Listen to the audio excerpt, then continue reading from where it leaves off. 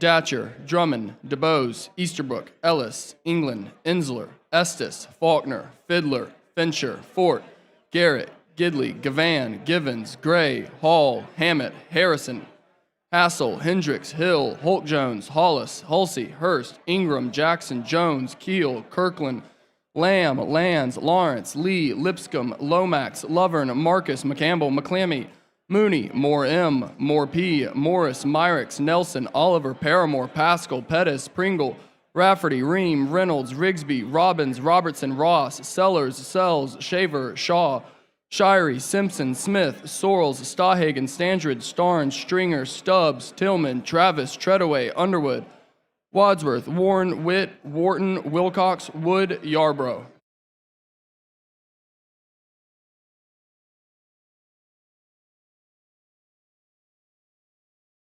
"75 members have answered a roll. Quorum is present. The House is ready to transact business. The chair recognizes Representative Gidley for a special recognition." Good morning, House members. I'd like to get y'all's attention for just a moment, if I may. I would appreciate that very much. You know, there is no greater power than the power of prayer. We've heard a tremendous prayer this morning. We begin this session every time we come together with the power of prayer. And we're embarking on something, I'm going to have a resolution read in a moment, that I think is going to be absolutely magnificent for Alabama. Mr. Speaker, may we suspend the rules for some special guests to enter the House floor this morning? All those in favor say aye. Rules are suspended. Guests are welcome. Thank you, Mr. Speaker. I want to ask our guests that are here with us this morning to come in and stand with me right here. I'll introduce them as they come in this morning. Some of these you will recognize, some of these you've seen before, some of these faces you will know. To my right here is Dr. Wanda Fletcher, who leads a ministry in this state called Connect Alabama that touches across the state. Ms. Cherie Lovett, who is the National Day of Prayer Director for the state of Alabama and has connections in all 67 counties concerning prayer. You may recognize this gentleman to my immediate left, former Chief Justice Tom Parker, and he is a part of this team that's putting together what I'm going to share with you this morning. I've been an instrumental part of that, a friend for over 20 years.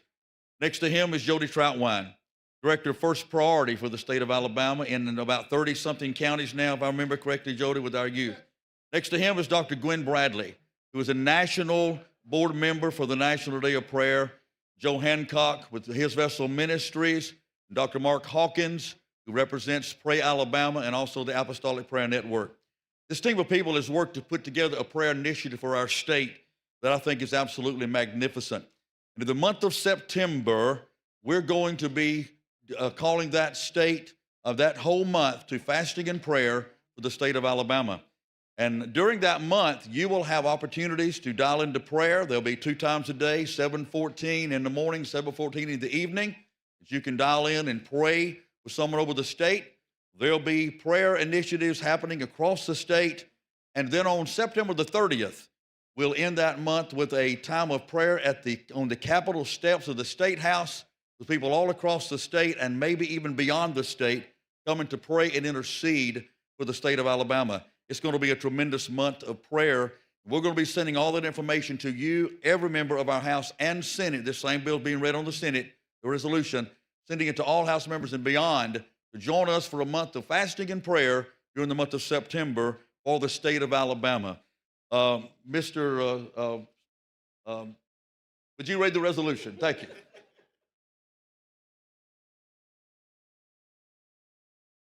Whereas, we acknowledge that our national and state founders trusted in the omnipotent hand of providence to bless our land and to guide their actions.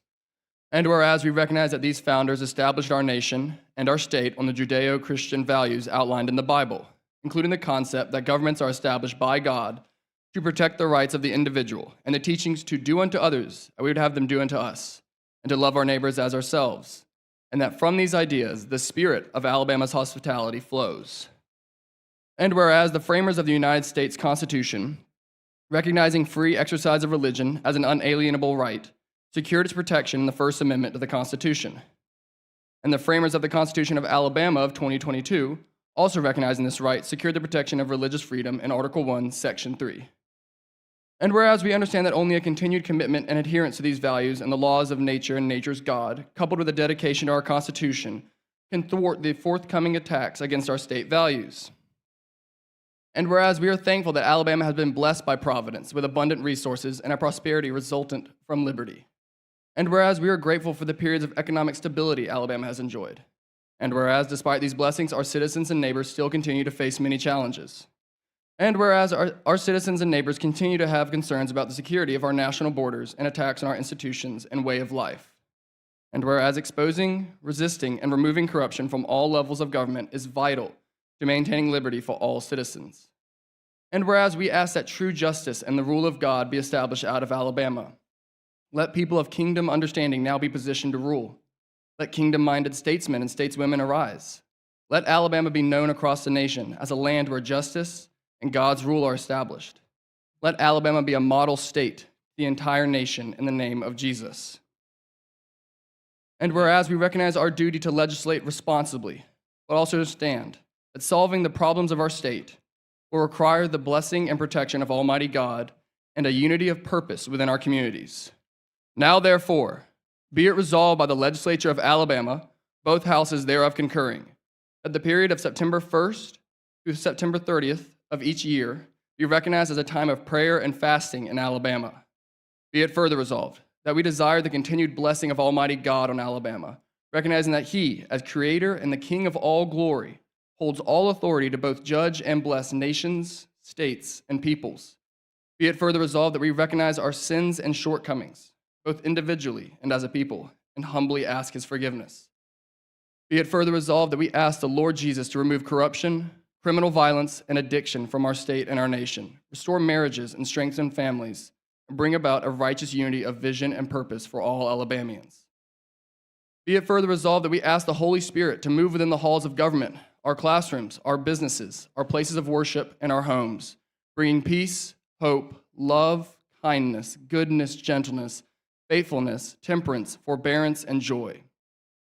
Be it further resolved that we call upon all those who are physically able and spiritually inclined to join with us annually during the month of September in a season of prayer and fasting, humbling ourselves before Him, asking His forgiveness, and seeking His blessings, grace, and mercy, so that we, our communities, our state, and our nation will be transformed. Mr. Speaker, we have intercessors in the people in the gallery. Would you mind recognizing them? Would that be okay? Recognize those that are also in the gallery praying for us today. Do that? Okay. Those that are intercessors that are here today, that are in the gallery, would y'all just stand and be recognized as well? Know that you have people praying for you all across this state and every day. Amen.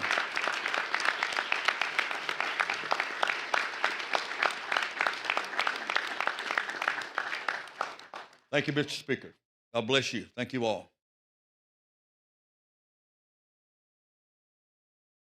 Here, thanks the gentleman.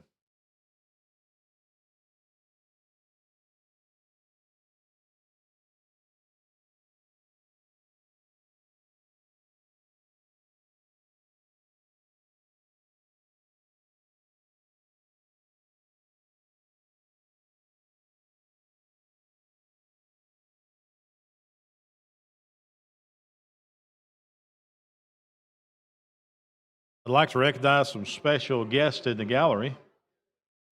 Ty Taubert's grandparents, if you would stand up with us today. Ty's been working with the ETF with Chairman Garrett. Ty's done an outstanding job for us.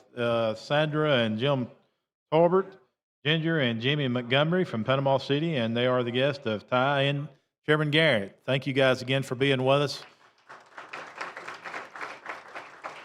You're very blessed with a fine young man.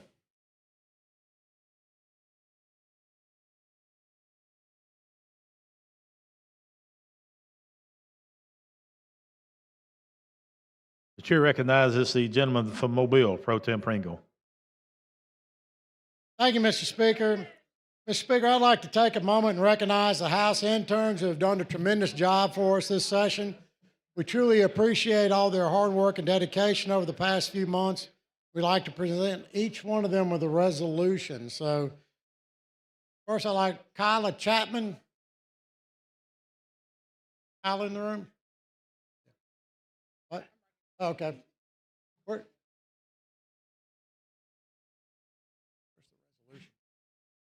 Oh, yeah. Okay. Here you go, Kyle.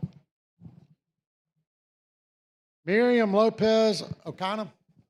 Here you go, Miriam. Thank you so much. Allison Northridge. Benjamin Parrick.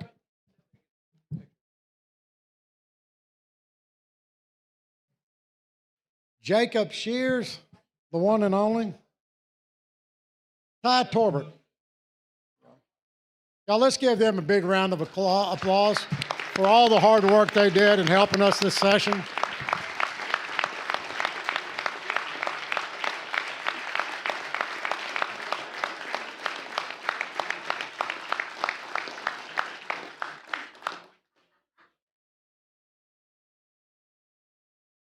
And I know I speak for everybody when we say thank you. Thank you for all your hard work. We hope you've enjoyed it. We hope to see you again soon. Thank you guys so much for the work you do. I'm thinking that Ty could someday be president, right? And that may be his cabinet we just seen right there, Ty. Congratulations, guys. Great job.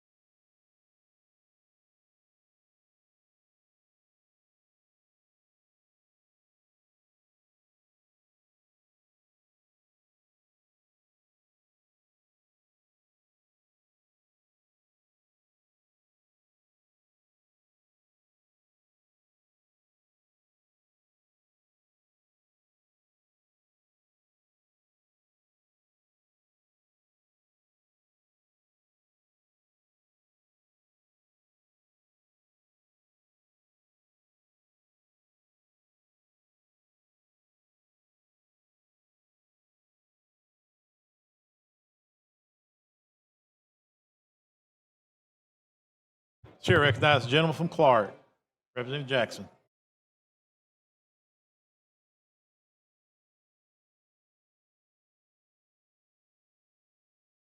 Speaker, thank you so much. I just want to give an update, a report on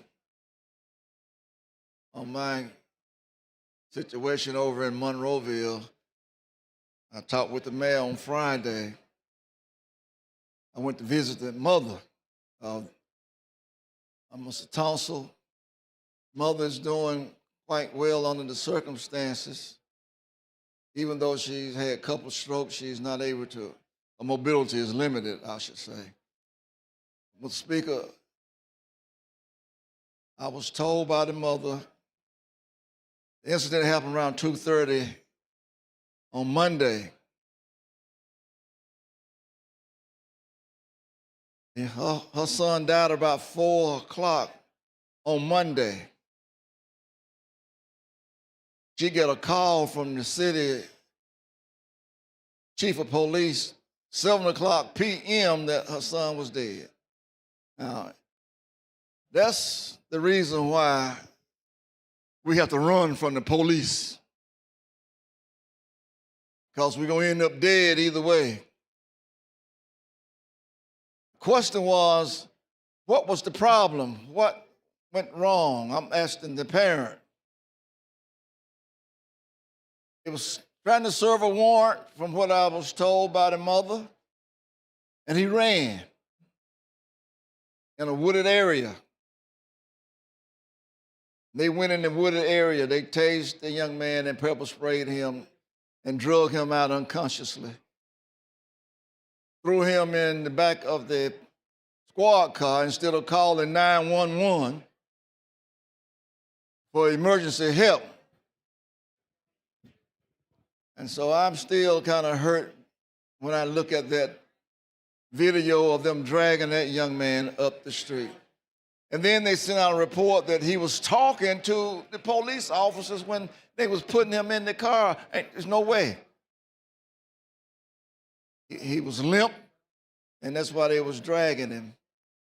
But we're gonna look into this matter from the AG's office. I sent a letter to the AG, and I want the AG to investigate the investigators, because that's what we need. We need some clarity, we need some transparency, and as the resolution just stated, we need some fasting and prayer. So it's going to take all of this to make us whole. But I want to ask of you today to read the 58th chapter of Isaiah. Thank you so very kindly. Chair, thanks, gentlemen. Chair recognizes the gentleman from Lee, Chairman Lovern. Thank you, Mr. Speaker. I request leaves of absence be granted for absent members.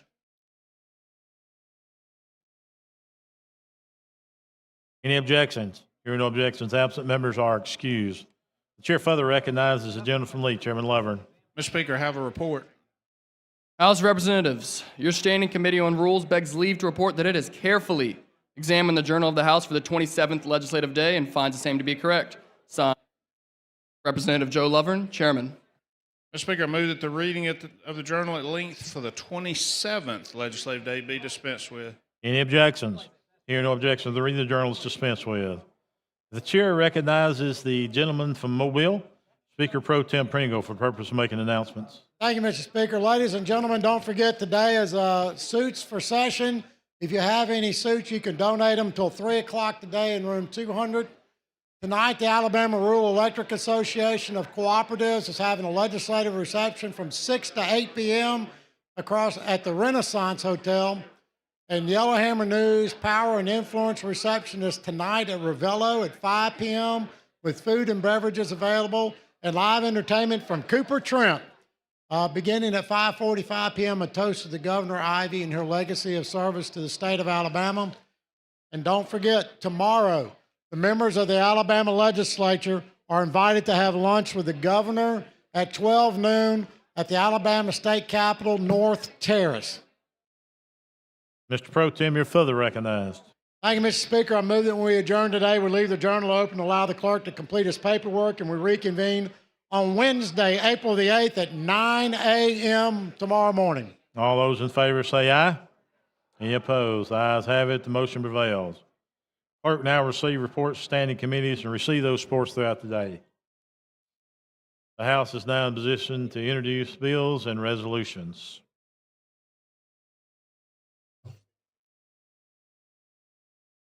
Okay. On page 86 of the calendar, House Bill number 662 by Representative Wharton relating to Madison County. Question for the body is the adoption of the BIR. Clerk will unlock the machine and the members will vote.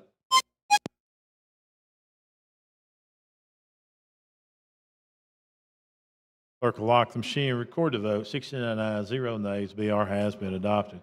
Question now is final passage of HB 662. Clerk will unlock the machine and the members will vote.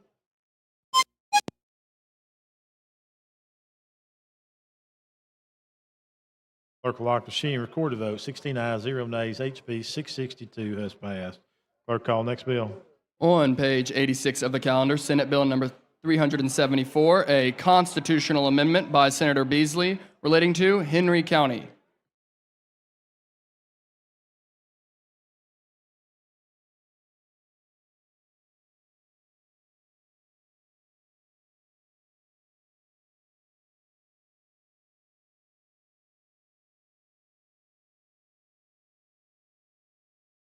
Representative Ream.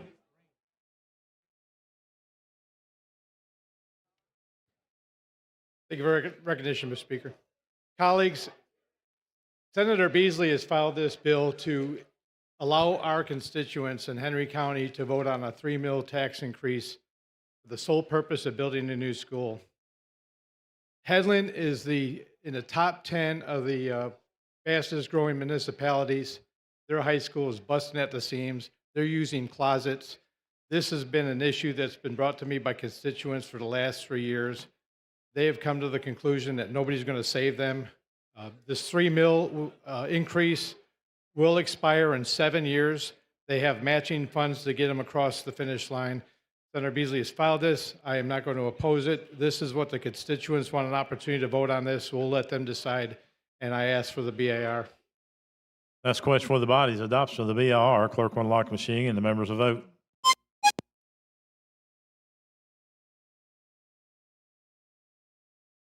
Clerk will lock the machine, record the vote. 69 ayes, 0 nays. BR has been adopted. Question now is passage of SB 374. Clerk will unlock the machine and the members will vote. Well, maybe. Well.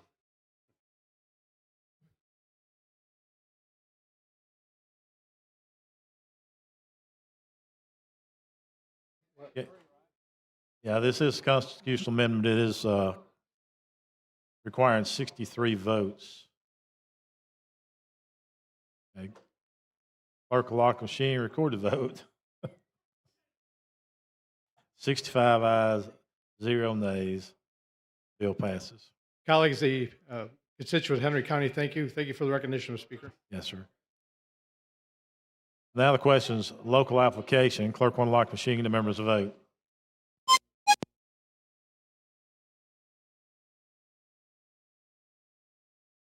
Clerk will lock the machine, record the vote. 41 ayes, 0 nays. SB 374 is passed. Chair recognizes the gentleman from Lee, Chairman Lover. Thank you, Mr. Speaker. I have a resolution. Clerk, see the resolution. House Resolution number 329 from the House Rules Committee, the Special Order Calendar. I move adoption. All in favor say aye. Any opposed? It is adopted. Thank you, Mr. Speaker. Members. Thank you, gentlemen. Clerk, call first bill on special order calendar. On page 54 of the calendar, Senate Bill number 254 by Senator Gavan relating to the Board of Pardons and Paroles. Representative Hall.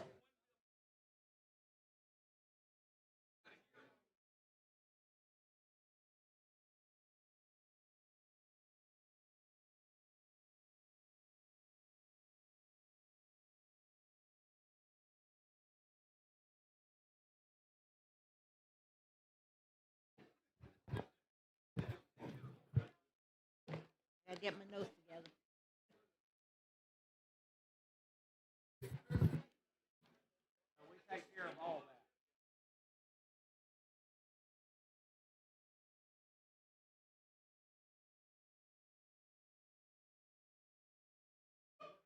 Drop my papers.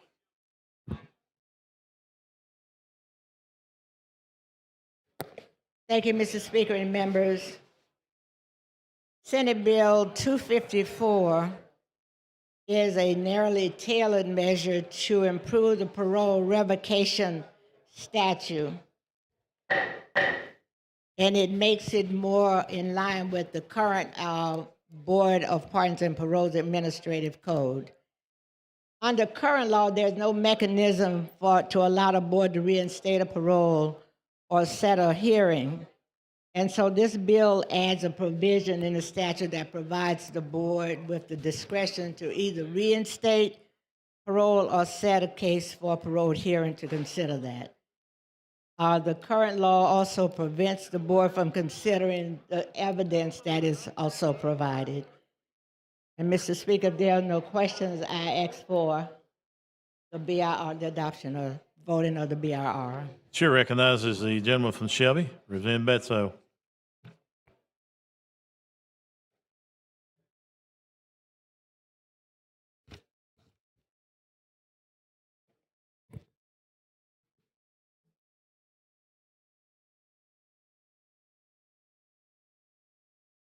Thank you, Mr. Speaker. Ms. Hall, how are you? I'm well, sir. How are you? I'm doing just fine. I just wanted to take a moment. I have in the past, especially in committee, been a vocal opponent or on the opposite side, if you will, on bills that I felt like took discretion away from our parole process. Right. And there's been bills in the past in which that kind of sway the decision making out of the hands of those that we've placed on the parole board to make those decisions. And so for that, I have risen on occasion to speak against that. But I was standing off to the side and I heard you say the word discretion. Did I hear you say the word discretion? You did. So it was interesting as I was reading up on this bill because I wanted to ensure that this was not one of those scenarios that I really found in this bill that it actually widens discretion to the parole board. Is that fair to say? I would say it does, because at this point, the bill that's brought to our attention was that the administrative rules of the parole board did not provide this opportunity, and this is to give them an opportunity and to address the concerns that may be brought before them. So it's fair to say that maybe the board itself even couldn't come to a conclusion that they had the discretion to do what this bill is allowing to do. And it's also fair to say they wanted that discretion. They did, because it allows them to really reinstate the parole or to set a case for a parole hearing to consider some additional information that may be provided. Okay. And then one last question. The district attorneys of our state, where do they stand on this bill? I must say the district attorneys are supportive of this bill. I had an opportunity to meet with all individuals I thought they might have an interest in the bill, the the victims, DAs, what was the other group? There were several others, but they were all, the DAs are certainly in support of this bill. Perfect. Well, thank you. I appreciate you answering questions. You've affirmed to me that this bill does, in fact, offer some discretion that I hope was there for the. And I appreciate your support. Thank you. Thank you. Chair thanks the gentleman. Chair recognizes the lady from Jefferson, Representative Van.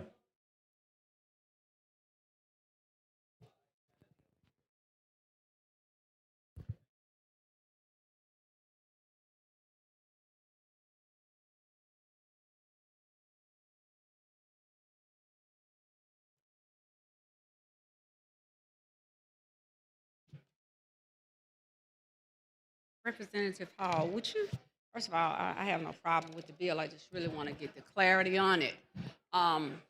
What are we doing differently? I missed part of your dissertation. What are we doing differently that's not already being done? Well, one is giving the parole board, the Alabama Parole Board, some discretion in terms of allowing to reinstate parole, to set a hearing, et cetera, for incidents where there may be minimal or actions that are taken that does not, that they should be considering. The administrative rules did not allow the board to, when a parole violation was involved, if there was a new arrest or a new charge, they did not feel that they had the right to to have that hearing to determine whether or not the parole should be revoked or not. So you're doing, this is in instances where there has been a parole violation. Someone has Right. been on parole, they violated, of course, they've been arrested or in the custody, or not necessarily custody of the parole officer, but they've been made aware. And so this will help to speed up that process, and the board can go ahead on and allow for some type of administrative hearing. Exactly. Yeah. They would have, it would allow them to either reinstate the State it. parole or set aside, or, a case for the parole hearing to consider the circumstances that has been caused this person to Okay, do. I was hoping, I missed part of it. It was a little noisy in here. I think this is a good bill. Oftentimes, when there are parole violations, those individuals, for whatever reason, they may have violated. Some not intentional. Right. Of course, we know some may be, but the length of time that it takes to get that process adjudicated, sometimes folks have to sit there when they've had violations that, and I know some people may not consider them simple violations, but they just need someone to say whether yay or nay, or whether or not, what the ultimate outcome or disposition will be. So I just wanted to make sure that that's what I was hearing as you were reading your the opening or your commentary regarding this bill. I think it's a good bill. It helps cut through some paperwork, and certainly on the timing, Thank you. for sure. So I appreciate the opportunity. Thank you. Chair recognizes the gentleman from Marion, Representative Estes.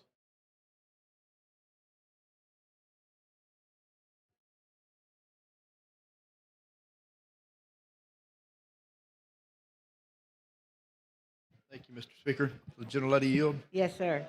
First of all, I appreciate you taking the time a few moments ago to share some ideas and what the purpose behind this bill was. It confirmed what I felt like I had understood in reading it. I appreciate Representative Bedsoe's questions earlier, and that confirmed a few more questions I had. But Mr. Speaker, if I'm being honest, as you know, my days are numbered. I have 2 left in this chamber, and it just hit me in 8 years. I've never turned on my speak button when Ms. Hall was down here, so I didn't want to let that opportunity pass as many times as she has white-lighted me.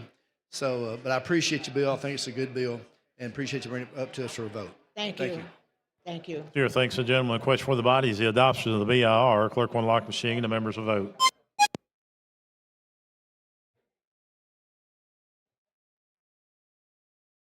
Clerk will lock machine. Record the votes. 91 ayes, 2 nays. BIR has been adopted. Mr. Speaker, if there are no further questions, I ask for final passage. That is question's final pass of SB 254. Clerk will unlock machine. The members will vote.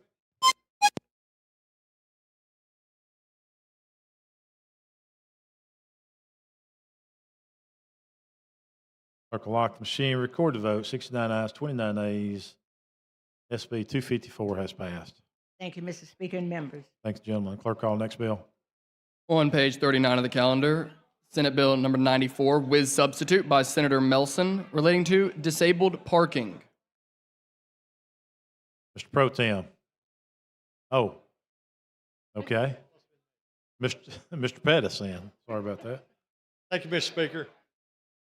What this bill does, it says if you have a handicap parking permit, the person it's issued to has to be either driving the vehicle or in the vehicle. With that, I ask for the BR. That's questions. Adoption of the BIR. Clerk will unlock machine. The members will vote.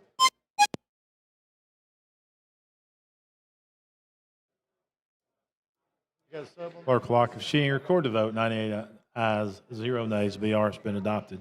Representative Pettis. There's a committee sub. Here to explain your sub, please.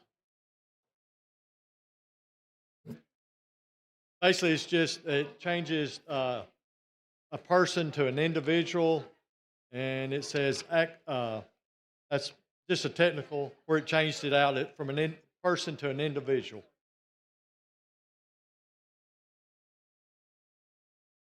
Chair recognizes the lady from Macon, Representative Warren.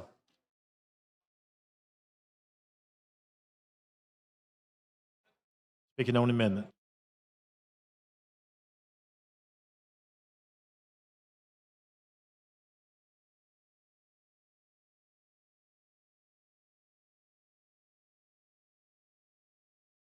Thanks, Mr. Stewart. Chairman Yeo, Yes, ma'am. I haven't had a chance to read the bill. I'm a little behind now. What's the enforcement part of this? How is this going to be enforced? Basically, if an officer goes up to a person parking in handicap parking, and they can ask, or if they're the individual that the handicap parking is issued to. Like if, say I have one and my grandchild's out driving my car and they park in the handicap, they can ask them if it's issued to them, and each placard is issued to a specific person. I'm just curious to know. I don't really see this being enforced. I really don't. I don't see an officer in a parking lot stopping asking somebody who's handicapped. Because see, I have problems with that, and I know what you're trying to prevent. Because I know it too when I need to park close to someplace and I got to park a mile away, and I see somebody getting out that don't look like they're not handicapped. Okay, but it has concerned me because I said, who's going to enforce it? Well, I was a former state trooper, and I pulled up on one. This young girl pulled in a handicap, and I asked her, and she said no. She said, I have a sticker. I said, is it issued to you? She said no. I said, well, you need to move your vehicle. But I found out later, basically, if she had the sticker, unless we change this law, she can legally park in that even if she's not handicapped.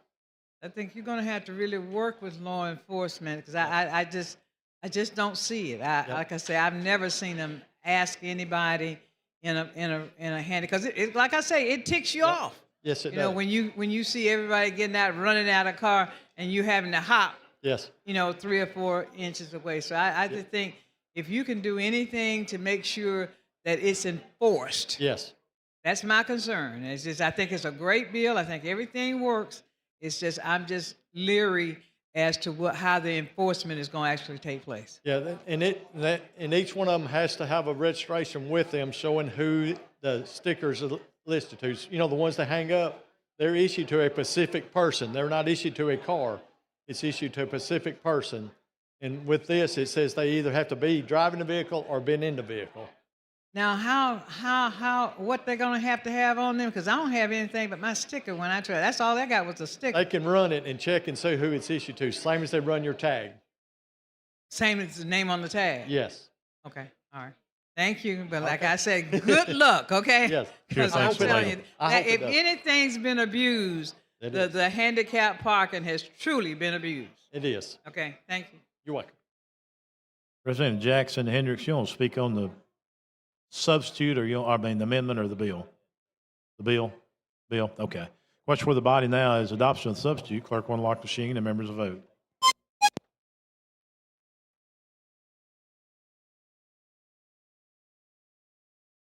Clerk will lock the machine, record the vote. 97 ayes, 0 nays. Substitute has been adopted. Chair recognizes the gentleman from Clark, Representative Jackson.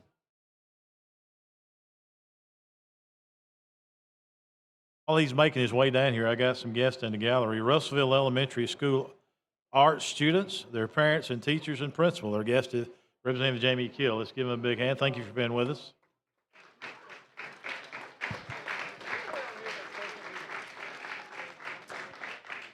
Representative Jackson. Thank you, Mr. Speaker. I want to ask the gentleman a couple of questions. Now, are we going to question people who ride in vehicles that have a handicap placard? This gives them the authority to do Now, that. my reason for saying that, my wife had tumor removed. We had problems finding handicap places.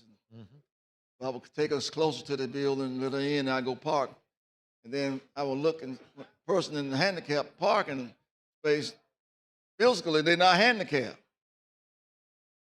And so when I'm in the vehicle without her, I take the plaque out. Yes. That's what you should do. Because I just don't like nobody to think I'm handicapped. I mean, I'm not in that, not in that sense, but it's something that has to be done for people that are physically handicapped. Yes. But how we go about getting there? I mean, this is, I asked you this in the bills in committee. How do we, you have to have a probable cause, or you just going to find a way to just question, sporadically pick out somebody together, like you did when you was serving, you asked the question. I asked a question. But that's going to be a lot of people that you have to ask questions to. Yep. Now, how are we going to go about getting to the point where we get into to find them when they are there? We don't know who is really, it's the person, not the car, like you say. That's correct. And so, don't too many people drive other people's cars. I They don't do. guess. I see it a lot. You see it a lot. You know they're not handicapped, but I even see them parking, and I had one, it was a news crew, even parked at Walmart in a handicap parking. I called the station and complained on them because they come running out and jumped in the vehicle. Didn't even have a placard. It's just something I see a lot of it. This is kind of look like a little more overreach for the government, but I understand the situation that you are trying to correct, because there are some problems with. What we want to do is the ones who are really handicapped, make sure they have Hope they got a place that they can park. Yes, somebody else ain't parking in their parking. And so, but that's going to be a hard thing to police. But I hear I see where you're coming from. But like a little more overreach for us as government to do. I mean, the probable cause is going to be, then you're going to be questioning people. It's a lot of gray area here, Mr. Speaker. So I want people to understand this, and that's probably a few people that are guilty of this, parking in a handicapped place. But when you put this out to the public, in a sense, I don't know whether they're going to deter it or whether they're going to put fear in people, or it's going to be a menace to the society. So it's a catch-22. Thank you anyway. Thank you. Thank you. Thank the gentleman. The chair recognizes the gentleman from Madison, Representative Wharton.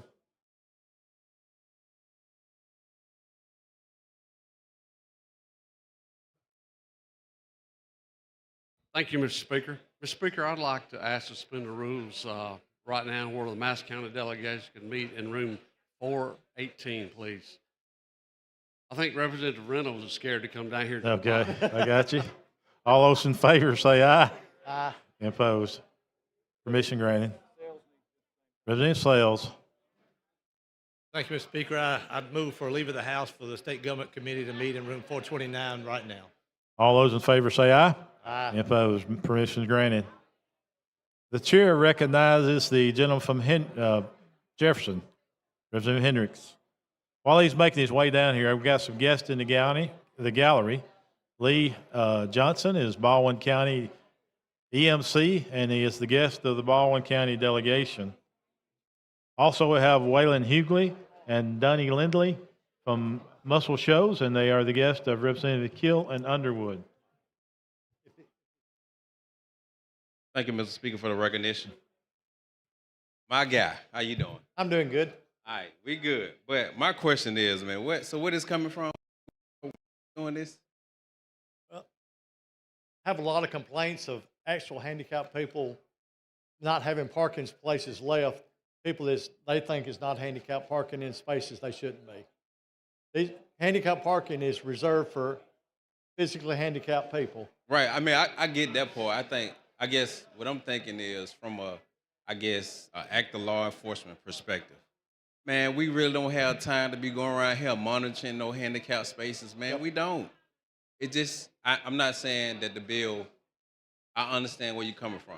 See, our town has parking police. That's all they do. They ride around just like Montgomery does. So what about just letting parking enforcement do it versus, anybody. I mean, if another officer wants to, it's open to any of them. I think it'd be good for parking enforcement to do it versus a sworn law enforcement officer, because we don't have time to do it, man. Yep. Like, seriously.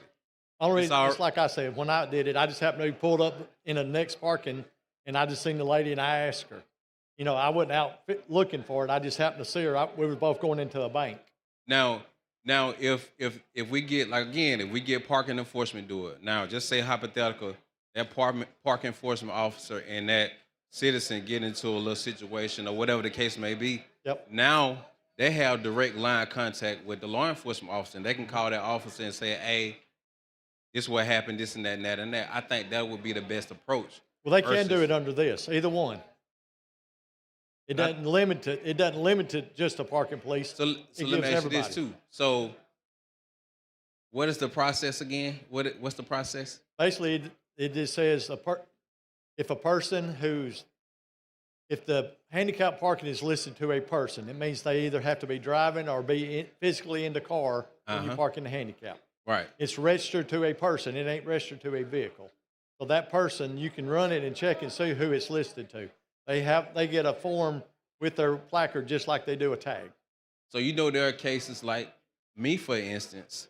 My grandmother, she has a handicap sticker. Mhm. There are times to where I had to drive her vehicle, Mhm. and her tag is on her vehicle. So Mhm. you saying that If you're driving it, if I had to go to the store and just get her some groceries from the store, I can't drive her vehicle because No, I she's said you not in the can't park vehicle. in a handicap parking. So It I says you can't can't park park in. in a handicap if you're in there and she's not. All right. So let me ask you this, hypothetical. Just say if she's not in there and I do park in a handicap space, what's the process?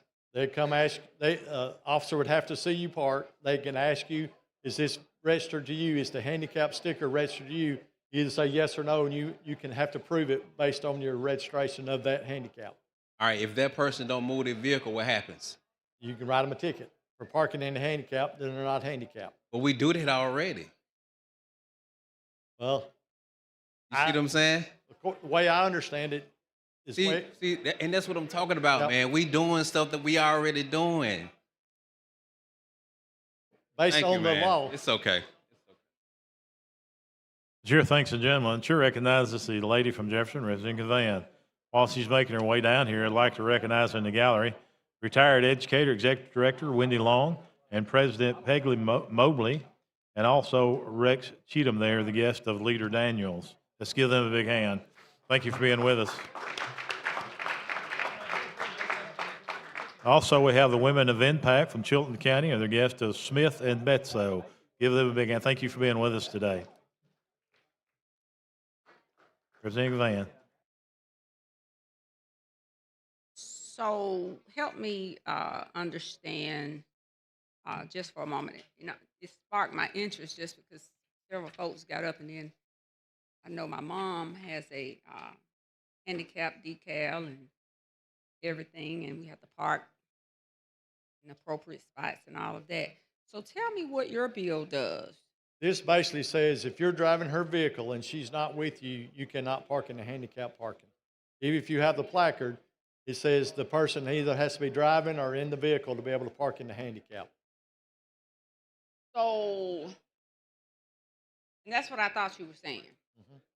So if there is a person that is a designee that has someone to transport them from place to place, that person, if the designee is on the passenger side, the driver cannot park No. the passenger. Let me finish. Okay. I need to get clarity. Some Okay. of this stuff I have to get into my head. So when I go back home and I want to be able to explain it. Okay. So if I'm driving a designated person that has a handicap decal or a tag, and I am there for the purpose of transporting that person, I cannot park the handicapped person or the person that has been designated with a handicap decal in a handicap spot, even if the car has a decal or a tag rather, and or a decal in the vehicle, and it is the designated person's car that I'm driving. I cannot park in that spot. No. Please, Help me make that make sense, because What I this- know there's a rationale. What the law says, the person either has to be driving or in the vehicle. So if they're a passenger in the vehicle, they're in the vehicle. They can. It don't matter whose car it is. That placard, you can put it in any car as long as they're in the vehicle. So the purpose of parking is to park somewhere and to be able to get out and go in somewhere. Yes. And have ingress and egress Yes. in a spot or a designated spot that puts me closer. So it should not matter whether I'm driving the car, and especially if it's my personal car that has a handicap tag on there, and people are driving me because I am experiencing some degree of, I don't want to say handicap, but a disability or what have you. So what's the purpose? It shouldn't matter whether I drive myself or the person. What's the purpose of having the decal or the tag if I can't utilize the space? Because we should be talking about the space. So I'm trying to see how this will prohibit that. What this bill does, it says if you're driving your vehicle and you have a handicap sticker for your mother and your mother's not in the vehicle, you cannot park in the handicap. As long as they're in the car, it don't matter whose car it is, as long as that placard is on there and they're in the vehicle. But if I'm driving my mother, Mama Pat, Yes. to the store, Mm-hmm. the parking space is for her benefit, Yes. whether I'm driving her or not. And if I am in her car, Yes. I don't see why it should matter. What this bill, it doesn't, as long as she's in the vehicle, it doesn't matter. But What- you don't go into a handicapped parking space to be in the vehicle. You go to a parking facility or a parking lot, or if you're going to, for the purpose of ingress and egress into some type of business or hospital or whatever, you're going there for the purpose in parking or trying to get that designated spot because you have a disability of some sort. And it should not matter who's driving you if the person that has the handicap would be in the vehicle anyway. I'm confused. Now, you bring some doozies, but now this right here, This is Senator Mellison's bill, but I don't care who, listen, I don't care whose bill it is. And when y'all say that about it's senator, I could care less. what this bill is for, say, my daddy's And I like handicapped. Senator Melton, but I don't have a problem. I don't care who bill it is. But what this bill does, say my daddy's handicapped. He has a placard. And I'm driving his vehicle and he's at home and I'm just out rallybagging in his vehicle and I go park at Walmart in a handicap. That's what would make it illegal. As long as he's with me, it don't matter who's driving, as long as he's in the vehicle, you can park in a handicap. If they're not with you, it's where you can't park. So you're saying nobody can use that person's car, and if they don't have a disability and they're driving that person's car that already has a disability or a tag or a decal in the inside, but they shouldn't be parking there anyway. Well, they do. That's what this is trying to eliminate. So how do you police that? Well, that's like I said, the placard is registered to a person. And if you question them, they have to have a registration just like you do a tag receipt. Who's going to question them? If an officer or parking, anybody it have to be parking police or officer, anybody can question. You do realize most of these municipalities do not have enough sworn APO certified police officers to go around. Just like Montgomery, they have the meter, people ride around, check the parking.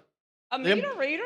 They can do this. They can do the parking You're permit. going to designate the meter reader to give them a ticket. Now, any officer that's authorized to do it. How will the meter reader know that it's not the person? So they're literally going to go up to the person and say, hey, let me see your ID and let me see if this is your car. And if it's not your tag, who do you think in this day and time is going to do that? Now, y'all pass whatever y'all want to pass down here. Listen, this is the last 2 days of school. So I expect anything to come out of here, but who is going to do that? And where is this such a big deal that I'm This is the most abused parking thing there goes on anywhere in the state of Alabama. but you're not going to stop it. I don't see one parking enforcement officer that's going to take time, because most of them are not on private parking lots anyway. I don't see them leaving the streets, public streets, to go on a private parking lot to do this. And again, as I always say, it's simple for me. I ain't never come down here to ask y'all not to do that. I just sit back and reveal what you do and go back home and talk about it. And so that's my benefit is done. So, I was listening to I think Jackson, and he was trying to impart some wisdom about an incident, and then I listened to the folks when they were talking about the prayer and all of that. And even as I'm standing here, and then last week there was a situation, I think, on one of the bills dealing with, I think it was Ingram's bill. And for some reason, this song, A Charge to Keep, that just kept coming in my head. And then when I heard your dissertation and several people asked, that song just continued just to play in my head. And I'm just standing here, just trying my best to figure this out, because there are so many issues that we can be dealing with. And I don't see where the police power of this bill is going to come into play. And again, I don't care whose bill it is, but like, okay, I'll tell Mama Pat. I'm gonna make sure that, but I never drive my mom anyway unless she's in the car anyway. Yep. But I just don't see the enforcement of this, and maybe it will, but like I said, a charge to keep I have, a God to glorify. I have to say these prayers now. When I come here, a never-dying soul to save and fitted for the sky, to serve this present age, my calling to fulfill. Oh, may it all my powers engage, to do my master's will. And that's how I have to come up here and figure some of these questions out.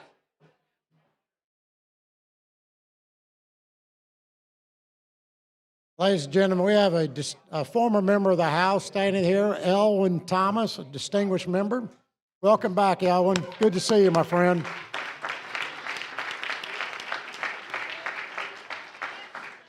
We served together many years ago, and I bet you he never expected to see me in this chair.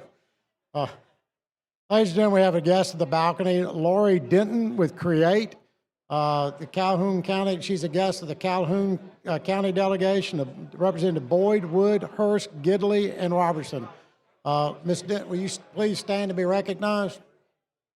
Welcome. Welcome to the Alabama House. Chair recognizes Representative McCampbell of Marengo.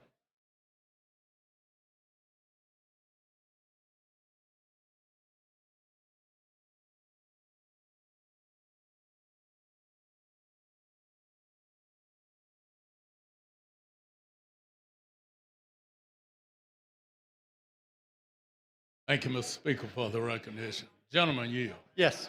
I like your bill. I like what it's doing. I do see some problems, in the enforcement of it. I do see some of that. And I want to get a little clarity on one particular issue. And that particular issue is my wife is handicapped.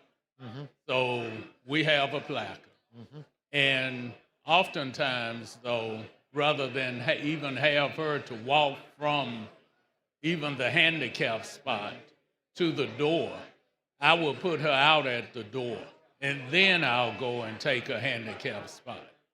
Now, I want to make sure that's not going to be in violation, because, that is to make sure that when I get her out, it's hard for me to get her to the door anyway. So I'm just trying to cover that. What the bill says, the individual is transporting a passenger who is a lawful holder of a distinctive special long-term access or long-term disability access license plate or placard of a temporary disability placard. Okay. If I put her out at the door. The way I read it, you're fine, because you are transported to there. As long as you pull right there in the parking, the way I read it, you should be fine. All right, that's what I needed. That's what I read it. I recognize Representative Chestnut of Dallas County.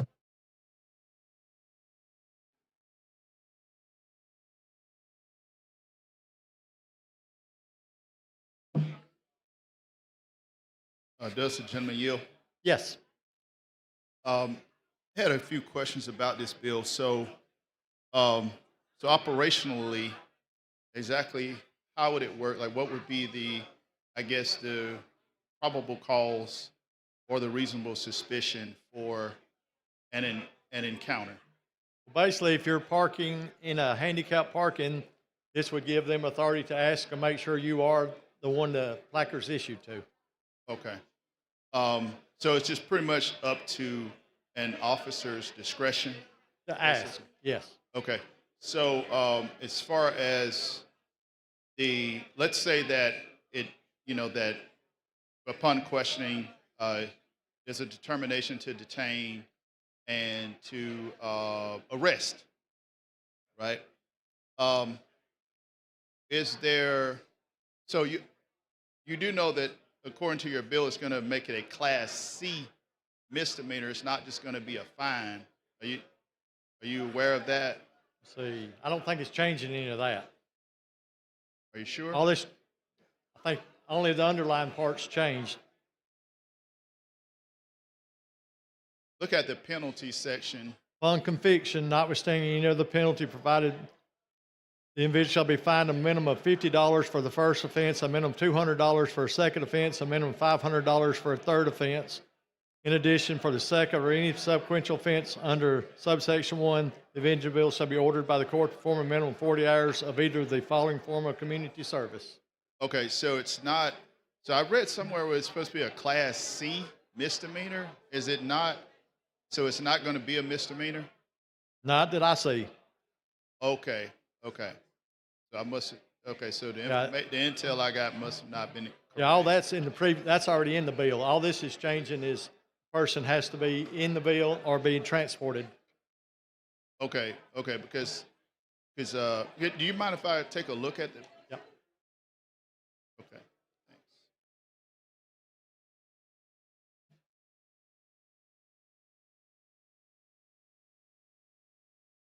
So essentially, it's just you're looking at the car, you're observing to see if there is if there's a tag. Placard, yeah. The placard. Yep. And then upon noticing that placard, if you obviously you're only going to approach if you see a person that looks to be of reasonable health, possibly young. That's what I did on the one instance I had. I did. It was a young girl, and I just asked her, was she the? She said no, but I have a sticker. Okay. So yeah. This is to fix that. So just because you're driving a vehicle, if the handicap's not registered to you, you cannot park in the handicap. Okay. So the only time you're looking at increased penalties is if it happens more than. Oh yeah, that's already in there. Than one time. Yeah. That's not changing any of that. Okay. Let me make sure.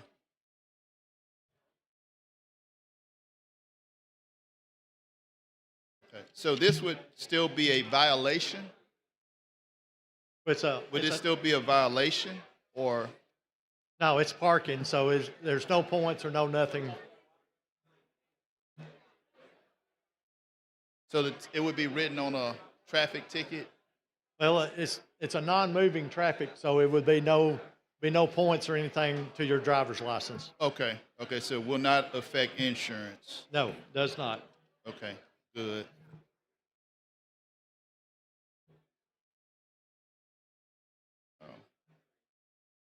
Okay, it seems to affect a few different code sections here. And we're looking at implementation the first of next year, correct?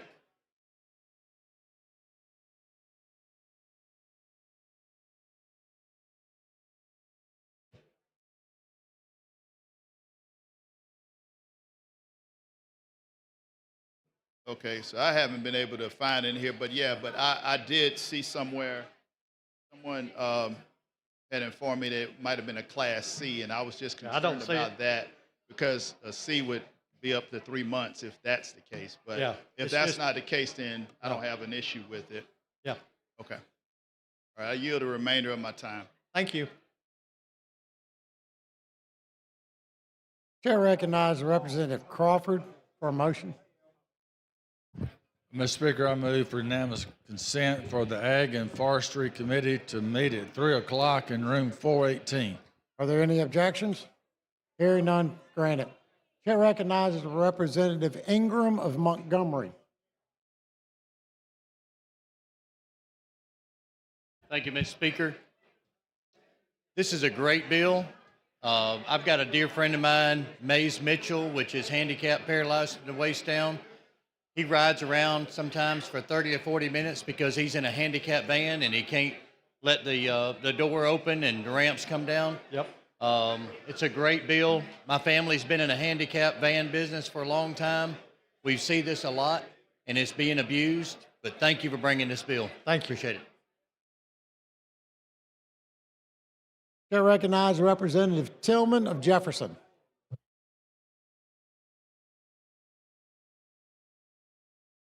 Thank you, Mr. Speaker, for the recognition. Gentlemen, will you yield? Yes. Let me ask you a question on the scenario. So I pull into the parking lot at Walmart, and I have a placard in the car. I get out of the car. What happens from that point? In my case, where it happened, I went up to the driver and asked him, was they the handicapped driver that the placard was issued? And the lady said no. I said, well, you can't park there. Okay, but what is requiring that person who got out of the vehicle to answer that question? Well, it's if a law officer comes up and asks, I mean, they can Yes. write you a ticket and they could just put the ticket. I mean, tickets on a handicap can just be put on the windshield and you just have to come back to court if you. But in don't have order to for prove it. an officer to stop and identify, he has to be under the assumption that a crime is about to occur or has occurred. Me parking inside a Walmart parking lot in the handicap is no indication that a crime has occurred, even though there's a placard in the car that says I'm parking in a handicapped spot. I may have a disability that may not be visible, i.e. invisible disabilities. So aren't we not escalating the situation? Because it will be different if you pulling up, officer pull up, stop you at Walmart and say, hey, is this your car?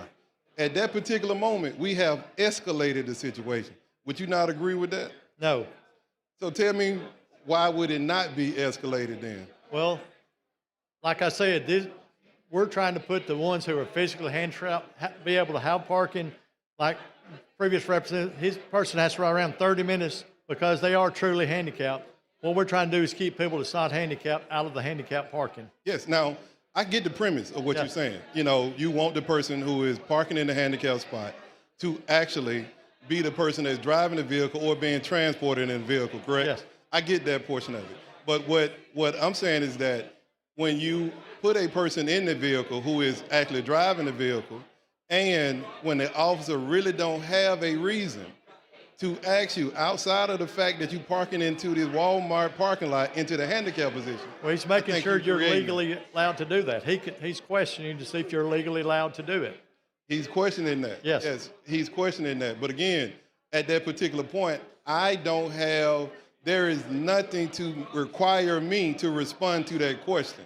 And then they can write you a ticket and leave it, and it'll be up to you to go to court or not. Yes, but now you're charging me with a Class C felony for not answering. No, it's the not a question. felony. Okay, it's a parking Class C- violation. It's a Class C misdemeanor, right? No, it's a On the parking second- violation. Parking violation, so Yes. not a misdemeanor. Not a misdemeanor, no. So it's just a violation. Yes. So not a misdemeanor, Not a no misdemeanor. Class C or anything like that. No. Okay. It's a Thank simple you. parking. Parking violation. Yes. All right, thank you. Chair recognizes Representative Moore of Jefferson.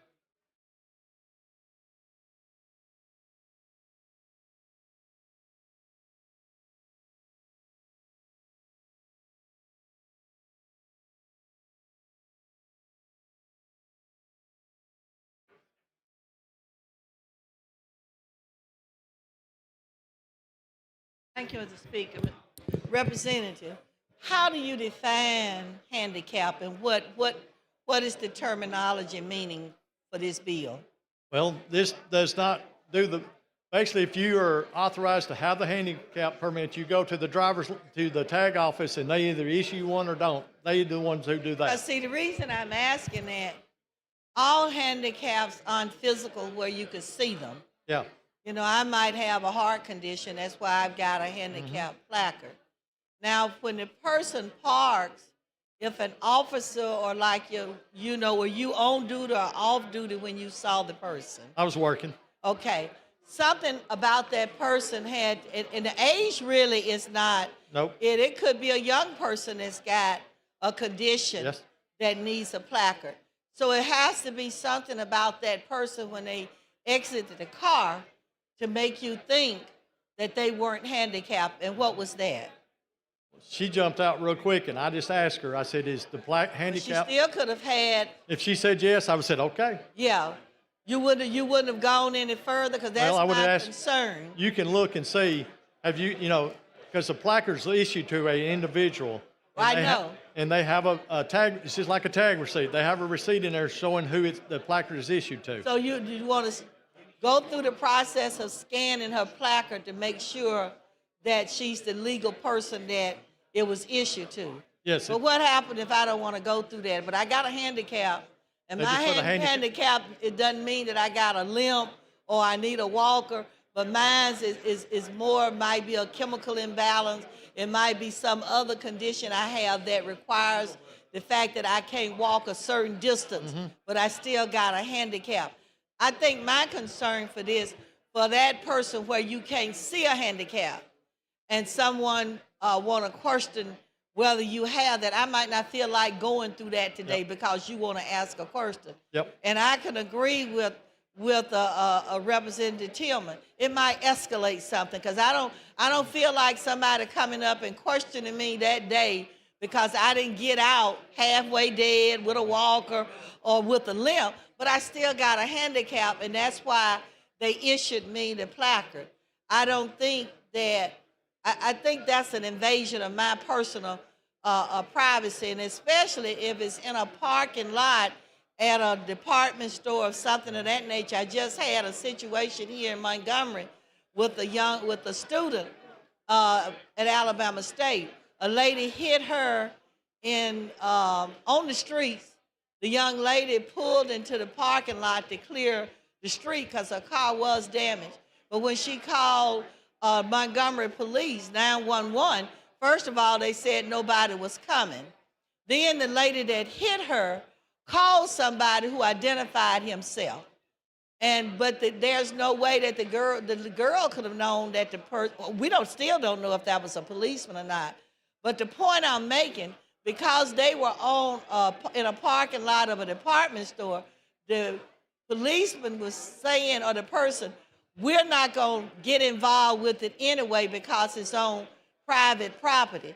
So if I have a disabled placard and I'm parking in Walmart, if they won't give me an accident report because I'm in Walmart parking lot, then why would the policeman give me a ticket because I might not be the person that the disabled placard was issued to? It doesn't say they have to. This says they can. They're permitted to. But see, now you know they're going to, don't you? Well, you said they're not coming. If they don't come, they're not going to see Well, it. that day they didn't come, Yeah. but they did call. Yeah. And then somebody called back and said something and said, well, where are you now? And the young lady said, I pulled into the store's parking lot to get out the street. Well, we're not going to give you a ticket. We're not going to write up an accident report anyway because you're on private property. Yep. So I'm wondering if the same situation would happen in a department store parking lot and someone comes and questions, are you disabled? That's why you got that. You said that young lady was honest enough to say no. Yep. But my thing, if it's on private property, if they won't write you an accident report, why would they come to give you a ticket for not driving a car with a disability placard on it? It just says if they're not going to come, they're still not going to come even for this. They're not going to ride through and look at the handicap. Okay. But if they do, just like Montgomery has the people that does parking enforcement, they can ride through and parking. But the parking enforcement, Parking enforcement won't even give you a write up a accident on private property, but they'll come and write you a ticket for having a disability placard in your car, and you're not the person that it was issued to. Eventually, won't that cause some concern? That you won't come if my car been towed up or somebody done ran into my car on private property, but now somebody questioned my disability, and I, like the young lady was honest. Now, if you could have written her a ticket, but you're still on private property. But if my car get towed up on that same private property, you tell me we're gonna have to work it out. Well, they can write you a ticket on private property. Well, they said that they weren't. Well, no, you was talking about an accident report. There's a total difference. But no, it ain't no difference. Private property is private property. And if the policeman can't do certain legal things on private property, we're signaling out something that they can do. Yes. Creating a new reason for the policeman to write you a ticket. I think with all of that, and if me not having a visible disability causes me concern, because first of all, like Representative Tillman say, I'm upset that you're looking at me and by looking at me, you can't see the disability, yet you're gonna put me through something I don't feel like going through that day. I think that's a problem. That's a problem. And it would be a problem with you if you didn't feel like going through that day. And you said, I'm just out here to do what I need to do and get back to the house, and somebody questioning my disability, because I don't look like I got a disability, but I do have one. They're not questioning your disability. They're at question, is that placard issued to you? But they are. See, let me tell you what some of y'all are trying to be good at, but you ain't good at it with everybody. You want to have a play on words. They are questioning your disability because you got the placard. They are questioning your disability because the young girl was honest and say, I don't have a disability. I asked her, was the placard issued to her? And the placard was what kind of placard you was? It was a handicap. She had a handicap in her window. And so that's why she didn't look like she had a handicap. So no matter what you say, you had to have a reason to question her in the first place. And the reason there's a handicap or disability placard there, but she didn't look like she had that disability. So at the end of the day, you are questioning whether she had the disability. Because, you know, I don't look at it. I look at it. I know it. We all look at things differently because we come from different sides of the universe. That's the way I did, my profession. I was a trooper for 25 years, and there's certain requirements you have to go through. I was a medical technologist for over 30 years, yet when I bring the facts to this floor, it don't mean nothing. That's true. You see? I see. Okay, so by you being a trooper, I'm just saying perception. Yes. Perception, and the person you're questioning just might not feel like going through. And that's just a concern for me that I just might not want to go through that right now. And if you don't, they'll put a parking ticket on you, and you can go, and they'll give you a court date. Why do I need that's more frustration for me. Yep. And you're creating more frustration. I'm already got a disability that you can't see with your naked eye. Now I got to answer 50 questions about my disability because I parked in a handicapped parking place. How much more frustration you want to cause that person? Because that's what you're doing. What I'm trying to do is the ones who are really handicapped have a parking so they can park in it. Is that more important in life right now when we got people who don't have a roof on their head, yet we haven't made any laws to help that? Is it more important with the person who don't have health insurance right now? We can look at some of these people and see that they're sick and need health insurance, but we don't make last minute laws for that. What about the person that's hungry? And we can see that they're hungry, yet we're not putting anything and have not attempted to put anything in place to help Representative's those time people. has expired. The chair now recognizes Representative Gavan of Jefferson.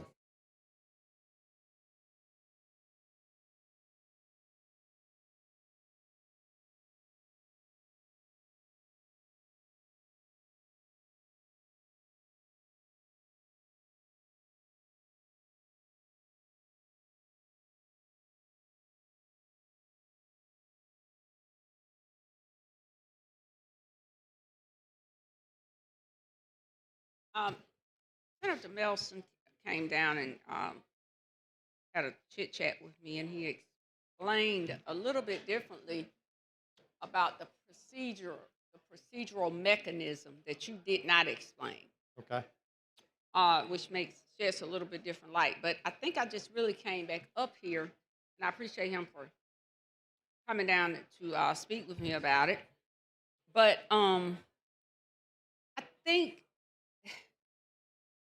looking at understanding that they could scan the QR code, all of that. But it goes back to, and I shared with Representative Moore a moment ago, listening to some of the commentary from last week, listening to some of the commentary as we were opening today's session up. I think where we missed the mark sometime in this chamber, and we're so hard pressed on issues that when those will come up to speak about issues relative to policing and even the eluding bill last week and other bills. And this is where we miss the mark, not only in this chamber, but in America. Because although you all see this as a fix for those that may be impaired or have a disability, and of course my delivery is different from many of those that are in this chamber. I believe in just saying it and giving it to you straight, no chaser. At the end of the day, you miss the mark when you continue to put a Band-Aid, you continue to allow the scales to remain over your eyes because it is not a fundamental belief that you all would have. And what I'm simply speaking about is I hope that one day we will get to a point where we understand that policing in the Black community is different than general policing throughout. And that is where the problem comes in and the concerns because of the racial profiling, which you think is a simple bill, because of stops that may lead to something else, because of the perception, and many times not just the perception, but the harassment that goes on within the neighborhoods. And so even something like this could possibly be a trigger that could actually bring about more harm depending upon who the officer is, who the person that they may deem may be in violation, and it could go wrong in so many different ways. I understand what you're trying to do, and again, I'm not here to ask you all not to do anything. And that's just something, it's not even in my blood to do it. Because A, your mind is made up. I'm not here to be an agent for change for you and your perception. But we miss the mark so many times because we live in these bubbles and we are so desensitized to reality. Because even as you explained the bill to me, and I am glad that Melson came down and shined a light on a couple of things that you did not say, to put it in a different perspective as the person who's carrying it on the House floor. But even beyond that point, I think the issue becomes, for me, is simple. There are so many issues out here. And I understand the issue of those who are disabled. I am one that parked almost at the end of the parking lots because I like to walk. I like to exercise. My girlfriends get mad. They want to park at the first parking spot. I park all the way on the far end because I get my steps in. And even sometimes when I am driving Mama Pat, I still park at the end. But let's go now to the QR code. Okay. So there'll be the scan code. And the way Melson explained it is they will choose to scan that. And if the identification cannot be met, then in lies the infraction. And I guess my question is an officer going to just patrol a parking lot and go up and just see a car and say, let me scan this code? Because in most things that we do, there should be probable cause. And that's what's missing here, just the assumption. So what would be the officer's probable cause? Because he or she can just walk up to a vehicle and then scan the QR code? That's what I'm trying.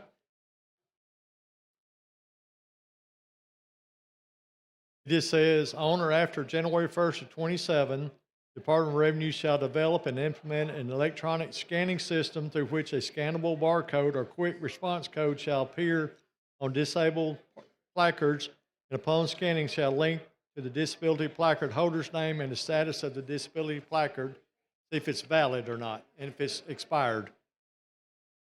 So it still goes back at the end of the day. I'm just trying to get to the distinction in the bill that would give the probable cause. Because surely law enforcement just wouldn't be driving into a parking lot saying, let me check every car in the handicap parking zone. And my dealings with law enforcement has always been simple. What's the probable cause that you stop me or my client? So tell me the probable cause. And the reason I'm saying this is because the way you have it outlined, it could be perceived by some as targeting, unintended consequences. Again, I know you're not going to ever be able to see that because you've never walked a mile in a person of color's shoes. Nope. And that is sometimes when Alan and I talk, Treadaway and I have talked about this over the years, and I always appreciated him as an officer in the way he was able to engage in the various communities throughout the inner city of Birmingham. And that's one thing that he was able to master. But not everybody does that, to be able to curate a process for that. So I think that's where the problem comes in again. I'm nobody. I can only give it to you the way I perceive it, and I see where this is a problem. And I could even see on one of those days where Ray or Pookie or May or Ken or Nikki or Lakeisha is having a bad day, and law enforcement comes up to them and they not understand. I'm speaking that language because you may not understand that language, but if somebody from the neighborhood is listening, they're going to know that I'm talking about people of color. And so you end up meeting one of them in the parking lot when they don't know that this bill is a bill. And I know ignorance of the law is no defense.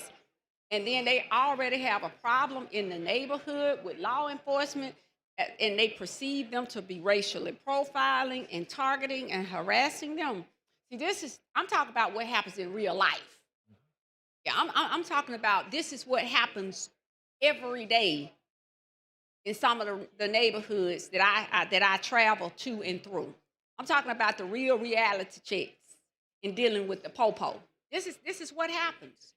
So I believe you're going to set something up.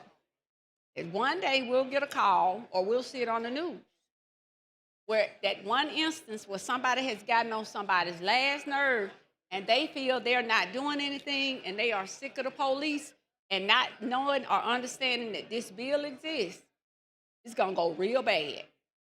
I hope not. Yeah, you can hope it because you're not that person. And again, you're desensitized to the realities of what people who look like me go through. So that's what Tillman and Representative Moore were trying to say. It's a very unfortunate situation, but maybe we'll get there in this chamber. Thank you. The gentlewoman's time has expired. The question for the body is now final passage of SB 94. The clerk will unlock the machine. The members will vote.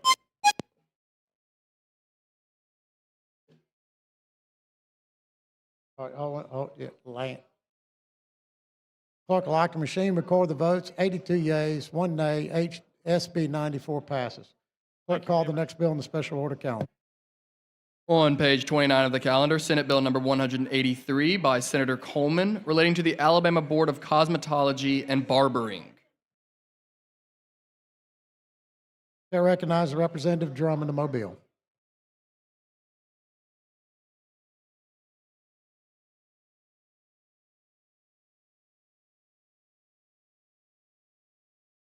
Thank you, Mr. Chair. What this SB 183 is about, Alabama's hair braidings law. Right now, people are, and it's more of a cultural issue, a natural issue, but they're having to get, currently Alabama requires a natural hair stylist license to braid legally. And if you're an aspiring braider, you must complete 210 hours of cosmetology school or 420 hours in a licensing shop under supervision when you use no chemicals or anything. It's a cultural thing. And what this bill, SB 183, removes the licensure from over hair braiding to allow these individuals who are doing it as a cultural initiative, it allowed them to do it legally, an accessible path to small business ownership and to integrate into existing braiders into a legal economy. What the key provisions of the bill is to remove hair braiding and hair weaving from the statutory definition of cosmetology because they do not use any chemicals. Mr. Chair, that is the bill, and I have an amendment. I recognize Representative Morris of Montgomery.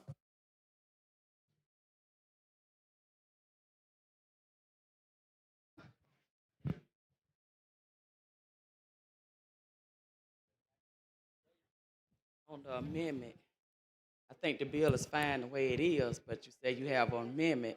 Yes, I have an amendment. On the bill, Would you like to hear the amendment?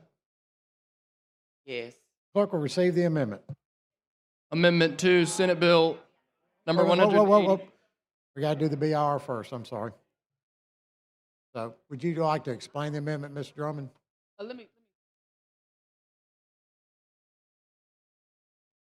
The amendment is to replace lines 30 through 35 on page 2 with the following language. Definition of cosmetology, to remove the licensure requirement from the definition of natural hairstylist, to provide that a license from the Alabama Board of Cosmetology and Barbering is not required to perform natural hairstyling, to provide that the persons who otherwise meet the requirements for a natural hairstylist licensure may voluntarily acquire a natural hairstylist license, to further provide that the students may acquire a voluntary natural hairstylist license through a public high school cosmetology program and to make it non-substantive. Replace lines 142 through 148 on page 6 with the following. Waiving, relaxing, removing, or chemical treatments. Natural hairstylist, any person other than a student who performs natural hairstyles on the general public. Number 2, school and establishment license, and then to replace lines 151 on page 6 with the following. Shampoo assistant, any person who is licensed. Replace line 157 on page 6 with the following. Shop, any place where barbering and cosmetology. Replace lines 161 on page 6 with the following. Student, any person who is engaged in learning. Replace line 167 on page 6 with the following. Threading, the practice of eyebrow removal. Replace line 169 on page 7 with the following. Threader, any person engaged in the practice. Replace line 174 on page 7 with the following. This chapter does not apply to any of the following. Replace line 199 on page 8 with the following. Any person who practices natural hairstyling as. Replace lines 201 through 205 on page 8 with the following.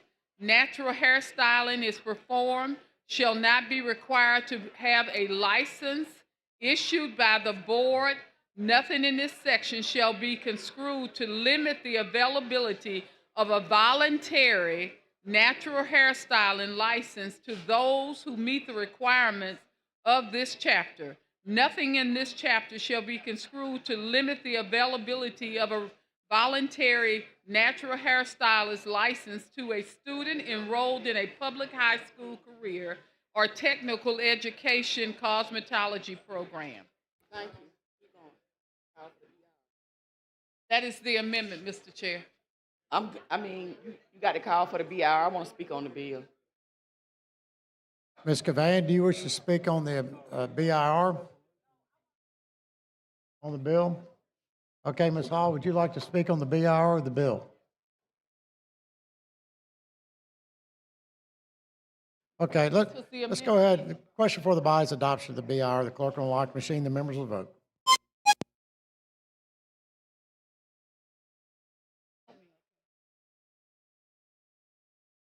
Clerk will lock the machine, record the vote. 99 yeas, no nays. The BIR is adopted.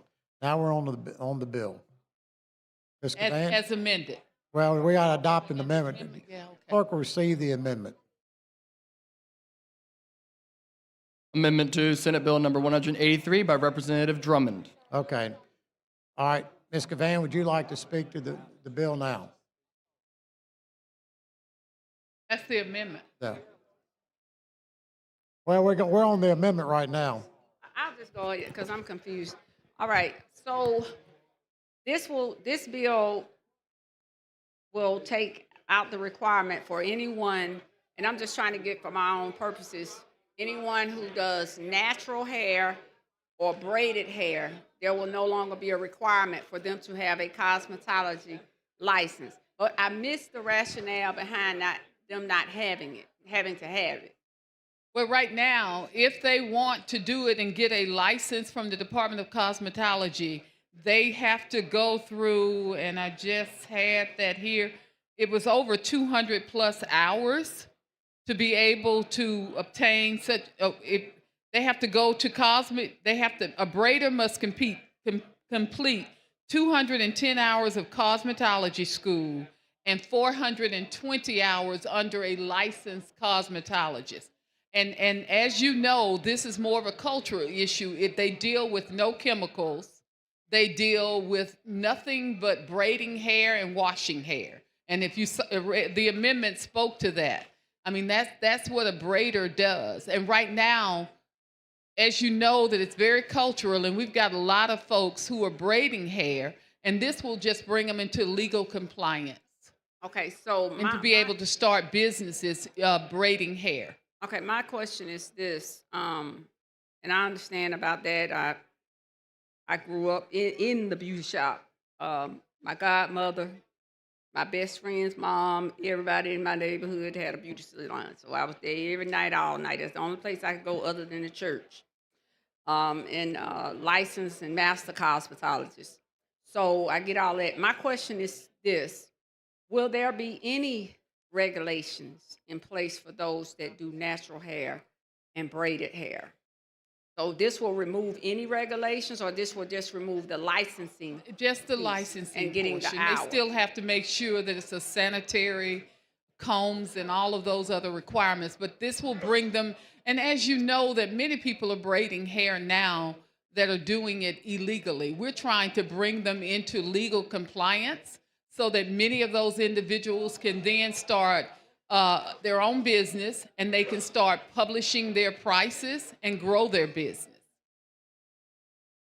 Okay, I just wanted to make sure that They'll still have to meet any health requirements and all of that. yeah, that's what I wanted to make sure of. I understand it on the hours and things of that nature.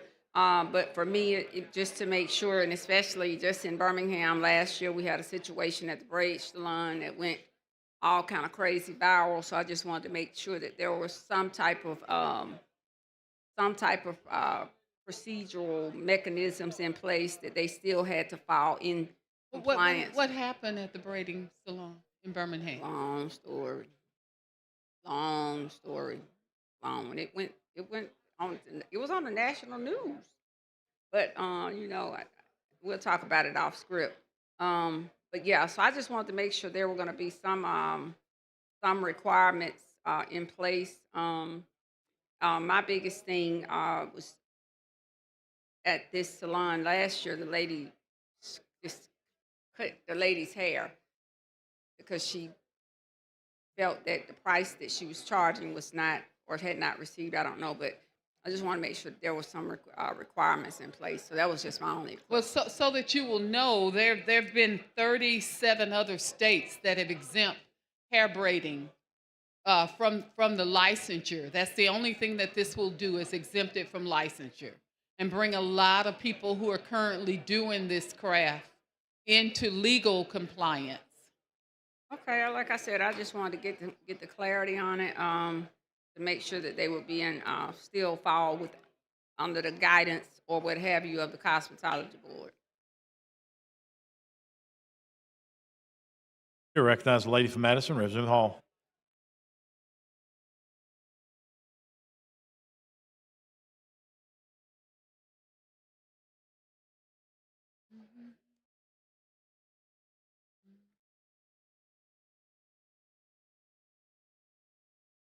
Thank you. Thank you, Mr. Speaker. I guess my question, I'm looking for the amendment. I did not get, all right. So I do have some reservations about this, but I'm not a big deal. I know what to do when it comes to this bill. I think that the braiding, there are certain things we need to have and know. At the type of hair, I think we're missing an important part in this particular bill. The type of hair, much of the hair that's provided for braiding is not real hair, it's synthetic with all kinds of chemicals. I think there's a lot of issues, and I have not I did not see anything. It says natural hairstyles. I got that.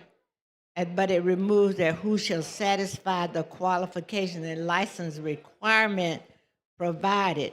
I don't even know if even with the licensing and requirement that the cosmetologists are following or realize the type of hair that they're using. So I don't see that as being a part. Now, if you're talking about your natural hair, that's one thing.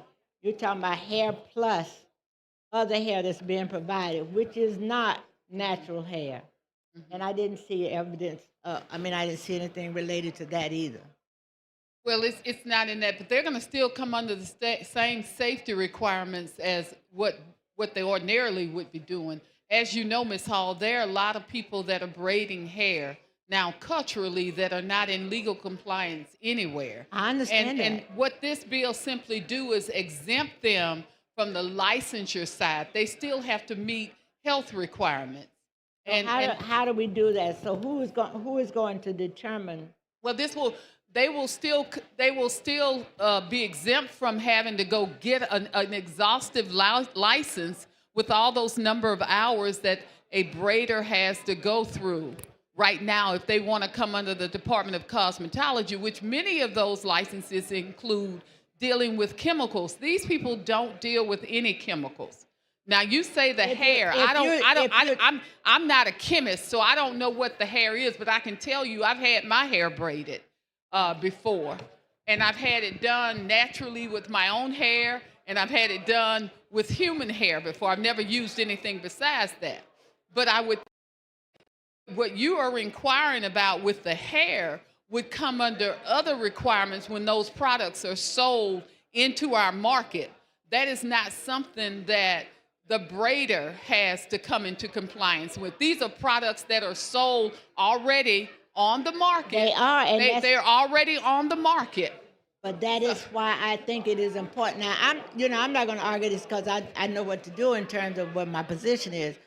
I just bring into attention the fact that hair that has these different chemicals that are not natural, people braiding too tight, all of those kinds of things. That's all, and that's why I wanted to see the amendment. I understand and I appreciate what you're doing. Well, but there are a number of things that I think that are being impacted by what we're trying to do, and I'm not sure that's it. Anyway, there are a number of things that impacts what we're trying to do. Thank you. Thank you. Sure, thanks, lady. Chair recognizes the lady from Montgomery, Representative Morris. Thank you. Would the gentlelady yield? I certainly will. Thank you. I want to thank you for this bill because for years I've been doing hair, right? Instructor's license, whole 9 yards. Would you And- not say that your hair is braided? And my hair is braided, and my daughter braids my hair, even though she said this is not her profession, but she's quite great at it. And it looks very nice. Well, I appreciate it, and she takes after her mother. However, no one can teach you how to braid hair in school. And I'm telling you that from experience. Some things my daughter can do that I can't, and I have a license to teach, right? So the most you learn in school is how to do an underbraid and an overbraid. That's it. You don't learn interlocks. You don't learn micro locks. You don't learn extensions. You don't learn none of these things. And it's very difficult for another culture to try to teach you how to do black hair. I'm just going to put it out there because we're saying culture, but that's what it is. There's no chemicals involved, none of it. And if we want to talk about synthetic, we're going to talk about the fact that we go inside the stores, we buy wigs that's synthetic, and we stick those on our heads. We buy clip-ons for other cultures that stick them inside their head. They synthetic, they're not human hair. So, but there's no chemicals being used in natural hair braiding. It's just a skill set that we have mastered because it's our texture of our hair. Some of us just better at it than others. So we should not have, and it's crazy that we even having this conversation about, women, natural hair, us having to have this conversation about doing natural hair, right? Something that it grows out our head like this. It's just all it is. So when we hear natural hair, the first thing we think about is just your plain hair. But braids, it's a part of me being natural. I'm glad you mentioned that it's a talent that is acquired, because I know people who braid hair and they've never gone to school to braid hair. And you can't learn they're it in excellent school. with it. You can't learn it in school. There is no one there to teach you how to do it. Now, what they can do is take your money and have you sit there and give you a license, because more than likely, if you go to learn how to braid, you already know how to braid. The only thing you're doing is just going to get a license. And since bringing them into legal compliance, they'll be free now to be able to start a business where they'll pay taxes to the state of Alabama and to their local municipality. To their local municipality. Because you're not and then stopping. they'll be able to advertise and market their talent and their prices. Right Yes. now, that has been done under the table. Exactly. So you're not going to prevent them from doing it. Correct. What you can do is allow them to continue to braid, but like you said, now they'll be able to pay taxes because they have to go get their business license. You have to go, and when you get your business license, you're going to pay within the federal, state, and your city. So why not? Well, can I share a little story with you? I won't take your time. Go ahead. There's an individual who mentioned this particular piece of legislation to me. They were actually incarcerated at Tutwiler, and they braided hair while they were in prison. Got out of prison. This young lady could not find a job. No one would hire her. We keep talking about workforce development. Workforce development. And if this piece of legislation passes, she'll be able to braid hair legally and become a tax-paying citizen and a productive individual in our community. So this makes her legal. That's what this exempting them from licensure, that's what it does. And the main thing is no one can teach it. That's correct. You cannot, we pick up on it when we go and do tutorials, but there's no school that can teach you that trade at all. You can go in there and you could sit and maybe have somebody come in and you take your time and you just braid their hair for them, but that's not something that you could teach. And we have a lot of different nationalities that teach cosmetology. You can't teach it.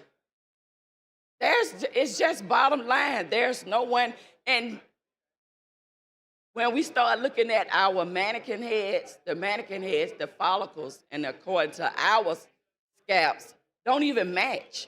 They don't even match. You can't even do a good, clean barber cut with a number 2 guard to be able to make it when it come down to our hair texture and our follicle size. So I want to thank you for the bill. Again, instructor here, and it's some things that I can't even teach that they have. My daughter is one. Where she picked up braiding from, I don't know. I'm a licensed cosmetologist. She's a braider. Completely different. So that person spending the 420 hours from you would not learn anything. Nothing. Yeah. Not nothing to open up a salon. Underhand and overhand braid. And that's one big French braid. That's all you're gonna get. That's it. Yeah. So we should not have to come to the legislature to talk about natural hair. We should be allowed to do our hair naturally without chemicals. There's no chemicals involved at all. I just want to say thank you. It's much needed. Hoping somebody will look at the hours required for cosmetology, where how many roller sets, how many rod sets, how many all of these things that you got to do for 2 years, right, to be able to get your license. That's another ballpark. But I just want to say thank you, thank you, thank you. It's much needed. And I hope my colleagues are actually listening. Expert here, they can't teach it. Thank you, Rep. Sure, thanks, ladies. You recognize the gentleman from Montgomery, Representative Ingram. Thank you, Mr. Speaker. Gentlelady yield. Yes, sir. You know, I appreciate you bringing legislation like this, but it concerns me if you don't have to have a license and you don't have to go to the county or go to the city to get a license, if you don't have to have, finish your schooling, there'll be a lot of people that'll be doing it without, paying their taxes and stuff like that. And what does the board think about this? Are they supportive of this? The board? I would think that they are. Yes, sir. So that you know they are. But can I correct you on something? Yes, ma'am. If right now they're doing it underground anyway, and if you look at the styles that are out in the community now, I guarantee you that many of those have been done from folks who just have the talent, who's not paying anything for a local license or to the state or anything. It's just going undercover. But this isn't going to make them come forward and go get a license, because now they still don't have a license. Yes, it will, because many of those individuals now want to start small businesses.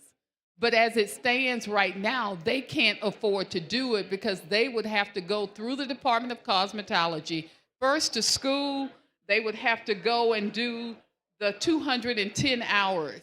And then they would then have to, after they went through the schooling part, they would then have to go through 420 hours with a licensed cosmetology. You just heard our colleague say that she is a licensed cosmetologist. And if they came to her to work under her license, those 420 hours, they would not have learned anything. And if we exempt them, 37 other states have already done this. I get it. There's a lot of people out there that have gone through this and gone through the years or whatever hours to take it and have a bricks and mortar, and now they're going to have competition of people that don't have to go through that. No, it's not, because those individuals are working with chemicals. I mean, if you look at many hairdos right now, they're working with all types of chemicals, from coloring I get it. to perm. But they're doing both with these. The natural hairstylist works with no chemicals. Right, I get it. They're just they can't braiding. work in. If you look at Representative Morris' hair, that's just braided hair.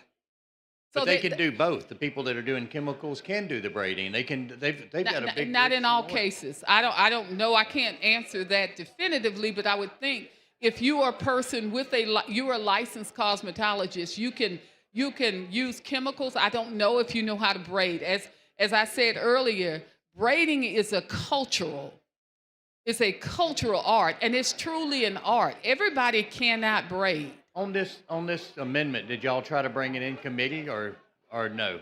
Or y'all just brought it just brought this amendment on the floor. Well, I'm carrying it for Senator Coleman. It was just brought to the floor. And it clarifies, if you look at the amendment, it clarifies a number of things, that the hair still has to be shampooed.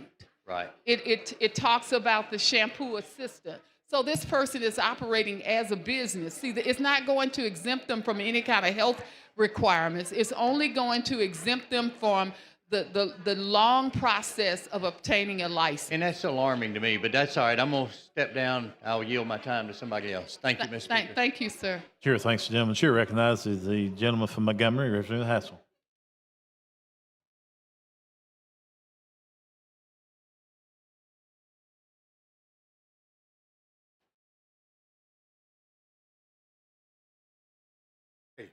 I just wanted to say, you know, being a licensed barber myself, I'm a class 2 licensed barber. I just want to say I appreciate you bringing this, clarifying the hours based on this particular legislation, because of the fact that to be a class 2, you have to have 2,000 hours. And a lot of these schools, a barber learned this, he might learn this in 250 hours. But he has to stay there to learn to do things what a cosmetologist does that he'll never use in the profession. So I appreciate you bringing this to clarify what the hair braiding is. It don't take all the hours because they're not dealing with chemicals. It's just the only thing they use might be a grease and a comb and a shampoo, and that's it. But And some of them don't use that. yeah, and I appreciate you bringing it, because the fact that it's a lot of stuff has to be clarified, because we do have students now that's coming to my shop, and they're great barbers, but they can't get the license because they got to learn how to put roll hair and put perm in hair, which is required right now, to the point that it's pointless because they're not going to use it in the profession. But thank you. Thank you, sir. Question for the body is passage of SB 183. Clerk one lock. Oh, I come in late. Okay, I'm sorry. Got an amendment. I've already presented, Okay. Mr. Speaker. You want me to do it again?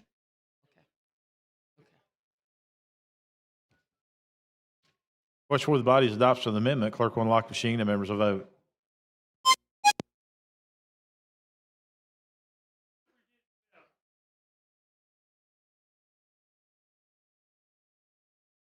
Clerk will lock machine record the vote. 92 ayes, 2 nays. The amendment has passed. Representative Drummond. Mr. Speaker, I call for final passage if there are no other questions. That is questions. Final passage of SB 183. Clerk will unlock the machine and the members will vote.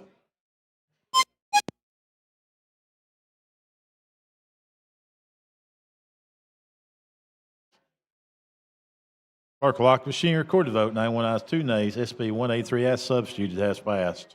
Thank you, Mr. Speaker. Thank you, body. Thankful lady. Clerk, call next bill. On page 73 of the calendar, Senate Bill number 211 with substitute by Senator Allen relating to education employees. Representative Paramore. Thank you, Mr. Speaker. Ladies and gentlemen of the body, this bill here streamlines the process of transferring sick leave between education employees. It kind of removes a lot of the red tape of employees helping each other, expands direct donations beyond catastrophic illness, and allows cross-district donations for the first time. And Mr. Speaker, I call for the BIR. That is questions. Adoption of the BIR. Clerk will unlock the machine and the members will vote.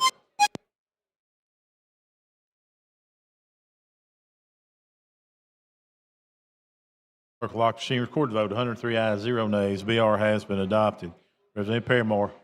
Mr. Speaker, at this time, we did have a committee substitute, and I motion to table the committee substitute, the House committee substitute. Go back to the original bill.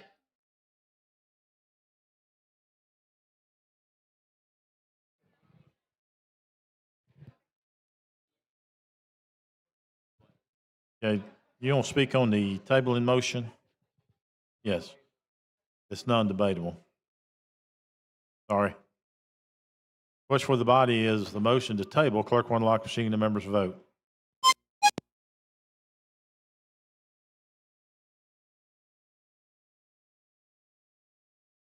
Clerk will lock machine, record the votes. 86 ayes, 0 nays. Motion has been tabled. Thank you, Mr. Speaker. And with that, I move for final passage of SB 211. You recognize the lady from Madison, Representative Hall.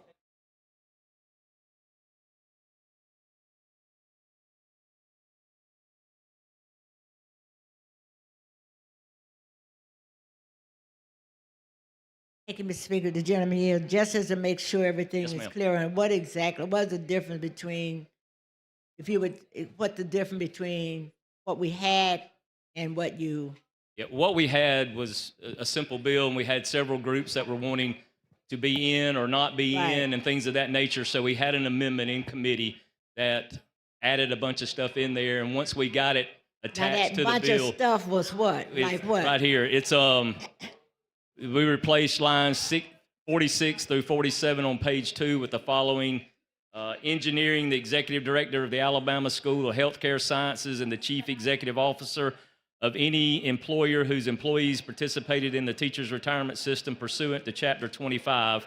And that was included all the way down with the School of Cyber Technology and Engineering and things of that So nature. stop And what right it- there. Okay. So you took that out. That's ma'am. right, because that was not in the original bill. That was not in the original so bill. you're going back, and the original bill basically does what? It simplifies it straight back to just school employees, teachers that are in our K through 12 system. Higher ed did not want to be included in this bill, and the amendment that we did unintentionally lumped them in along with several others like RSA employees that did not need to be included or want to be included. So we're going back to the original bill, so it's just K through 12. Thank you. Yes, ma'am. Chair, thanks to the lady. Chair recognizes the lady from Morgan.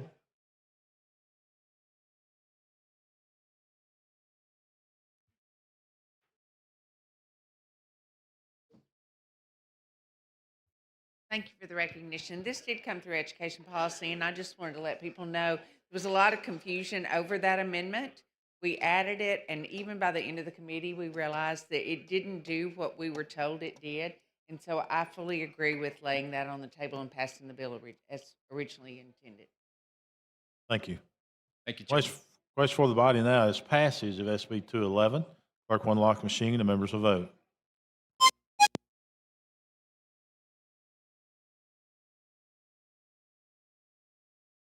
Clerk will lock the machine, record the vote. 98 ayes, 0 nays. SB 211 has passed.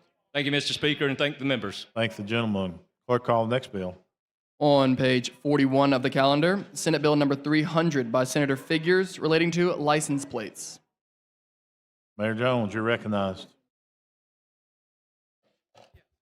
Thank you, Mr. Speaker. This bill is a result of a bill that was passed in the 80s by the late Senator Michael Figures as it relates to hipping school tags. We've probably all seen them. And the way that came about was we had fourth graders who wrote letters to the legislature, hundreds of them. And Senator Figures responded to that by passing an act for hipping school tags that would help fund education. This bill just furthers, it actually lays out the design for that particular tag. And those who bought tags from, I think it's March of 2025 up until December 2026 can have their tags changed over at no cost to the individual. But actually it establishes a design for the helping school tags and continues that program. Question for the body's adoption of the BIR. Clerk will unlock the machine and the members will vote.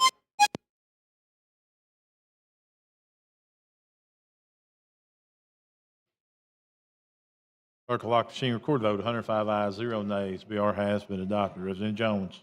There's no question, Mr. Speaker, we'll ask for final package. That is question's final passage of SB 300. Clerk will unlock the machines and the members will vote.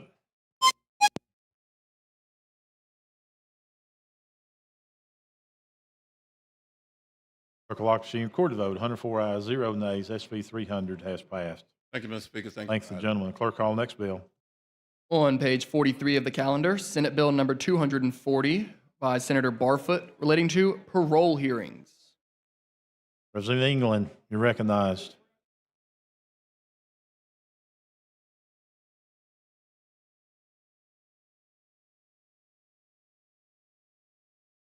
Thank you for the recognition. Members, Senate Bill 240 is the virtual parole presence bill.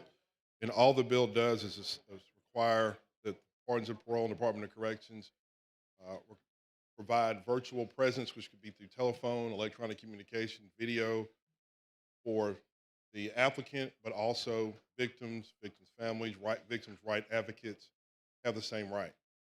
So that's all it does. If no questions, I move for the BIR. That is questions. Adoption of the BIR. Clerk will unlock machine and the members will vote.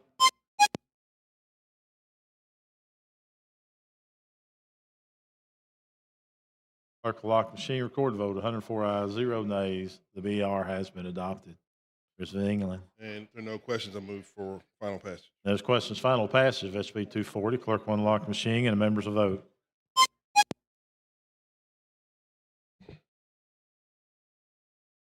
Clerk will lock machine. Record the vote. 105 ayes, 0 nays. SB 240 has passed. Thank you, Mr. Speaker and members. Thank you, gentlemen. Clerk, call the next bill. On page 68 of the calendar, Senate Bill number 337 by Senator Stutz relating to school lands. Representative Keel, you're recognized. Thank you, Mr. Speaker.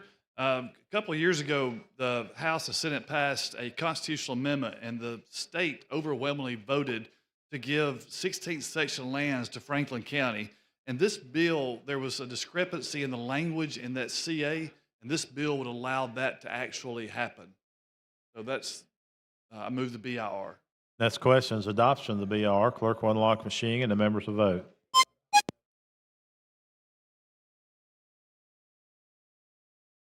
Clerk will lock machine. Record the vote. 105 ayes, 0 nays. BR has been adopted. Representative Keel. Move final passage. That is question final passage of SB 337. Clerk will unlock machine and the members will vote.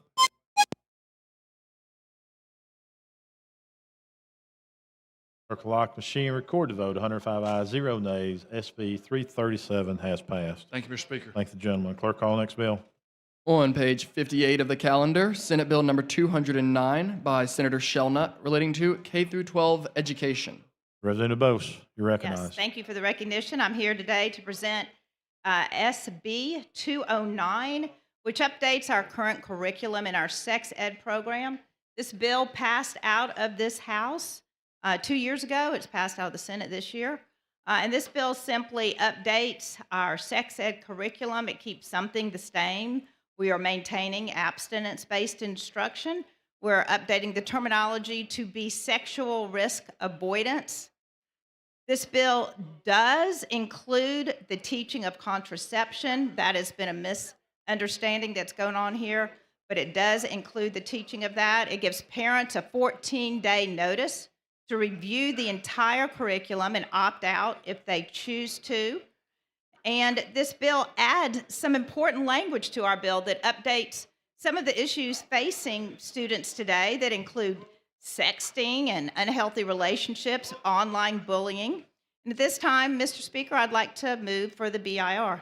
Chair recognizes the lady from Jefferson, Representative Van.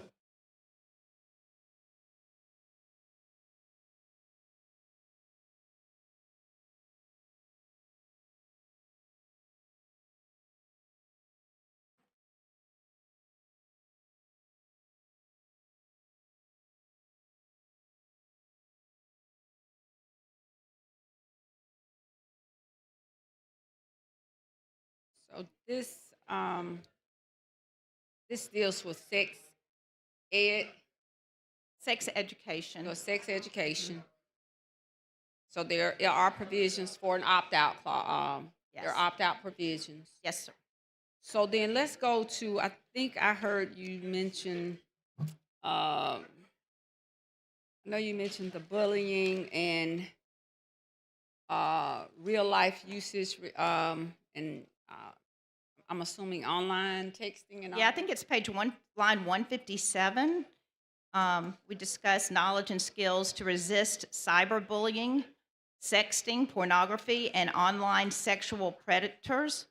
And then also the legal implications involved in participating in sexting, for example.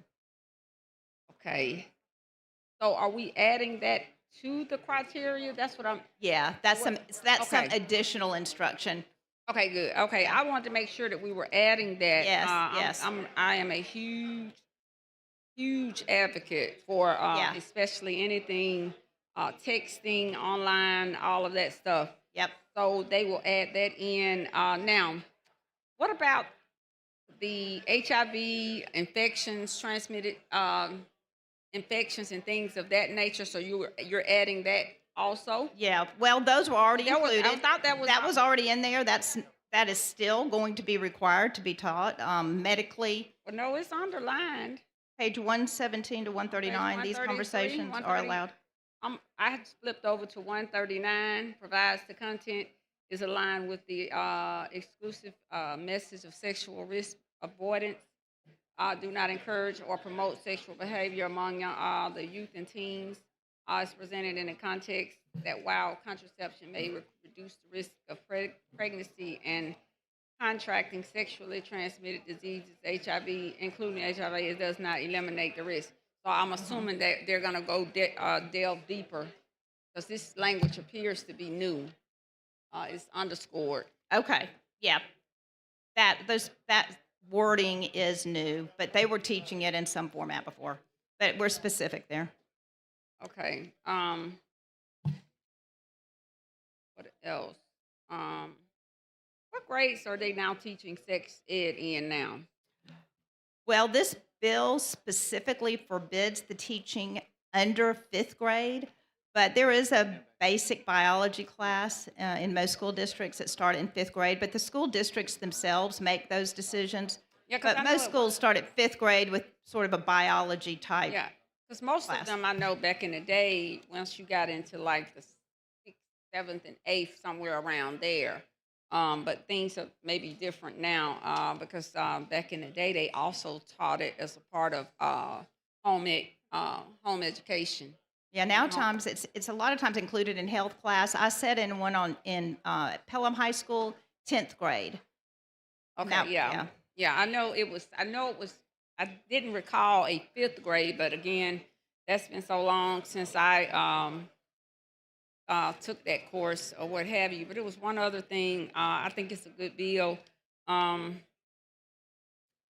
wanted to go back, and you said they have the parents. Did you say something about 14 days? Yeah, they have 14 days to opt review out or to the review curriculum. Okay. And is that 14 days at the beginning of the school year or before the class is being Before the taught? class is taught. Okay. I'm just trying to get myself educated on it. Now. I'm slow, but I'm sure. Okay. I think that's all I had on it. I'm glad that they are amending to deal with, especially since we have so many online predators now. Yeah. And really pimps. important. I was able to get that bill out last year. And I'm very proud of it because what people don't even realize, and I didn't know it until I worked with the Junior League on the bill last year, that oftentimes the youngest person trafficked these days are 8-year-olds. So, and a lot of it starts with those cell phones and things of that nature. So that sparked my interest. That's why I wanted to get some clarity on it. I appreciate it. Thank you. Thank you. Chair thanks the lady. Chair recognizes the lady from Calhoun, representing Dr. Boyd.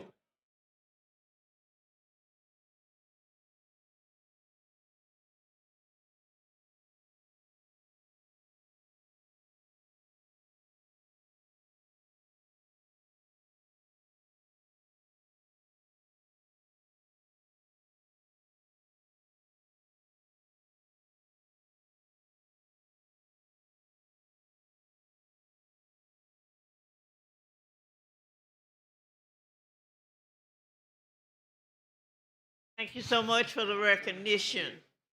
I need a little explanation. I'm perplexed. I think I understand what you're trying to do. But my.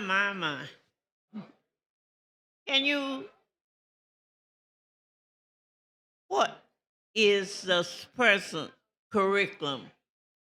Are you aware what is already included in the curriculum for sex education? Would you explain? Yes, ma'am. We currently have an abstinence-based curriculum. It's been around for a long time. We are just updating the sex ed curriculum to include issues that are now facing our students that didn't face students years ago, like the sexting and cyberbullying. We're also updating terminology to be very specific that this is sexual risk avoidance. That's a new term that's been used in the last few years. So while we're maintaining a lot of what was important before as far as medically accurate information that has to do with contraception and, of course, HIV and sexually transmitted disease, all that stays in there.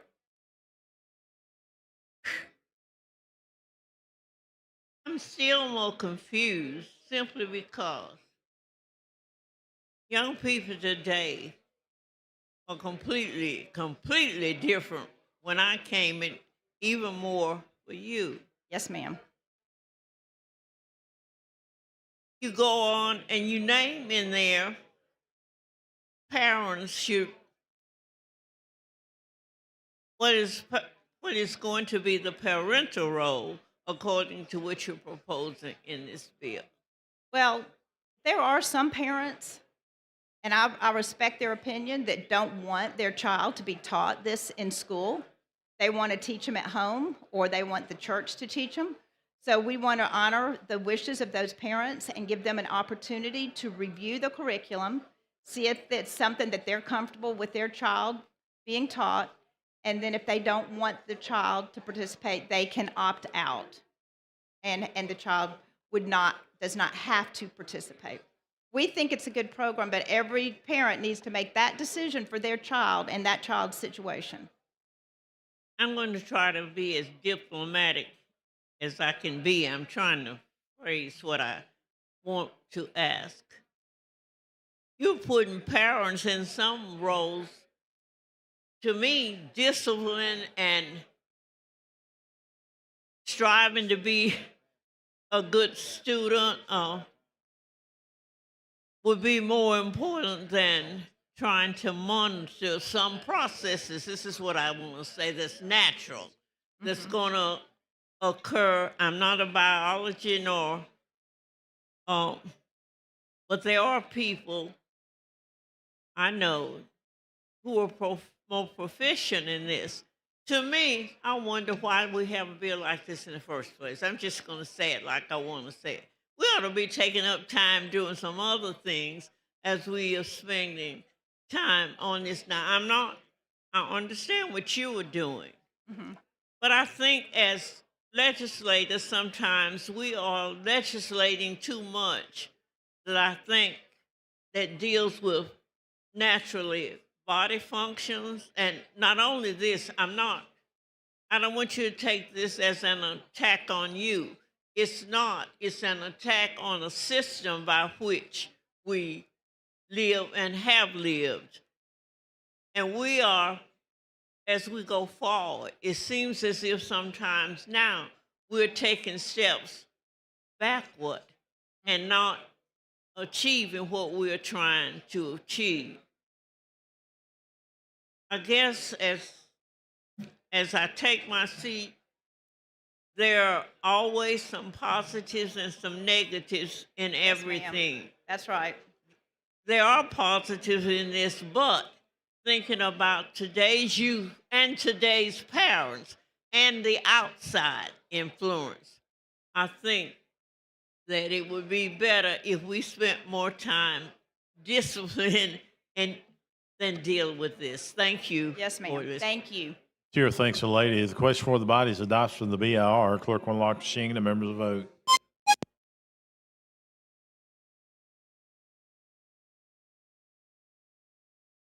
Clerk will lock the machine, record the vote. 98 ayes, 1 nay. The BIR has been adopted. Representative Bose.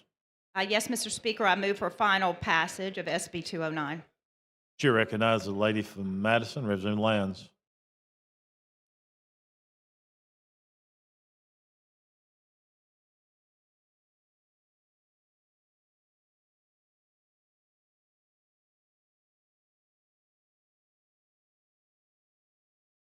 Thank you, Mr. Speaker, for the recognition.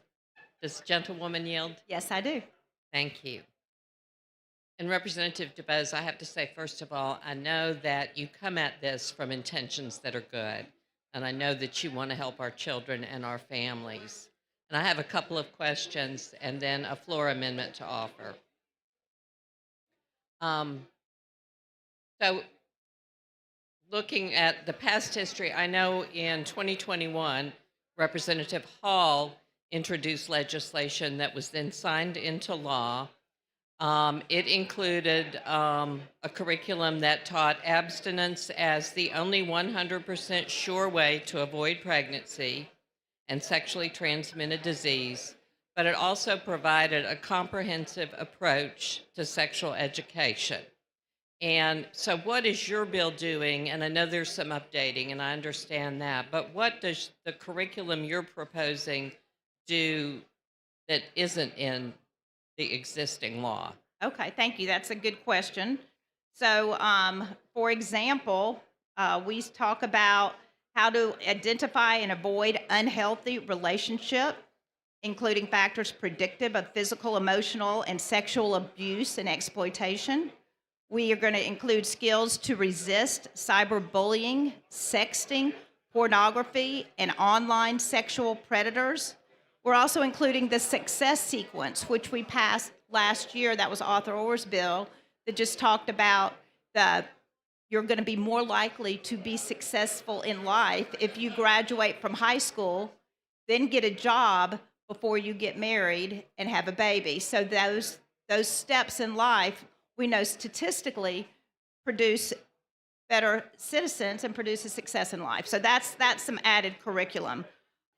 We're adding, for example, the baby box that we've passed in the last couple of years, the Safe Haven baby box, so that students know about that. We're going to teach them about what our abortion law is in our state. We're going to teach them about adoption opportunities. So some things have just changed over the last few years, even since 2021, and we have added to this to help inform our students. And I understand that looking at states that have an abstinence-based curriculum versus those that have a more comprehensive curriculum, states like Vermont, Massachusetts, Connecticut, New Hampshire, and there's Alabama, I think, ranks about 44th in teenage pregnancies, and these states rank between 5% and 7%. And just looking at the differences in those states, we see a greater access to reproductive health care, comprehensive sex education, higher educational attainment, and we see policy changes that include public health initiatives that target our youth, school-based health centers, and providing comprehensive and confidential reproductive services, and policies promoting contraception access. In, I think it was 2019, 40.7% of Alabama high schools reported that they are having sex. So keeping critical sex information away from our young people, I think, only exacerbates their risk of experiencing sexual violence, unintended STDs, and pregnancy. And a 2017 study conducted by the University of South Alabama found Alabama parents expect students to teach about abstinence and condoms, contraception, how to prevent STIs, HIV, and unplanned pregnancies, as well as healthy relationships, consent, and more, some of which is in your bill. Because there's no sex education before grade 5, I worry about the children at those young ages which are dealing with some of these horrific issues, that they aren't having those conversations about consent and bodily autonomy.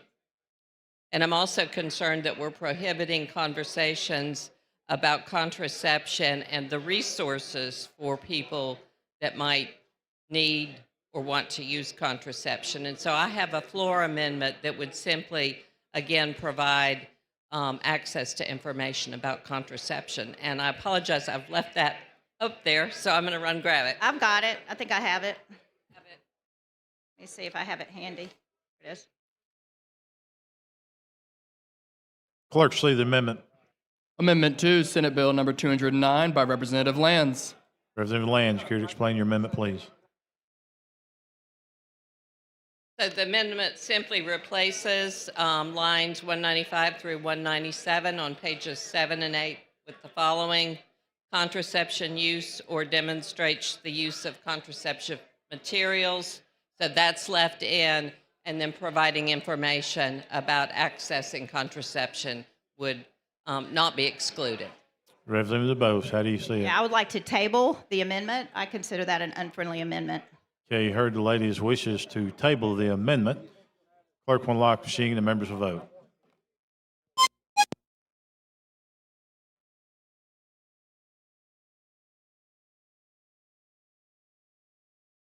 Clerk will lock the machine. Record the vote. 71 ayes, 30 nays. The amendment has been tabled. Thank you. Thank you, Representative Lands. Representative DeBose. Yes, Mr. Speaker, I move for final passage of SB 209. That's questions. Final passage of SB 209. Clerk will unlock the machine. The members will vote.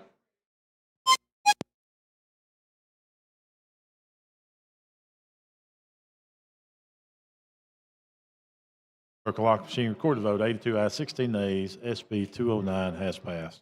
Thank you, Mr. Speaker, and thank you, body. Thank the lady.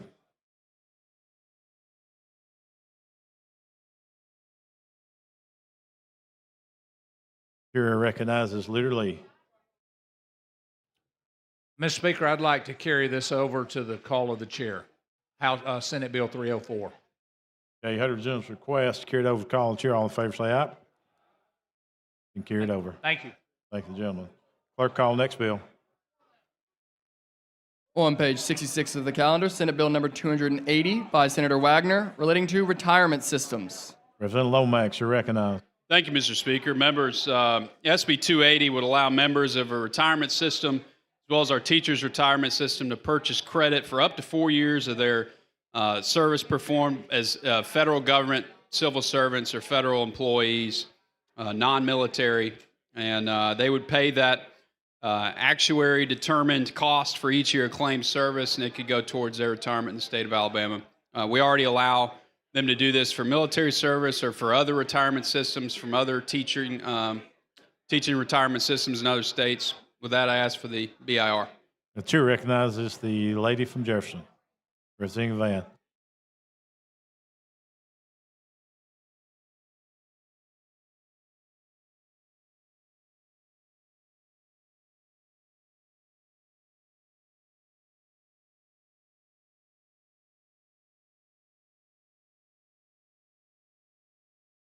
Just for clarity, so is this, you're saying that you can roll over a retirement from another system? Yeah, up to 4 years of credit from the federal retirement. From the federal retirement? Yes, ma'am. Okay, so only the federal retirement. So is that only? Yes. And you can only do up to? 4 years of service. Okay, and is there a period of time in which you can do that, or you can do it at any time you retire from the federal system, or do you have to be? Yeah, you have to have a certain amount of time within the within either the retirement system or the teacher's retirement system, 10 years. But then after that time, you're able to pull over that time. The federal time. Right. Yeah, we already do this for like if you have a military retirement. Okay. Or if you like if you were a teacher in Tennessee in their system. Okay, that's what I was trying. Okay, good, Bill. Thanks. Thank you. Question with the body is the adoption of the BIR. Clerk will unlock the machine. The members will vote.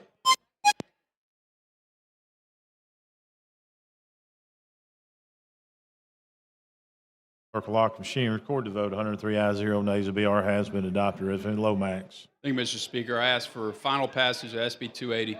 That's the question. Final pass, SB 280. Clerk will unlock the machine. The members will vote.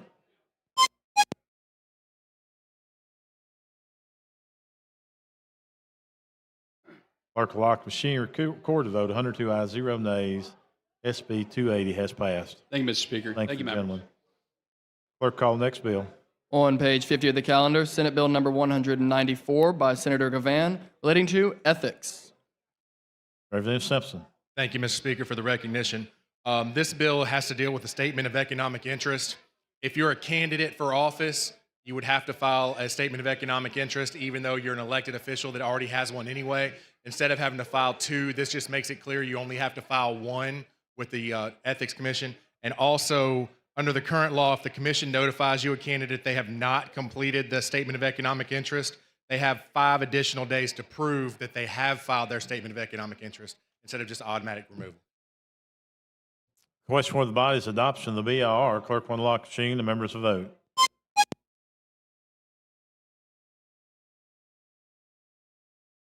Clerk will lock the machine. Record the vote. 105 ayes, 0 nays. BR has been adopted.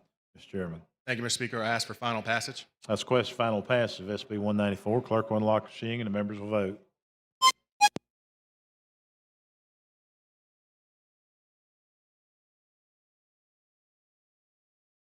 Clerk will lock the machine. Record the vote. 105 ayes, 0 nays. SB 194 has passed. Clerk, call next bill. On page 64 of the calendar, Senate Bill number 190 by Senator Wagner relating to sales tax. Representative Ellis, you're recognized. Thank you, Mr. Speaker, for the recognition. Members, SB 190 is a tax exemption for Precision Ocular. It's a renewal of a tax exemption they've had in the past.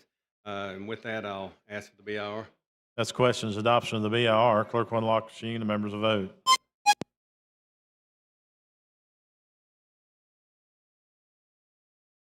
Clerk will lock the machine. Record the vote. 103 ayes, 0 nays. BR has been adopted. Chairman Ellis. Thank you. If there's no further questions, Mr. Speaker, I ask for final passage. That is questions final passage of SB 190. Clerk will unlock the machine and the members will vote.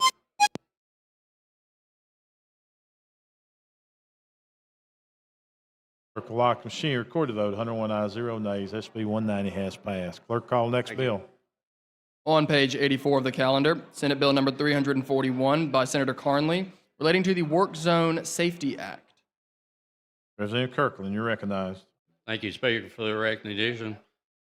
Members, Senate Bill 341 sets up a pilot program to study if automated enforcement works to slow down traffic and reduce accidents and save lives. We want people to slow down in construction zones. We need 2 state troopers at each work zone to enforce the law.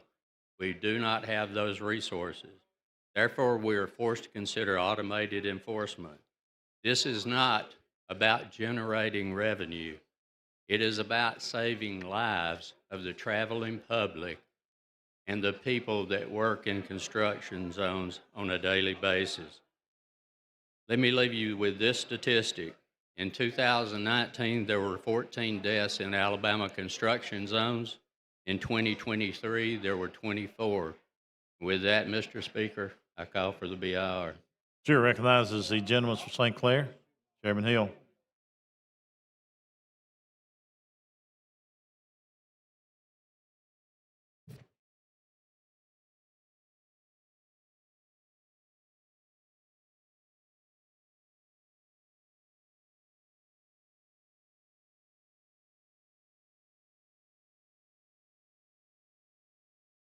Thank you, Mr. Speaker. Gentleman yield. I do. Oh, Mr. Kirkland. I got all kind of problems with this bill. Sorry to hear that. Yeah, me too. Me too, but we're going to talk about them for a few minutes. Okay. All kind of problems. Number one, a car drives through a construction zone speeding, correct? Right? Right. Yeah. We film that car driving through the construction zone, right? We take a picture of it. What we're able to do is identify the car and the car tag. Is that right? That's my understanding, yes, sir. What about the individual driving? That is not part of the process as yet. This is a pilot program. They could do things later on if they wanted to. Yeah. We're going to take a picture of a car and a car tag. Right. And we cannot identify the individual that's driving the car. All right. I have 3 automobiles. I drive them. My wife drives them. My 2 children that are of driving age drive them. Somebody goes through that construction zone too fast, right? Yes. Prove it's me. Prove it's you? Yeah. I think probably they would send that to the vehicle owner's address. Right. And then there are several things that owner can do to right that situation. You are absolutely correct. There's several things he can do. But they're going to send it to the owner's address. That is correct. And they're going to tell that owner, if I read this correctly, and I think I have, that he has 60 days to pay a fine, and later on in the bill, or not a fine, they don't call it a fine, they call it a civil penalty. But he has 60 days to pay a civil penalty. Yes. And that civil penalty is $250. Mm-hmm. Now, he does have an option. He can demand a hearing, right? I believe that's correct. Right. He goes to the hearing, and at the hearing, it is admitted into evidence the picture. Of the car tag. Correct. But there's no picture of the individual driving. Correct. So he has two options. If he sits there silently, he is found, they're not saying guilty, but that fine is assessed against him. Right? Or he can say, my daughter was driving the No, car, or this person. No. I said if he sits there silently. Silently, yes. So you have, at this point, you have told this individual that we are either going to, that I don't say fine, guilty, but that's what it is. Pay the fine, yeah. Yeah. So you are presumed to be guilty until you prove yourself innocent. There are several. Correct? There are several defenses you can make, yes. No. You are presumed guilty until you prove yourself innocent. I have charged hundreds of criminal jury charges. You know what one of the jury charges I've given over and over and over and over again, ladies and gentlemen? This defendant sits before you presumed to be innocent, and that is a presumption that he carries all the way into your deliberations in your jury trial, into your jury box. If he says nothing and the defense and the prosecution simply rest, at that point this case is dismissed because the defendant has no burden of proof whatsoever, zero. The defendant cannot be compelled to testify against himself. The defendant cannot be compelled to testify at all. The district attorney cannot comment on the fact that the defendant refused to testify, because in this country, we believe in the Fifth Amendment to the Constitution, which says that an individual cannot be compelled to testify in any criminal hearing. What you're doing in this bill, and what really bothers me, is that we are taking away people's right of presumption of innocence until they are proven guilty. We're saying you are guilty until you prove yourself innocent. And we are taking away their Fifth Amendment right of self-incrimination. Those are two things that are fundamental in this country. We believe in those things. You can get indicted tomorrow. I'll assure you. Where are you from? Jackson County. Madison County. Oh, yeah. Jackson County. Where? Jackson County. Jackson County. That's up there around Scottsboro. I know you. That is correct, yes. He can indict you tomorrow. Because when he goes into that grand jury, do you know who else goes into that grand jury? I'm not a... Nobody. Right. Him and the police officer and whoever's going to testify, but you know who doesn't go into that grand jury is the defendant. So you can get indicted, and if you're indicted at that point, you have an absolute right not to incriminate yourself. You have an absolute right that you are presumed innocent until you're proven guilty. You have an absolute right not to be forced to do something that hurts yourself or incriminates yourself. If this bill is genuinely about safety,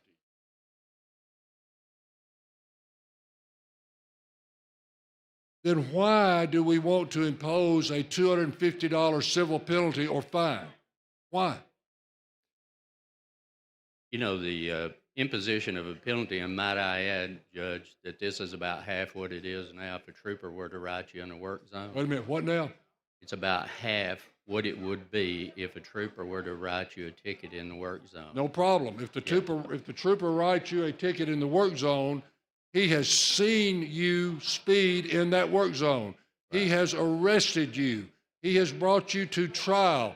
And one of the questions that the DA is going to ask to that trooper is, trooper, can you identify the defendant in this case? And the trooper is going to say at that point, yes, I can. Yes, I can. The defendant is the gentleman right there in the gray suit sitting on the front row with a Pepsi Cola in front of him, messing with his cell phone. That is the defendant in this case. He looks And guilty, at I'll that point in give you time, that. you know what the DA is going to say? Ladies and gentlemen, or he's going to say, Your Honor, let the record reflect that the state trooper has just identified the defendant as the individual driving that car. That is no problem. I'm 100% for that. I've tried those cases. I got no problem. I've prosecuted those cases. I've tried those cases. Doesn't bother me. But if you're going to put an individual on trial, you've got to be able to identify that individual as the person who committed the crime. It can't be somebody who may have been driving his car that he did or did not know about. But even if he did know about it, it does not matter. The thing that bothers me the most, we've got certain fundamental rights that we cling to in this country. There's another saying in the law, it's far better to let a guilty man go free than convict an innocent one. You're verging on convicting an innocent one, or one that you cannot prove beyond a reasonable doubt that he was the individual that was driving through that construction zone. That's my problem with this bill. If you get the BAR, I will be back with the Speaker because I want to talk on this again. This is serious to me. This is real serious business when we start delving from that which is the Constitution of the United States of America, and we start delving and deviating from fundamental rights that I believe every citizen in this country has for whatever reason. Thank you, sir. If this gets it, I want to be back, okay? Thank you. Chair recognizes the gentleman from Madison, Representative Reynolds.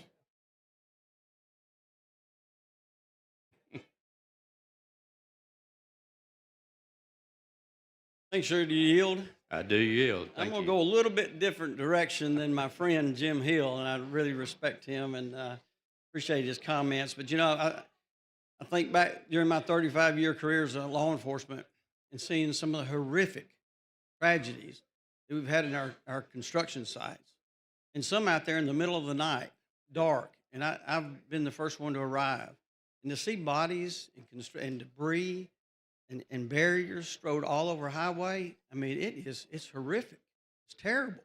Yes. And if there's anything we can do, such as this piece of legislation, to make somebody think, you know what, if I don't slow down, they may have a camera there. And they're going to know who I am. And furthermore, if you had an accident, you tell me if I'm wrong, if you had an accident out there and an officer arrived on the scene and he did a uniform accident report, he would document your tag number anyway, right? And anyone harmed there, either privately or publicly, even the state of Alabama, if they wanted to sue you civilly, they could do that, couldn't they? They could. So really, we'd already have this information. Right. And this is now, and I was late getting in here, and I apologize, but this is just a pilot project, right? That's correct. We're just It going to is a see how pilot. it works. Yes. And we'll also be tracking if, in fact, it works to the point that we are seeing speeds drop Yes. in a construction zone, correct?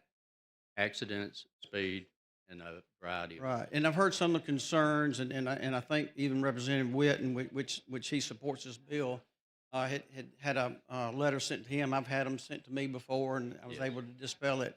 But the Senate put an amendment on it, right? Yes, they did. And in this amendment, then ALEA has agreed to do a review That's correct. and can simply, you bring in your tag receipt and show them, and it stops there, correct? That's correct. Okay. And I think that relieves any concern about, Absolutely. and things like that. But I really appreciate your work on it. And I'll tell you, I've had a lot of people, not just construction workers, but those that drive our wreckers, and obviously our law enforcement.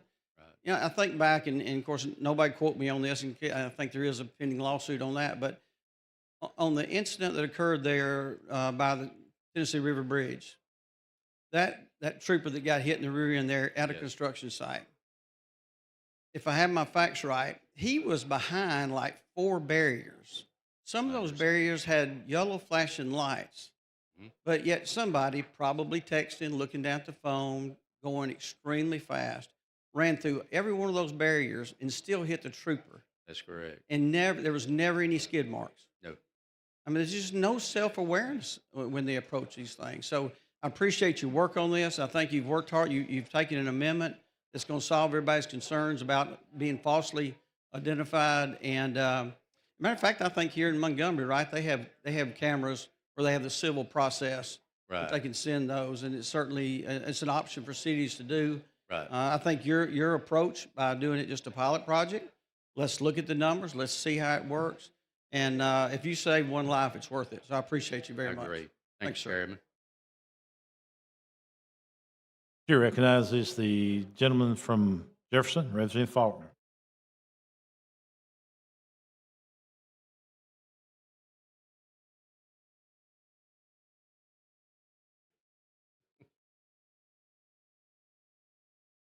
Thank you, Mr. Speaker. Mike, I yield. I normally agree with Judge Hill on just about everything. In fact, I'm wearing this blue coat for him. He started this tradition. And we agree on a lot of things. But I'll tell you what's more serious than somebody potentially getting their speeding ticket on their tag. What's a lot more serious is a worker losing his life in a construction zone. And we all know this is an issue. We see the people speed in this state. And this ticketing process, that, by the way, in your bill is just a model, this is just a pilot program. That is correct, a one-time pilot. It's a one-time pilot program, folks, to let us see if we can keep our workers safe. But by the way, this is done all around the country. I bet some of you have seen that they give tickets based in speeding zones when people speed. There's some around schools, and they take a picture of your tag. What it does, guys, members, is this makes you slow down when you enter a construction zone because you know, and you're going to slow down because you know you're going to get a ticket if you speed through that construction zone. That's correct. So that's the most serious thing, is that somebody losing their life in these construction zones. And if y'all travel the roadways like we all do, we know that people speed. And at least we've got to get them to slow down in these construction zones. And you can't have a trooper every mile watching these construction zones. No. You can't have them getting everybody and giving them a ticket. We don't have enough troopers to do that. Don't have enough money. But we've got to keep these workers safe. So while I understand the principle in criminal law, when you're up for murder or something very serious, but a speeding ticket, a speeding ticket, it's you need to be slowing down. And if by chance it's somebody stole your vehicle and it's not you, well, then I'm sure you can present that to the court. But I think we have to all recognize that this is a pilot program to get people to slow down in work zones. And that is, very, like I said, and while I'm going to be up here Thursday talking about my good friend and how much I'm going to miss him and how much I've loved him being my chairman and one of my mentors, on this issue, I support this legislation. Thank you. I think we've got to look at slowing people down in these work zones, and this will do it. It'll have that result. And I think the fact of somebody is in your car and it's not you, well, that's how tickets are done all around this country. And generally, it is you. It is the person that owns the car. So I think in this case, we've got to, and I support you, and I appreciate your work, and I echo what Chairman Reynolds said as well. So I appreciate you bringing this. Thank you, Representative. Chair thanks the gentleman. Chair recognizes the gentleman from Baldwin, Representative Simpson.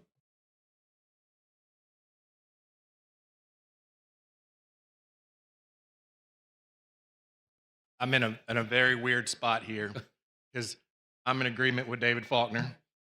I love Jim Hill.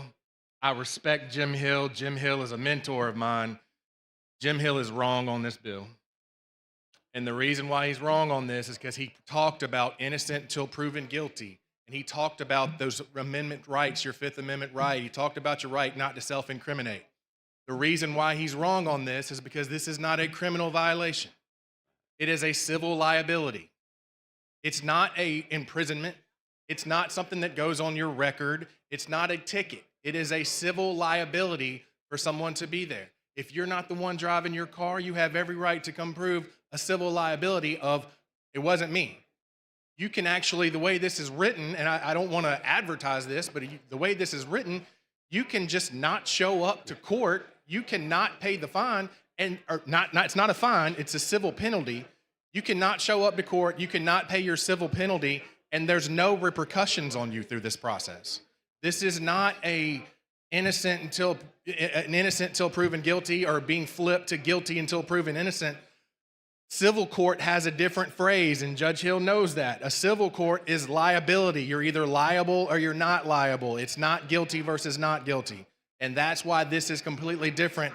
This is completely in the civil realm. It has nothing to do with the criminal realm of what's going on through here. I disagree with my good friend Jim Hill, and I was a no on this bill when you had it because I listened to the talk, and I was listening to the talk and saying, hey, everything that they're right is, until I actually got to the bill and read the bill of what's going on through there. And so I am shifting my vote to vote yes with you in one of this today. Thank you, Representative Simpson. Question for the body is the adoption of the BIR. Clerk will unlock machine. The members will vote.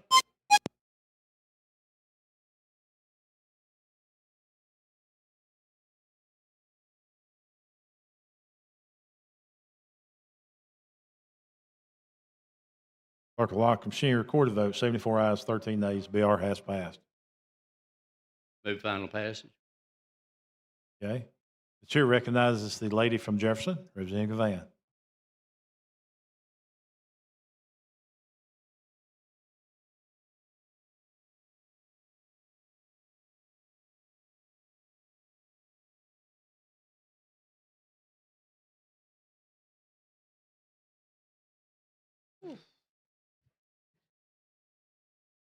I did not support, I think, the first iteration of the bill. I'm not necessarily a supporter of this iteration.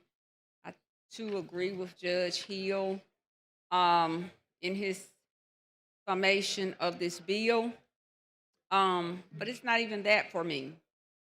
I guess I would like to know, and even if it's one is too many, how many construction deaths have we had across the state of Alabama? That's number one. And how many of the construction deaths were due to someone speeding? That's number two, because not all construction-related deaths and incidents on the interstate comes about as a result of someone speeding. Sometimes people lose control of their vehicles. Right. There are other factors that are at play. Because typically when I'm traveling through a construction zone, actually it's the slowest zone, even if it's night during the dormant hours that you have. Most people are actually irritating to me because they're pulling over to avoid the lane a whole 2-3 miles before they get up on the construction zone. So for me, again, I just like to educate myself, because when you all bring these bills, first of all, I don't want to see anyone die, but you would almost make it seem like there's an epidemic of folks that are just blatantly speeding through construction zones, and that's not the case. And some of these accidents are not brought on by somebody speeding. They're brought on by other accidents, other driving situations that are going on with driving, not necessarily that somebody has floored it and they're taking out construction workers. Most of the construction zones, and especially in the heavy workplaces, there are state troopers that are somewhere so situated, and most people know that there is a trooper somewhere, and even if they don't see them, they believe, because it is a construction zone, they see the equipment, they see all the instrumentalities and apparatuses, that this is a state highway and something's going on. So how many people do we know that were killed as a result of somebody who was speeding? Because that's what I want to know. That was actually speeding, not an accident, not someone who was bumped by another car, not a drunk driver, but when somebody literally gets in the car and floors it and just totally disregards the zones. How many of those accidents have been determined to be accidents that were caused by someone who just said, forget the law? And we don't know that. And so when we bring these pieces of legislation and we sound the alarm, we give an impression to the public that there are folks that are just outright violating. And listen, no law is perfect. People are going to violate. I mean, people are going to still speed. As a matter of fact, you don't even see as much speeding in a lot of places anymore, because they know there are ticket traps and folks just say, you know, I'm going through X town and I'm going to whatever. But to whatever this bill does, to bring it and say, okay, you have X amount of folks dying because of somebody was speeding, that's not true. That's just not true. There's no way. Because it's just no way that is the case. Somebody could have just not have seen the worker. They may have just obstructed the pile or the pylon or the barricade. But to say that every person that has died in a construction zone is because somebody was speeding, that's just not true. I sit there and I study the interstate system, because a few years ago, coming through Shelby County, I had merged over, but I still had not merged far enough out of the lane to get over it. So I got a ticket. And they were very gracious to me in Shelby County and everything. And it was a life lesson. And I, went on about my business. But I had gotten over, but not quite all the way. And so it could have still been violative, in violation. So I just want us, when we bring these types of bills, that we do it bringing the facts, bringing the numbers, and then we formulate a plan of action for review and or rebuke based upon that. But to say that somebody's just driving, that's not the case.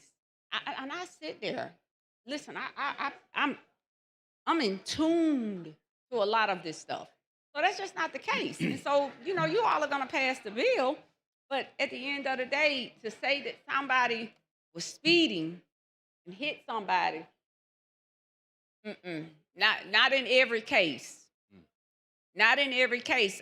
We need to bring a bill that deals with workplace highway safety, to maybe add more lighting, to add more reflectors around the walls and the barriers, to maybe look at creating a different type of perimeter for which the workers work inside of.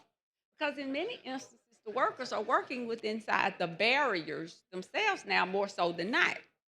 Right. So I think when we bring this type of legislation, that we take all of those things into consideration. I heard someone say, well, we don't have enough. No, we may not have enough state troopers, but I've seen enough that when we have these major projects going on, there is a state trooper somewhere posted up, somewhere in and around that barricade or that particular work zone.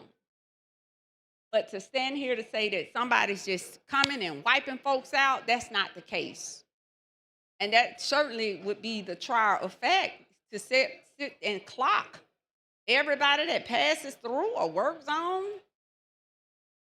everybody's not speeding through work zones. As a matter of fact, they're probably more of the safer zones now than anything. Because like I said, there are people who literally pull over, and it pisses me off because they'll pull over 2-3 miles in advance of the place. So that's why I'm confused about this. But to just stand here and say that, that's not what happens. And so would you tell me before I sit down how many of these deaths have been noted by Aaliyah to be that the person was driving in excess and then wiped somebody out? Of the statistics I have, the 24 fatalities in 2023, there are a total of all the work zone fatalities. They're not broken out by cause. But they were not noted as somebody speeding. That's the difference. You're bringing a bill that speaks to someone speeding. That's not what's happening, because I could clip someone without speeding. A worker can be killed by someone without them flooring it. So we don't necessarily know if that person was going in excess of the speed limit versus that person not being able to judge properly that wall or that barrier where most of those workers are working. I pray for them as they are out there working. It's a very dangerous thing. Listen, I pray for police and law enforcement when they're doing parking, doing the parking and all of that stuff, and when folks are leaving big events and all of that stuff, directing traffic. It's a very dangerous thing. But to say that we're going to pass legislation because folks are just speeding and killing folks in the state of Alabama who work in these work zones, that's not true. That's just not true. And somebody would have to show me the hardcore facts and statistics on this. I know Judge Hill took it from a different standpoint. I too agree with much of what he said. But this would be so subjective, because what if you have 2 or 3 cars passing? You're going to clock each car? I mean, I don't get that. But I just don't think we should be, it is what it is. But I wanted to get the clarity, and you've answered the question, but I appreciate the opportunity. Thank you. Chair recognizes the gentleman from Mobile, Representative Stringer.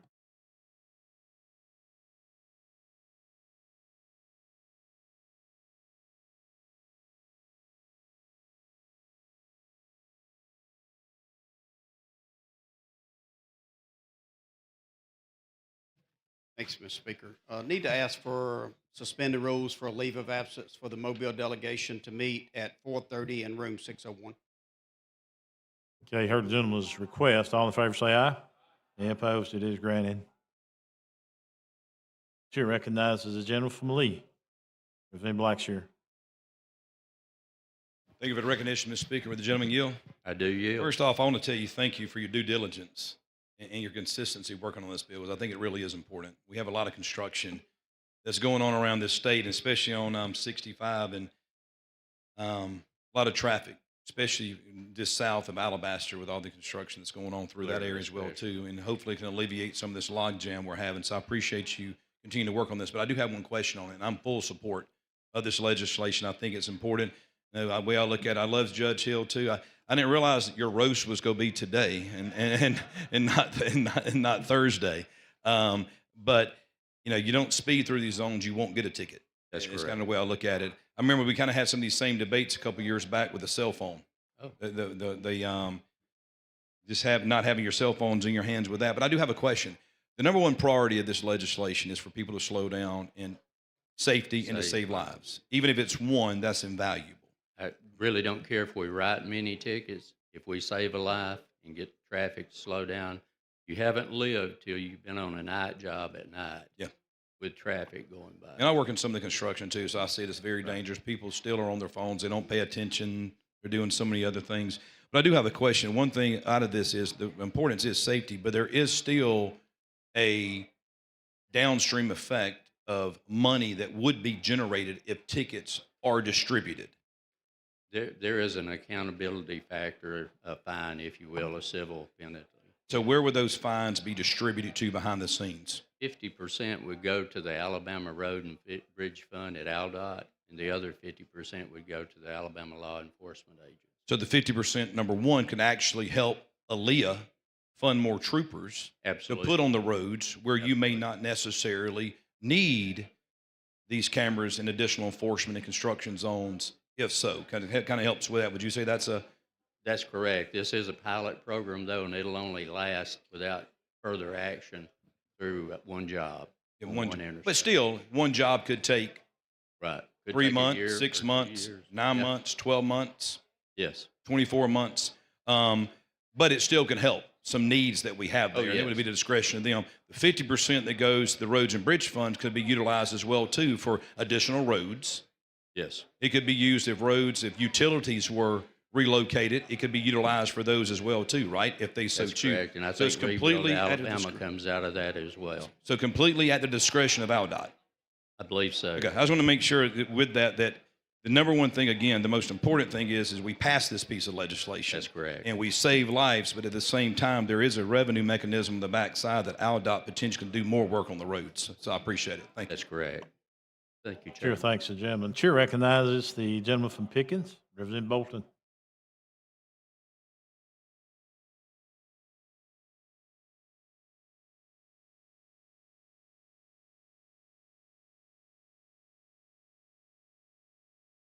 Thank you, Mr. Speaker. Will the gentleman yield? I do yield. Well, I'm coming down in support of your bill, and I think most folks know I'm a longtime law enforcement officer, even though some of my law enforcement friends may not be in support of it because of the speed cameras.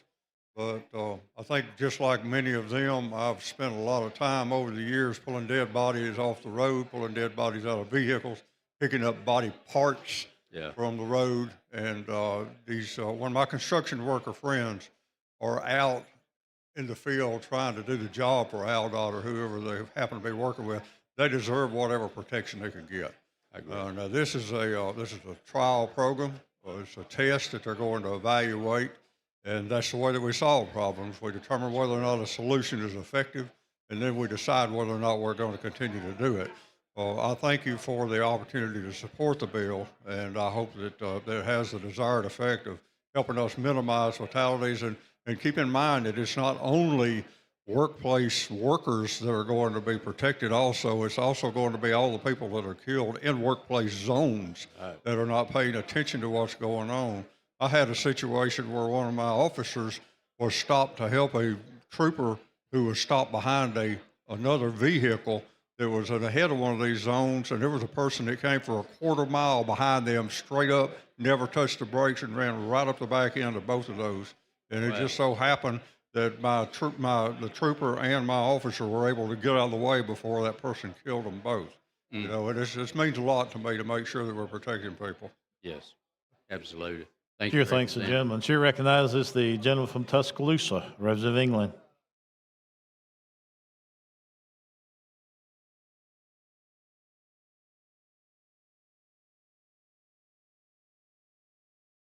Thank you for recognition. Will the gentleman yield? I do yield, I'm Representative. telling you, everything was selling, everything was all good until Faulkner and Simpson came up here and threw Jim Hill under the bus. I will not tolerate any Judge Hill slander at this microphone in this well. So now I got problems with the bill, huge problems. And, you know, there's a famous quote that anybody that would sacrifice freedom for safety deserves neither. And that's what this bill does. You're asking people to sacrifice some of their fundamental rights for making people slow down in a workers present zone. And I understand it. I do get it. But if I came to you just individually and I told you that I'm going to pass a law that says if you don't show up to court, you're guilty of the offense charged, you would be offended by that. That's what your bill says. It says if you don't show up to court, or that, excuse me, I'm sorry, to the administrative hearing, it means that you're perceived guilty of the offense. Also, Representative Simpson says something about not showing up and there's no penalty associated with it. That is absolutely not true. What happens is you get a civil judgment against you, which means there could be a lien put against you. That means that if the city or the municipality or the state decided that they wanted to collect that fine from you, they file a lawsuit against you to collect that money. And it goes from $250 and the costs go up tremendously because now you got court costs associated with it. And potentially, one of the remedies they could seek from you in order to get you to pay that $250 could be to keep you from renewing your tag. And listen, we've been here before. There are municipalities all over the state of Alabama, Tuscaloosa included, that have camera systems on red lights, that have camera systems patrolling streets. There's a story that came out right now recently that there's one city that's collected almost $2 million off of camera enforced traffic enforcement. So whenever you say something like this is not a revenue raising measure, but I'm gonna charge you $250, it's a revenue raising measure. But we've been here before, and the reason why your bill says things like administrative hearing, civil, and so forth is because when it goes in front of the court, you keep reducing the amount of jeopardy attached so you can get further away from the protections that the Constitution offers you when you're accused of something. So we don't, if jeopardy doesn't attach to the bill, then if I can't put you in jail, then I don't have to offer you the same things that most people get when they're accused of something. But trust me when I tell you, it's a distinction without a difference because it is a retrogression away from the protections that the Bill of Rights offer you whenever you're accused of an offense. Your right to confront your accuser is taken away from you because if you don't show up in court, you're guilty, right?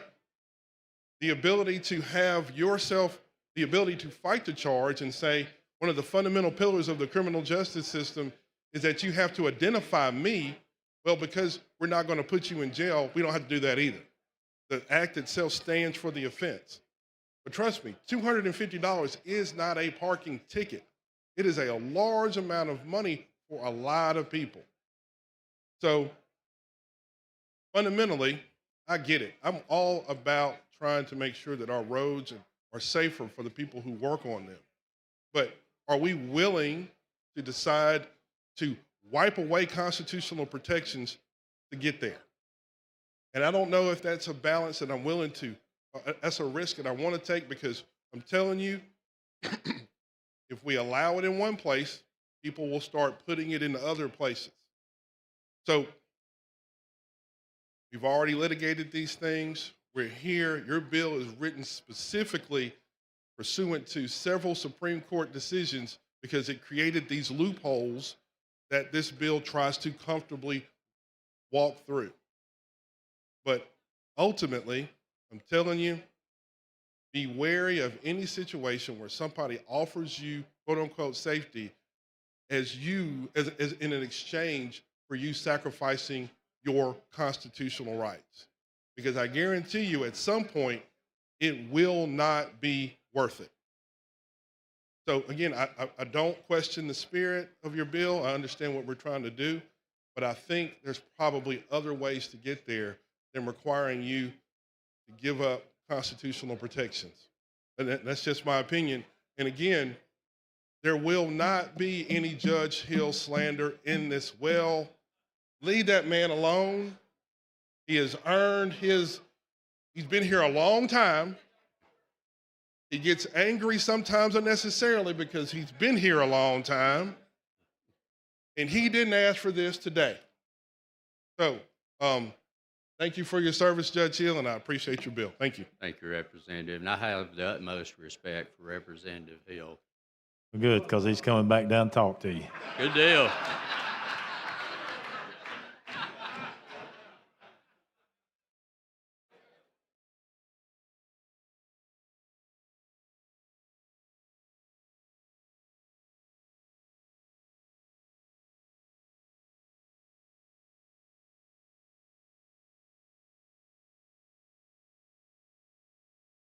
Appreciate it, Mr. Speaker. You know, one thing I'm going to take offense at what Chris says. He says sometimes I get angry. That's not true. That is not true. You guys have never seen me get angry. You ought to watch my wife. get on me when I get angry. She knows angry, but let me talk to you for a minute. One thing, Mr. Faulkner, you're representing me because I've been in a car wreck. I've been sued. They can't identify me as the driver of the car. Is that not a defense you're going to raise on my behalf? Sure it is. Identification of an individual is crucial. Secondly, I'm not going to sit here and reiterate everything I said. Chris did a good job. This is a slippery slope. We're making a mistake. If we start to go down it, it is, by the way, I like your light blue suit. Man, you outdid the group today. There's no question about it. It was the only light blue jacket I had, Judge. And it looks great. And I like the tie.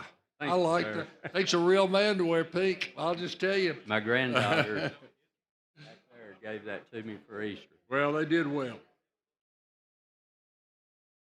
I tell you this. This bill on page 9, B1 says this. Speeding violations. Can I let, hey, would you whack your stick one time, Mr. Speaker? Mr. Speaker, would you whack your stick one time for me? That's not good enough. Hey, Chris, would you go up there and whack it? All right. B1 says this, speeding violations under this act shall be punished. We don't punish civilly, we punish criminal. By a civil fine.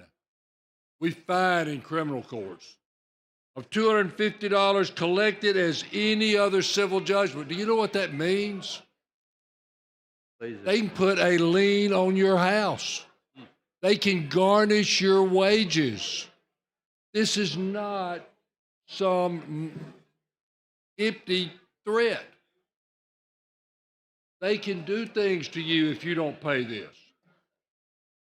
This is a fining people or civilly liable, making them liable is a mistake. By the way, where does this $250 go?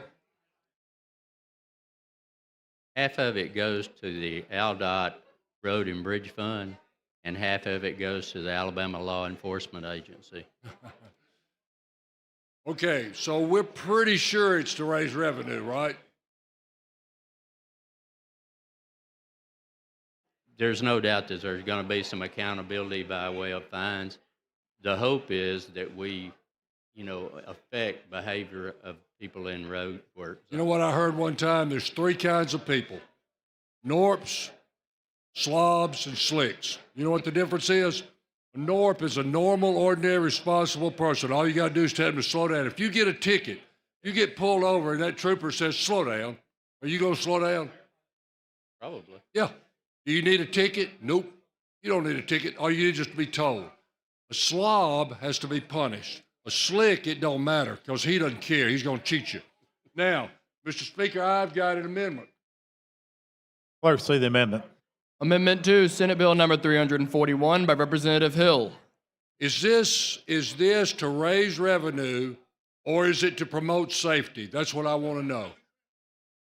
I think it's to promote safety. Promote safety, and I agree with that. It's promote safety. This bill, certainly you can, Faulkner. You know what? The next time I need you to lecture me on criminal law, believe you me, I'll call him. Let's speak to the mic. Let's get back to the business we're on. Okay. Yes, sir.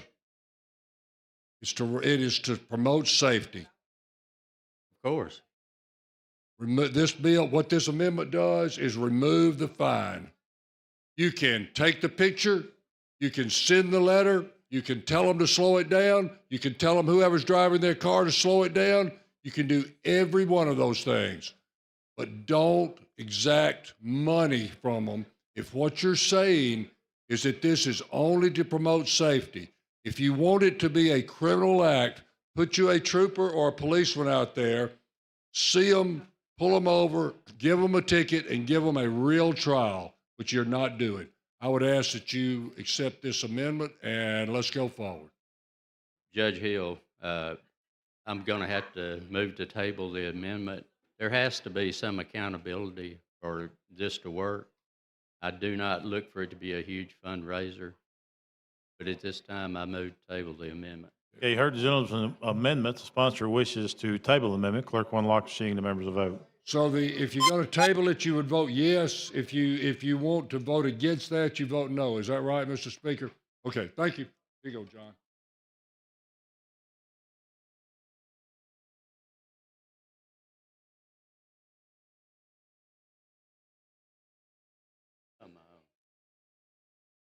Clerk will lock the machine. Record the vote. 39 ayes, 53 nays. The amendment has prevailed. Wait a minute. Wait. So we've got to vote on the amendment. I'm sorry. The tabling motion failed, so we've got to vote on the amendment. Clerk will unlock the machine. The members vote.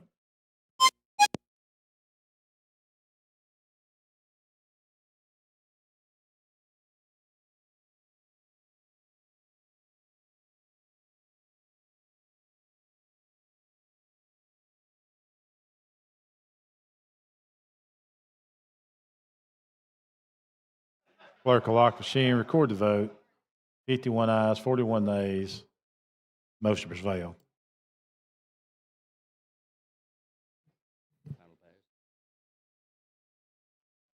Final passage. Questions, final passage. The chair recognizes the gentleman from Jefferson. Representative, he's good. The motion is final passage. Is amended. Clerk on the lock machine. The members will vote.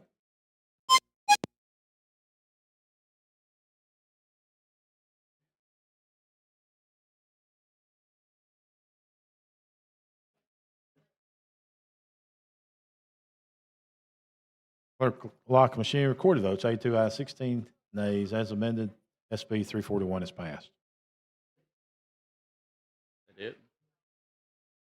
Thanks, Speaker. Thank you, member. Clerk, call next bill. On page 39 of the calendar, Senate Bill number 303 by Senator Kelly relating to motor vehicles.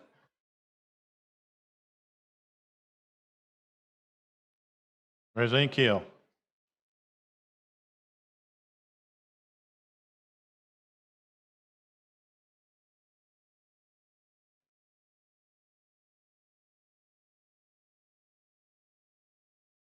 Thank you, Mr. Speaker. This bill would allow the licensing and tagging of UTV vehicles to be used on low-speed highways. And I ask for the BIR. Chair recognizes the gentleman from Lauderdale, Representative Pettis.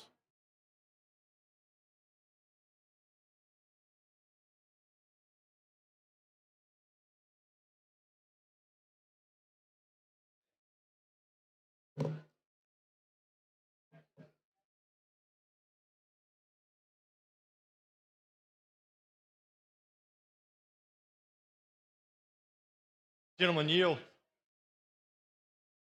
Yes. Will the gentleman yield? Yes. Do you think these vehicles are safe to be on the road? Yes. At a low speed, I do. What would you call a low speed? 45 miles an hour and under. What is the top speed of a Polaris UTV? Probably less than a Corvette. Yes, I would say that. Around 100, would you say? Would that be low speed? It could be. Would you think you're an expert on safety on these vehicles? I'm not an expert on the safety on these vehicles. I'm not sure that you're an expert on safety on vehicles. Nope. Who do you think would be an expert on these vehicles? The manufacturer, maybe? Could be. Okay, if the manual of the manufacturer of these vehicles says these vehicles are not designed, manufactured, or made to be put on the roadway, serious injury or death could occur if you do this. So would you think that would be true? Well, in the way that they are produced at the factory, that's true. But you obviously have read the bill. You know that we have added multiple safety mechanisms to the machine so that they are more like a road-ready vehicle. Well, they are a road-ready vehicle. Turn signals, rearview mirrors.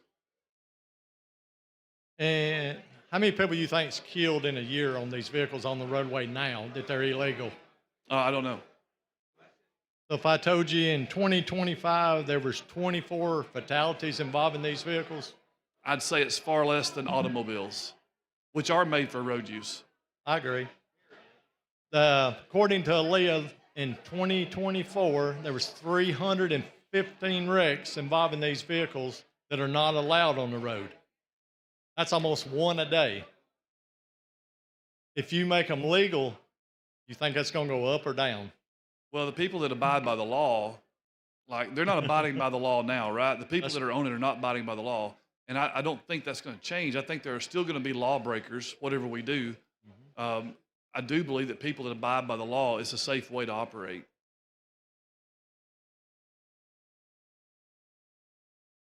So would you think, go back to my question, would you think the wrecks and fatalities go up or down if this bill is passed? I don't know that there's data to prove one way or the other. As long as people are abiding by the law. Well, we just went through a bill about abiding by the law. They say nobody slows down in a construction zone. They don't obey the law anyhow. So if we pass this law, how many people do you think is going to put on-road tires on their off-road vehicle? Well, anyone that operates legally will. I suppose it's like any other vehicle that has that's illegally modified. I mean, that happens now on vehicles all the time. Yep. I guess my biggest thing is I see them on the road. I've worked wrecks on these. I've seen what they do. Because they're not made to be on the roadway, they don't have the safety equipment, the airbags, or any of that stuff that's required on an automobile. I guess that's the reason I say it's not safe to be on the road. They're not designed to be on the road. So, I guess, let's see.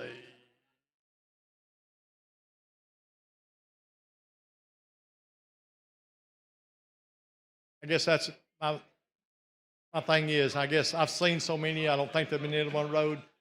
We're talking about safety. Putting these on the roads is not about safety. It's about, I guess they say convenience or whatever when they could go get in their car. I appreciate it. You recognize the gentleman from Jefferson, Representative Hendricks.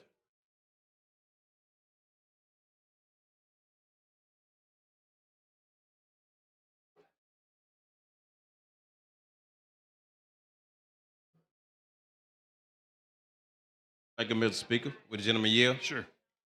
So, question real quick. Why we doing this? What's the purpose of passing this? Well, you're familiar with UTVs, I guess. Yeah, And in rural yeah. areas, they're often used to go see family members, live close by, go to the farm, go to the hunting lodge, hunting land, whatever it is. And so this makes people are doing it now illegally. Right. Questions about what's enforceable and what's not, and what happens at the point of stopping someone. This gives a legal method for somebody to operate on a low-speed highway. Well, for that reason you just mentioned, the ones that actually driving on the road illegally, we just need to come down on them a little bit more honestly, because back in Birmingham, we see it a lot too. So what we do, we have a little team, a little task force that specializes in this particular area. So we come down on them because these vehicles are not properly equipped, from the brakes to the lights to the windshields. They have no airbags. They have none of that stuff. So the vehicles itself is not safe. So I don't think that we should give these vehicles, the right of way to be driving on, on a public road. It's just not safe, like seriously. And I understand where you're coming from. I understand what you're trying to do. But from my perspective, just being out there and see exactly what's going on. Prime example. You're talking about rural areas, non-incorporated areas. Right. But I'm talking about within the city as well. I'm talking about within the city. Well, this doesn't allow it in the city. I understand it, but what I'm saying is you have RTVs, come within the city, and also in the rural areas too, where they do the same thing. I got a buddy of mine that lives in the rural area, and he's an officer. We talk about it all the time. What I'm saying is that the vehicles are not safe. They're not. They're not properly equipped, especially with brakes, especially with windshields, and also lighting as well. Well, you probably saw in the bill that it does have to have brakes. It does have to have headlights, taillights, brake lights, turn signals, a horn, seat belt, a roll bar, spark arrestor, a muffler, a windshield. Tires have to be in compliant with Alabama code. So these vehicles will have those things. If they don't, they get a ticket. So I think with that, I think they talking about with RTV standards, not regular motor vehicle standards. That's what I think they speaking of. I'm talking about regular motor vehicle standards because with motor vehicle standards, there are certain equipment that you have to use on regular motor vehicles. What With other RT than vehicles, no, they are completely different. They manufacture different. Matter of fact, a lot of them don't manufacture with the same company. That's what I'm trying to get you to understand. And they're not safe. I ain't worked several accidents. I ain't seen several accidents where people seriously got hurt because they driving an RTV. That's all I'm saying. I'm not trying to kill your bill or none of that stuff. I'm just speaking from my perspective to let Sure, you know. That's understand. it. Good Okay. deal. Thank you. Chair, thanks. The gentleman. Question for the body is the adoption of the BIR. Clerk will unlock the machine. The members will vote.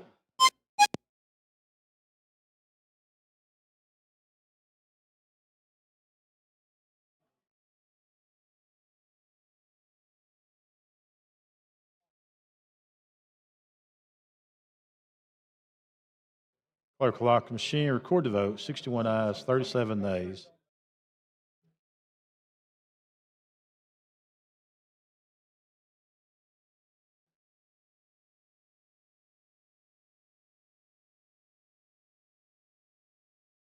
BR has passed. Question for the body is passage of HB 303. Clerk will unlock the machine. The members will vote.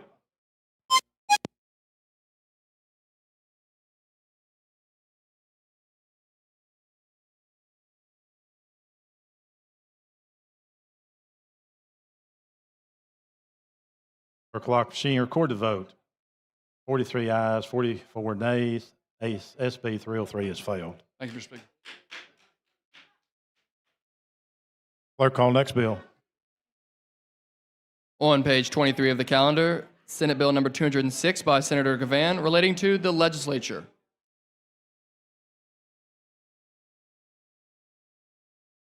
Pro Tem Pringle recognized.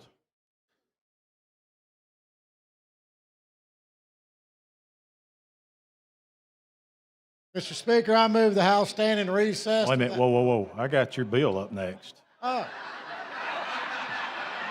Sorry about that.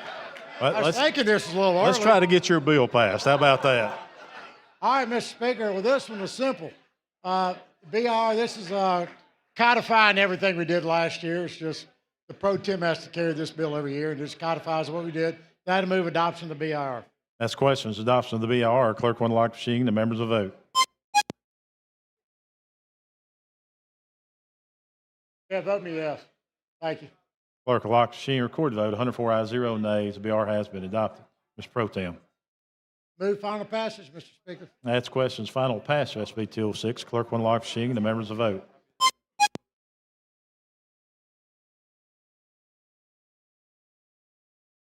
Clerk will lock the machine. Record the vote. 101 ayes, 0 nays. SB 206 has passed. Thank you. I'll be back in 22 minutes. All right. Thank you. Clerk, call next bill. On page 29 of the calendar, Senate Bill number 42 by Senator Kitchens relating to municipal elections. Representative Ross, you're recognized.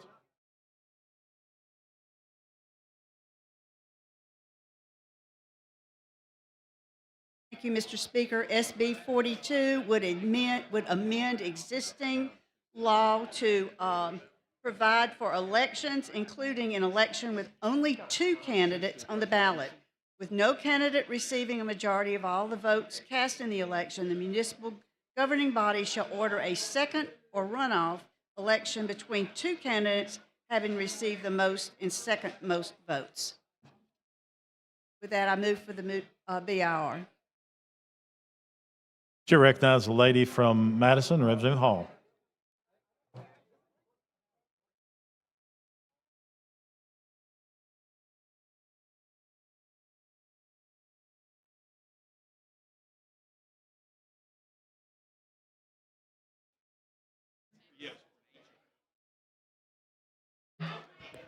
Thank you, Mr. Speaker. But the lady yield.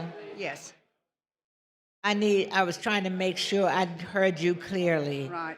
Am I understanding that if this is a municipal election and there's only 2 candidates and neither one of the candidates received? They tied. Right. We You had that had a happen. situation like that in your area? Yes. And your recommendation is that there would be another runoff. Yes. You did have that, right? We did, but, and that's what the law is vague, and this is just to clarify when there's just two candidates. Because if you'll look on line,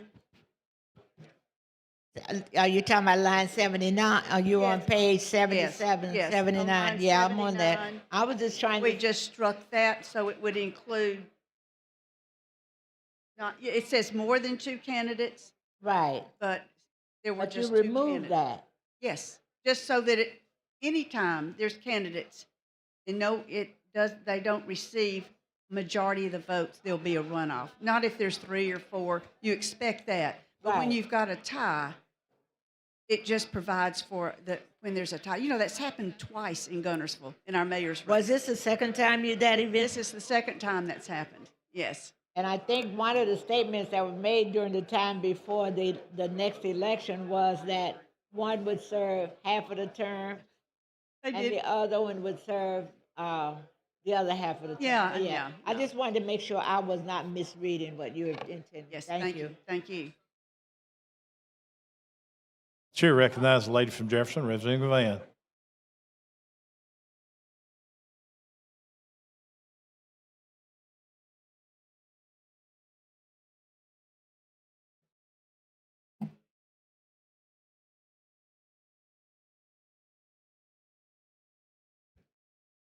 I'm trying to refresh my recollection.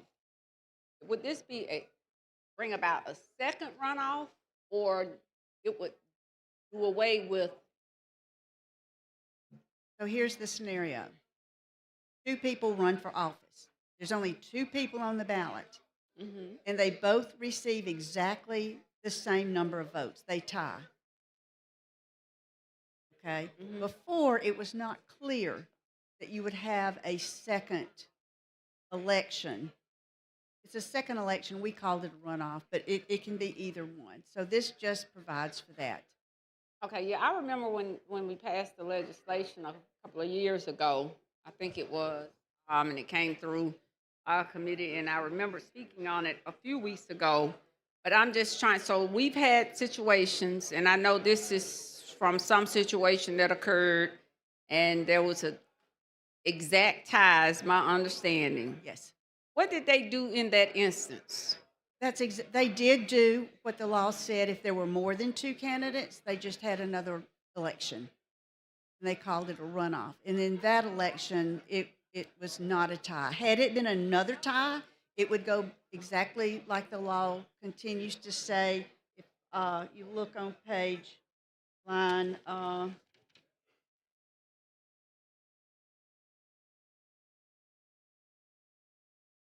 it says that a vote for the particular candidate by majority of those men. Okay, so the city council would vote to break the second tie. And what did they do in you all's situation? Well, when they had the second election, there was a 500 vote difference.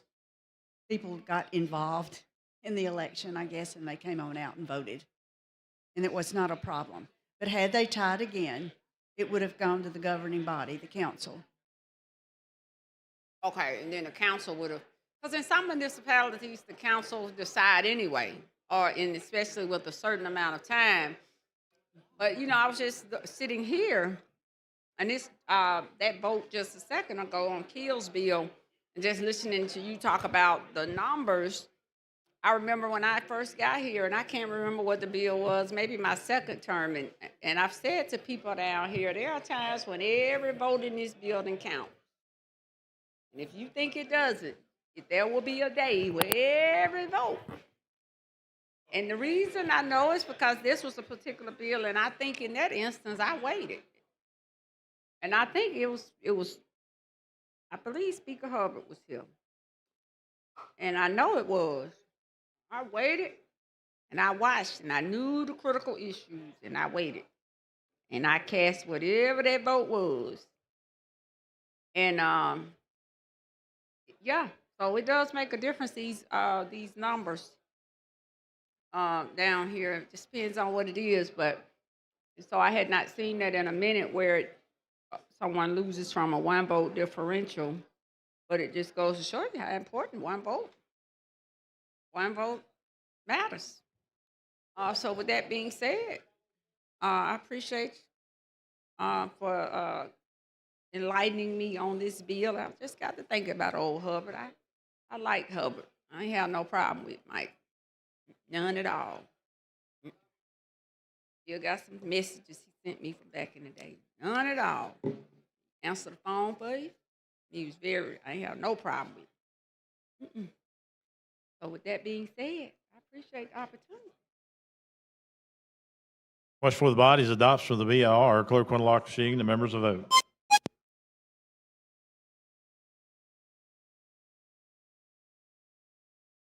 Clerk will lock the machine. Record the vote. 105 ayes, 0 nays. The BR has been adopted. Representative Ross. If there's no other questions, I move for final passage. That is questions. Final passage of SB 42. Clerk will lock the machine. The members will vote.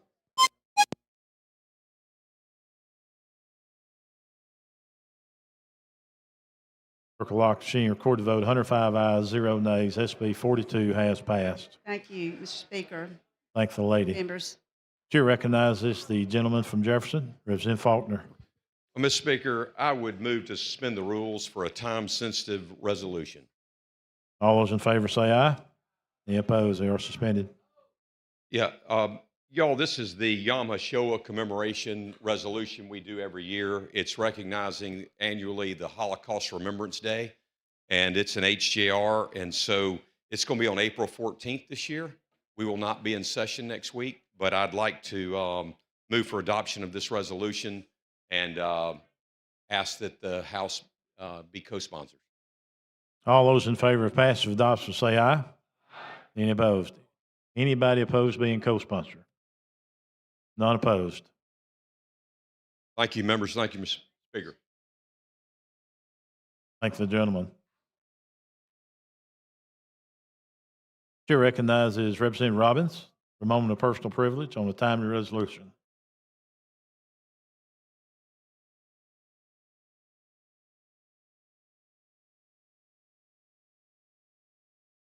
Thank you, Mr. Speaker. I don't see Representative Datcher, but Representative Shaw, I just wanted to recognize that in the history of the United States soccer team, we have only had one player from the state of Alabama be on a World Cup roster. It's projected that we will have 2 players this summer, one of which will be the team captain by the name of Chris Richards from the city of Birmingham. The other player will be Tanner Tessman. Both these individuals came from the state of Alabama, which is not a pipeline for soccer talent, and have persevered, and now they play at the highest of high levels. They play in the Premier League, and they play in France. And I think it's important for us to understand what feat these individuals have done and congratulate them. And I just we have a resolution honoring Tanner and a resolution honoring Chris Richards. And when the United States plays Paraguay, we want that to be known, the whole world, the most watched sporting event in the world, that will be Chris Richards Day in Alabama. And then when the United States plays Australia, that will be Tanner Tessman Day in the state of Alabama. Thank you, Mr. Speaker. So Chris Richards is a native of Alabama, of Birmingham, Alabama. His dad actually played basketball at Birmingham Southern. And he was just back in Birmingham a few days ago dedicating a soccer field in downtown Birmingham to help celebrate the World Cup. And he said something that I want to quote that was pretty special. Honestly, I never thought it was possible. I'm glad that I was able to be that kind of person to bring this kind of award to Birmingham. But also for me, it's about the next generation. Hopefully another kid from Birmingham will have that award one day. An award he's talking about is being named U.S. Soccer Player of the Year, a young African-American man from Birmingham, Alabama. So he's part owner of the Birmingham Legion soccer team because he's trying to encourage soccer and across all diversities in Alabama, but particularly in Birmingham.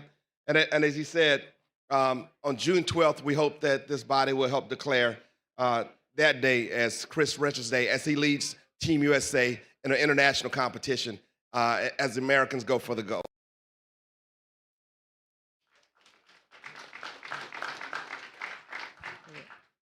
So with that, there'll be two resolutions, and I asked would the body be willing to co-sponsor the first resolution honoring Chris Richards. You heard the gentleman's request. All in favor of the first resolution, say aye. Any opposed? All in favor. Is anybody opposed to being co-sponsor on that bill? No. The second one? And for the second one as well, for Tanner Testman. Okay, you heard the second resolution. All in favor, say aye. Any opposed? Thank you, Speaker. Thank Let's you. get, you want everybody to be co-sponsors on that one too, right? On that one as well. Okay, is there any objections? Hearing none, everyone's a co-sponsor. Thank you. Thank you.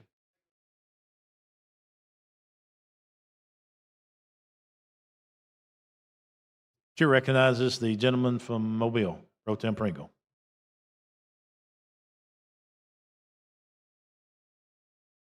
As you know, I'm ready, Mr. Speaker, but I think we need to ask the members in blue to come down for a picture after we recess. Want to do that? Or did you tell me? Yeah, that's the request, I think, yeah. Okay, so with that, Mr. Speaker, I move the House stand in recess to the hour of 7 p.m. And those members who have blue on want to come down and get your picture in the well. All in favor, say aye. Any opposed? We are in recess.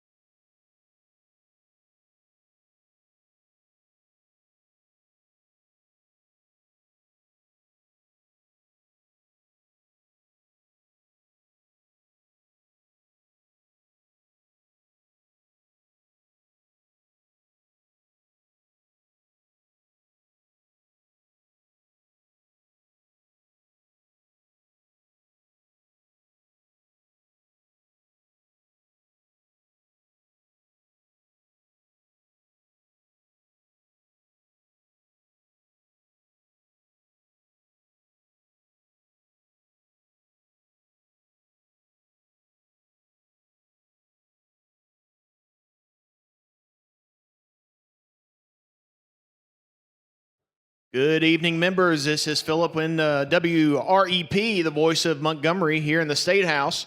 We're asking that all of our members make their way to the chamber.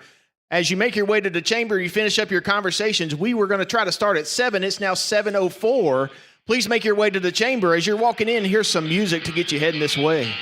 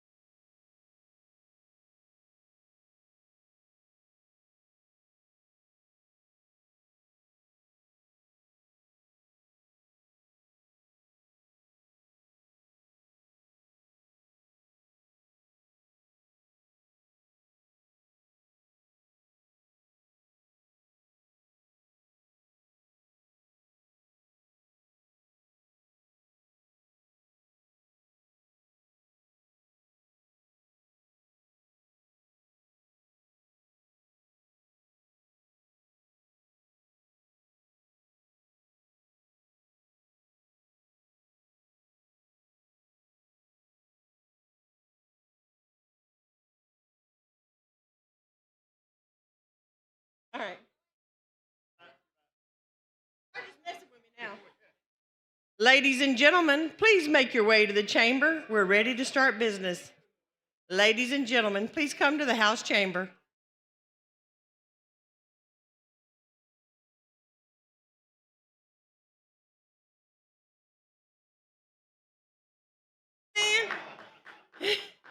The speaker's here, so you're officially late.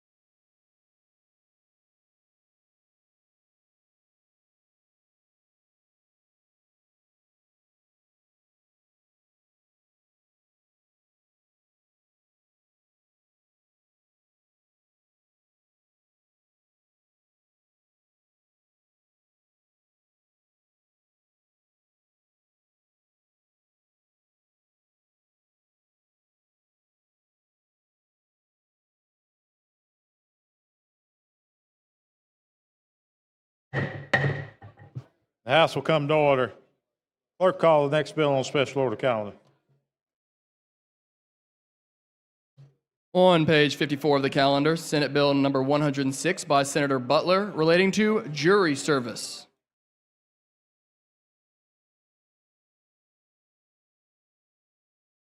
Thank you, Mr. Speaker. So this bill would allow individuals over the age of 80 years old to provide a written statement to the court to be permanently removed from jury service. With that, I ask for the BIR. That's questions, adoption of the BIR. Clerk on the lock machine, the members will vote.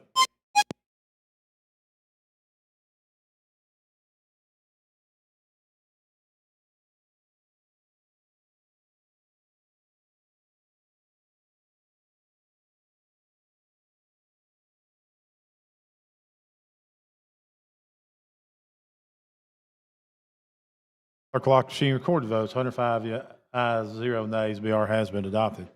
Thank you, Mr. Speaker. I ask for final passage. That is questions final passage of SB 106. Clerk will unlock the machine and the members will vote.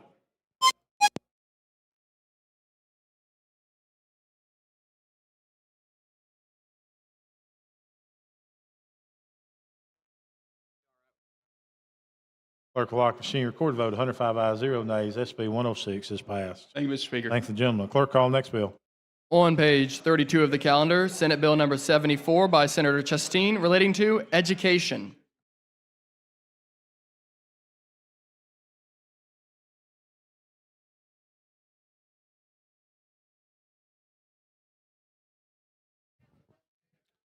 House bill passed upstairs. Move to carry this bill over. All right, all in favor say aye. The opposed bill has been carried over. Clerk, call next bill. On page 29 of the calendar, Senate Bill number 166 by Senator Figures relating to campaign finance. Mayor Jones. Thank you, Mr. Speaker. SB 166 is a bill that puts a date on when you have, how long you have to keep records. Basically, financial records, Fair Campaign Practices Act. Presently, under the law, there is no time period in which you're supposed to maintain records. This bill puts a 4-year limit on how you have to maintain records. Questions, adoption of the BIR. Clerk will unlock the machine and members will vote.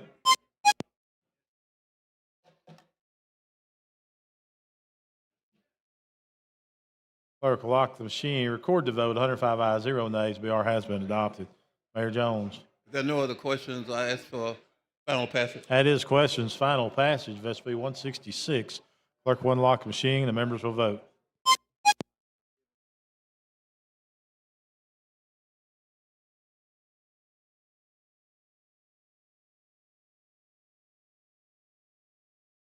Clerk will lock the machine. Record the vote 105 ayes, 0 nays. SB 166 has passed. Thank you, Mr. Speaker. Thank you, Patty. Thanks, gentlemen.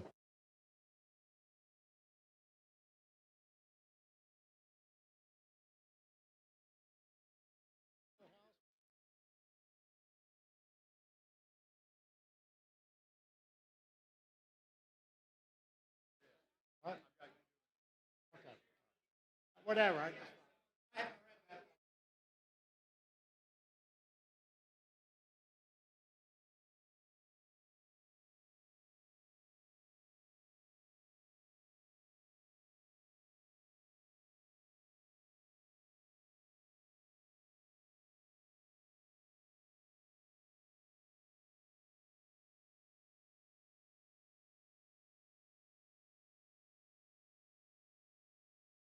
Clerk, call next bill.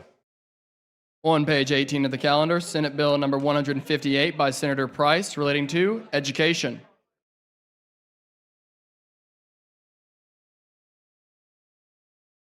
Representative Nelson, you're recognized. Thank you, Mr. Speaker. Body, what SB 158 does is this bill would require public high schools to designate a school day for military recruiters to administer the Armed Services Vocational Aptitude Battery, the ASVAB, on a voluntary basis on campus to students. And with that, Mr. Speaker, I'd ask for the BIR. The chair recognizes the lady from Jefferson, Representative Moore.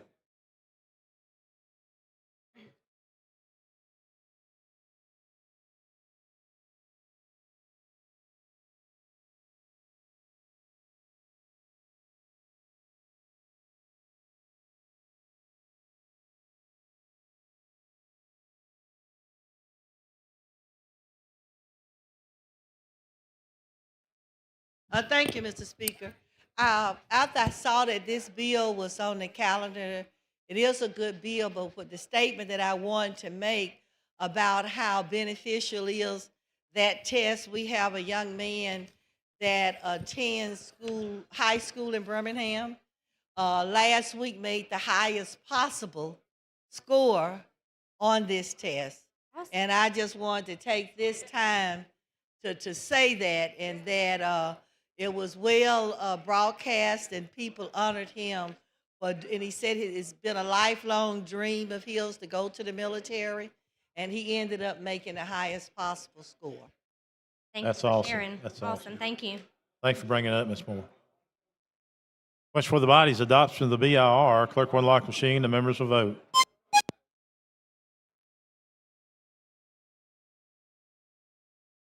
Clerk will lock the machine. Record the vote. 103 ayes, 0 nays. The BR has been adopted. Representative Nelson. That, Mr. Speaker, I would ask for final passage. That is question is final passage of SB 158. Clerk will unlock the machine and the members will vote.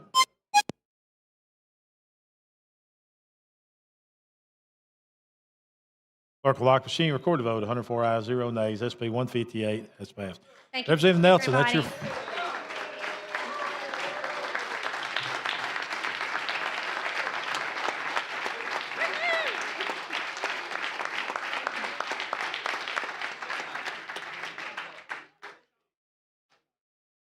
Congratulations. Well done. Clerk, call the next bill. On page 38 of the calendar, Senate Bill number 15 by Senator Gavan relating to secured transactions. Representative Underwood.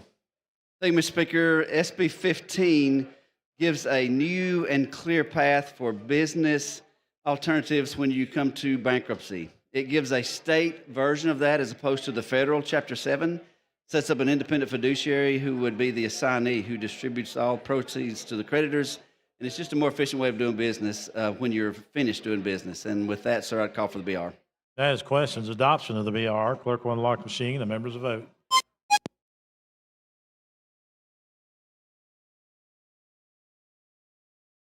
Clerk will lock the machine. Record the vote. 104 ayes, 0 nays. The BR has been adopted. Representative Underwood. Call for final. That's question. Final passage of SB 15. Clerk will unlock the machine. The members will vote.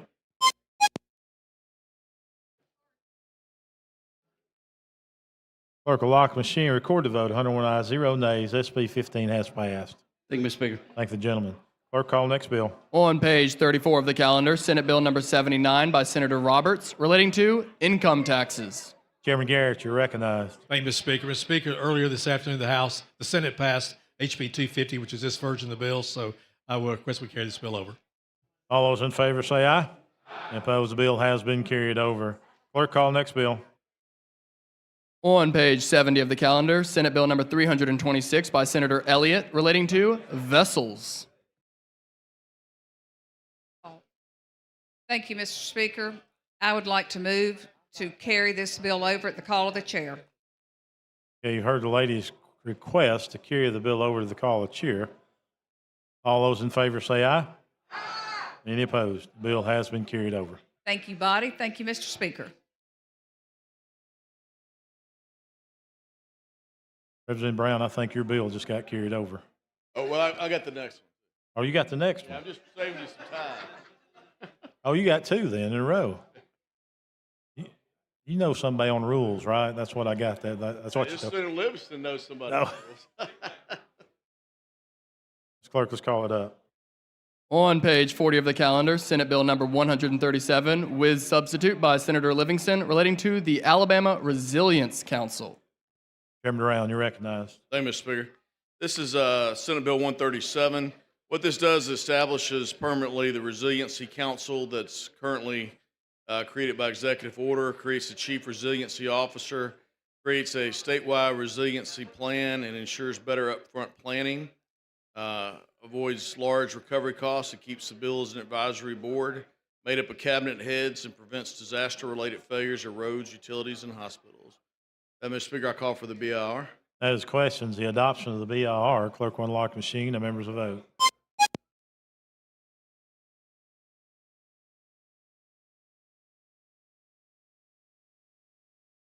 Clerk will lock the machine. Record the vote. 98 ayes, 0 nays. The BR has been adopted. Thank you, Mr. Speaker. I have a floor sub. Okay. Clerk, see the sub. No, it's a floor sub.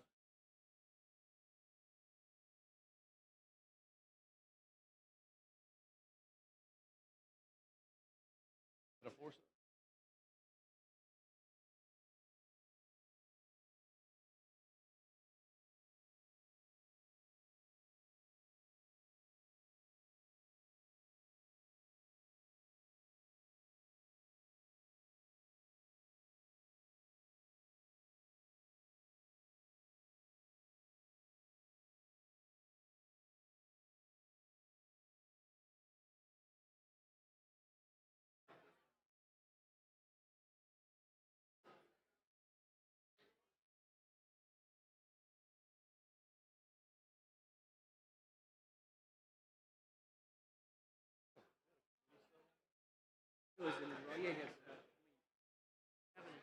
This is the floor sub. Okay. Oh, okay. What was the amendment?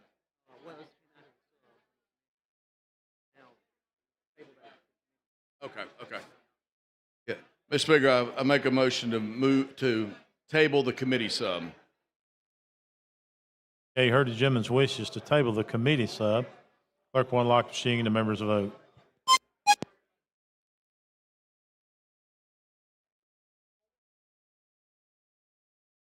Clerk will lock the machine, record the vote. 96 ayes, 1 nay. The committee sub has been tabled.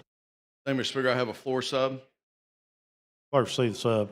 Substitute for Senate Bill number 137 by Representative Brown. Thank you, Mr. Speaker.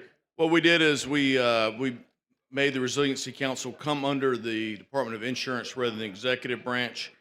We moved the funding from the general fund to the Department of Insurance, and we currently have someone in the Department of Insurance that does resiliency, so they would be named as the Chief Resiliency Officer, and also added, so it clarified voting members are made up of state agency heads and non-voting members are appointed by the governor.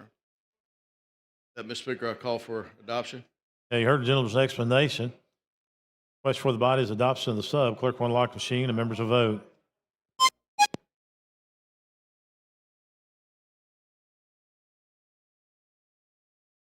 Clerk will lock the machine, record the votes. 95 ayes, 0 nays. Committee sub, floor sub has been adopted. Mr. Chairman. Speaker, I call for final passage. That is question. Final passage substituted. Clerk will lock the machine and members will vote.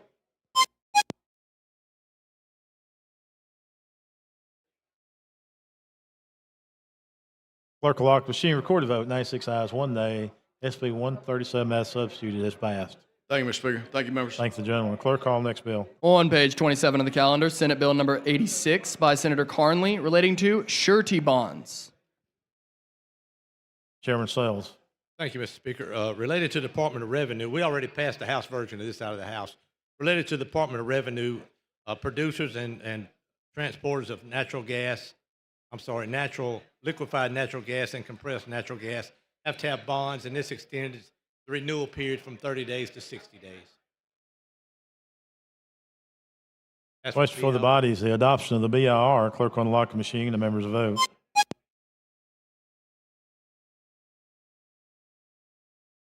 Clerk will lock the machine, record the vote. 102 ayes, 0 nays.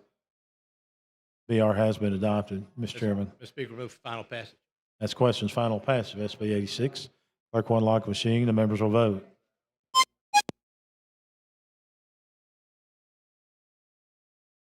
Clerk will lock the machine, record the vote. 103 ayes, 0 nays. SB 86 has passed. Thank you, Mr. Speaker. Thank you, body. Gentlemen.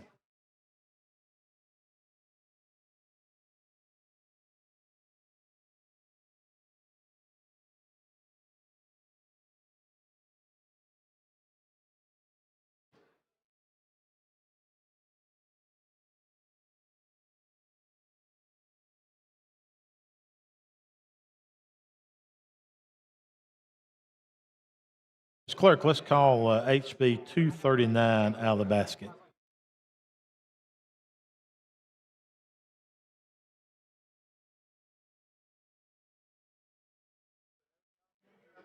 Message from the Senate. Mr. Speaker, the Senate has amended as therein shown and as amended has passed the following House bill and returned same herewith to the House of Representatives. House Bill number 239 relating to salaries. Chairman Signed Collins. Patrick Harris, Secretary. You're recognized. Thank you, Mr. Speaker. What they did is that they added the retiree bonus to the pay raise for the teachers, and I concur. Okay, you heard the gentleman's explanation of the concurrence. Clerk will unlock the machine and the members will vote.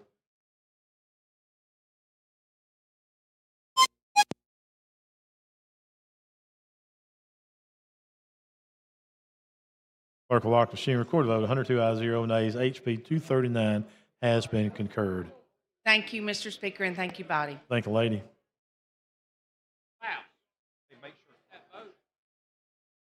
Mr. Clerk, let's call HB 487 out of the basket, please. Message from the Senate. Mr. Speaker, The Senate has amended as therein shown and as amended has passed the following House bill and returned same herewith to the House of Representatives. House Bill number 487, Supplemental Appropriations. Signed, Patrick Harris, Secretary. Chairman Reynolds. Thank you, Mr. Speaker. I would ask to concur with the changes the Senate made. That was a $5 million transfer from a previous appropriation from the Alabama Department of Mental Health to the Alabama Public Health. Okay, you heard the gentleman's recommendation. He wishes to concur. Clerk will unlock the machine. The members will vote.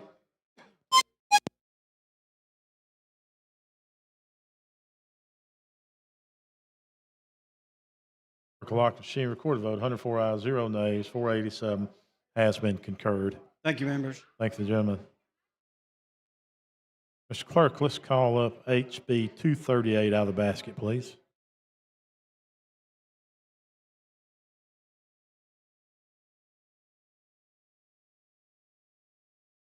Message from the Senate. Mr. Speaker, the Senate has amended as therein shown and as amended has passed the following House bill and returned same herewith to the House of Representatives.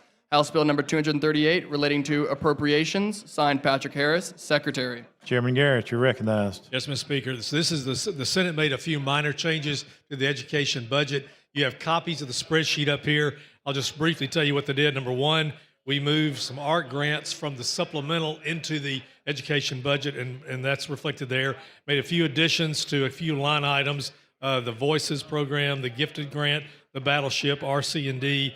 We restored some funding to the Department of Workforce, included language that would enable us to do the retiree bonus. The retiree bonus is not coming out of the budget line items, but coming out of the ending balance of the budget, which in effect, if you're a math nerd, that will impact next year's supplemental. But that's the enabling language for what we just passed with Representative Collins. A few other language changes, all in all, pretty minor changes. I recommend we concur. Okay, you heard the gentleman's explanation. He wishes to concur. Clerk will unlock the machine. The members will vote.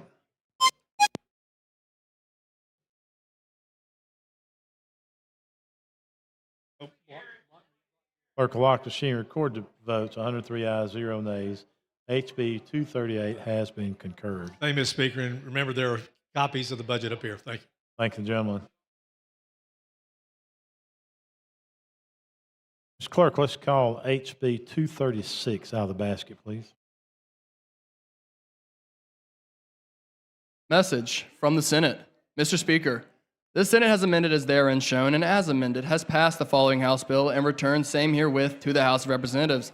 House Bill number 236 relating to supplemental appropriations. Signed, Patrick Harris, Secretary. Chairman Garrett. Mr. Speaker, this is advancement technology bill. At the request of one of their members, they made some just a language change to one item, so I recommend we concur. Okay, you heard the gentleman's explanation. He wishes to concur. Clerk will unlock the machine. The members will vote.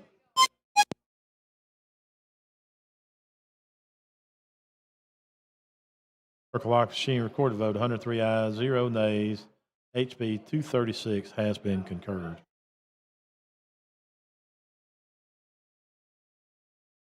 Mr. Clerk, let's call HB 235 out of the basket, please.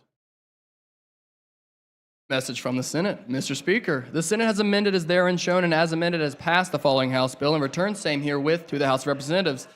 House Bill number 235 relating to appropriations. Signed, Patrick Harris, Secretary. Chairman Garrett. Mr. Speaker, this is the supplemental appropriation. As I mentioned before, the Senate moved $1.2 million from the supplemental into the budget from arts grants. That freed up $1.2 million to spread among a number of other projects in the supplemental. They're up here at the podium, and also I see Representative Albright's passing them out. Recommend we concur. Okay, you heard the gentleman's wishes was to concur to HB 235. Clerk will unlock the machine. The members will vote.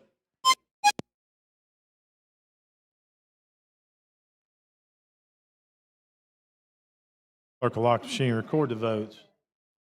103 ayes, 0 nays. HB 235 has been concurred. Thank you, Mr. Speaker. Thank you, members. Thank you, gentlemen. Mr. Clerk, let's call up HB 174.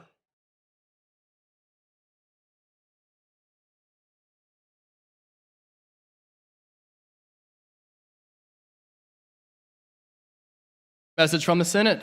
Mr. Speaker, the Senate has non-concurred in the House amendment to the following Senate bill. Senate Bill number 174 relating to natural resources.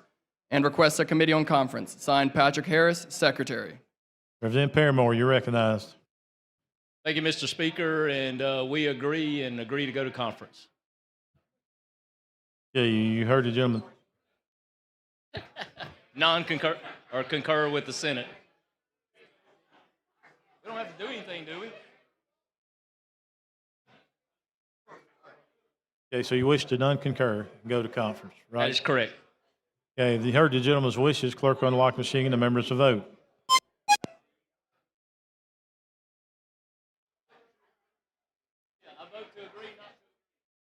Clerk will lock the machine. Recorded vote 103 ayes, 0 nays. SB 174 will be going to conference. Conferees will be Representative Paramore, Representative Travis, and Representative Crow.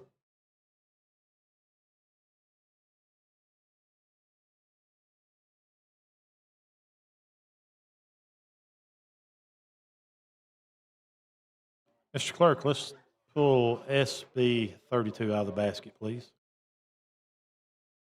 Message from the Senate. Mr. Speaker, the Senate has non-concurred in the House amendment to the following Senate bill.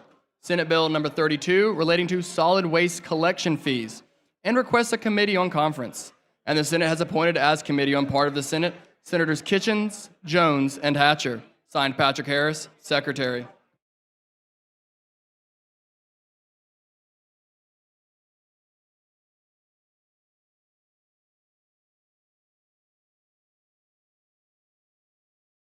Representative Ross, you're recognized. Yeah, thank you, Speaker, and we choose to go to conference committee. Okay, the lady wishes to go to conference. Clerk will unlock the machine and the members will vote.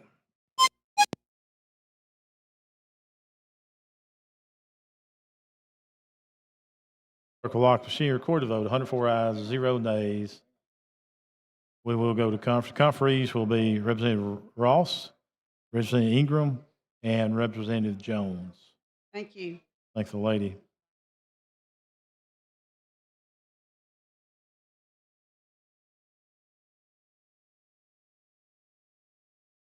Okay, Mr. Clerk, let's pull HB 315 out of the basket, please. Message from the Senate.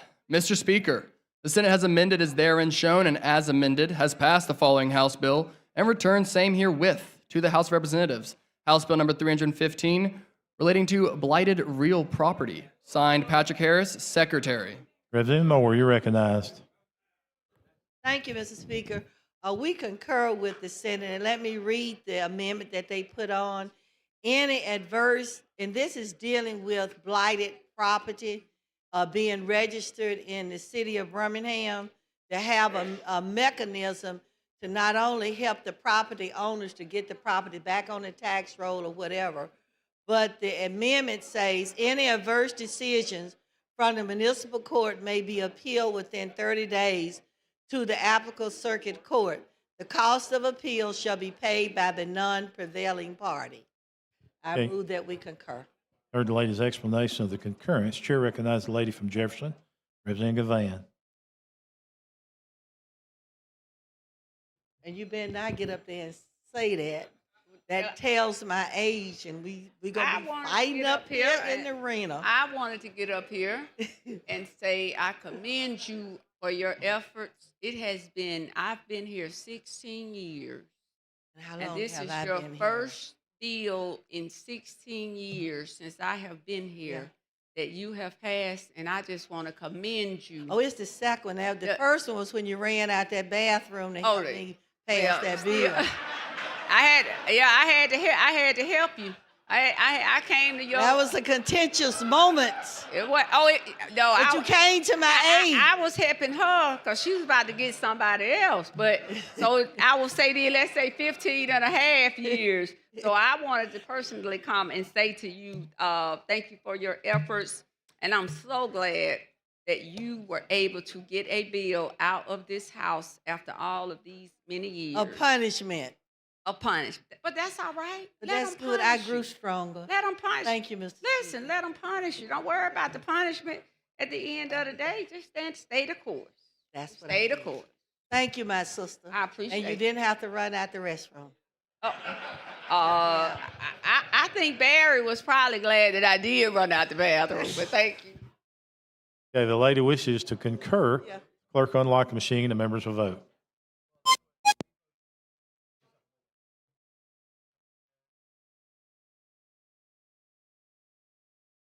Clerk will lock the machine, record the vote. 92 ayes, 0 nays.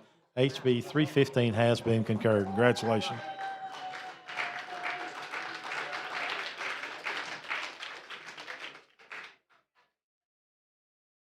Mr. Clerk, let's pull HB 249 out of the basket. Message from the Senate. Mr. Speaker, the Senate has amended as therein shown, and as amended, has passed the following House bill and returned same herewith to the House of Representatives. House Bill number 249, relating to guardianships. Signed, Patrick Harris, Secretary. Representative Faulkner, you're recognized. Speaker, thank you. I'd move to concur with this. They made a minor change for hospitals, allowing them to be able to petition the court and move for a temporary guardianship. And that's all it did was, frankly, they already had that power. It was just clarifying that in this ALI bill. I'd move to concur. Yeah, you heard the gentleman's wishes. He wishes to concur. Clerk will unlock the machine and the members will vote.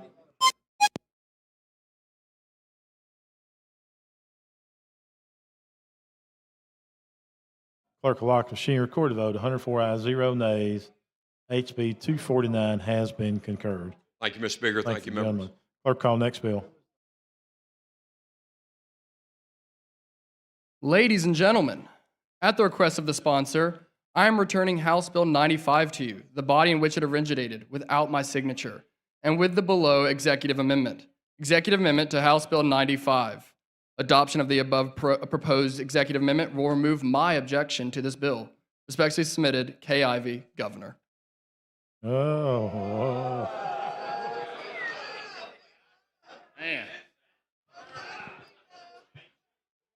Chairman, Man. what have you done? Unfortunately, we asked for this, and there was an amendment put on in the Senate committee, then it was taken off on the floor. This is just putting that amendment back on, and I move to concur.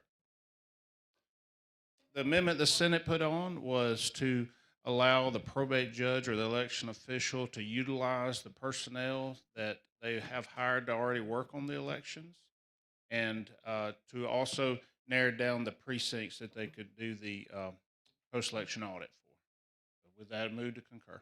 Chair, the gentleman's wishes is to concur with the governor's order. Clerk will unlock the machine and the members will vote.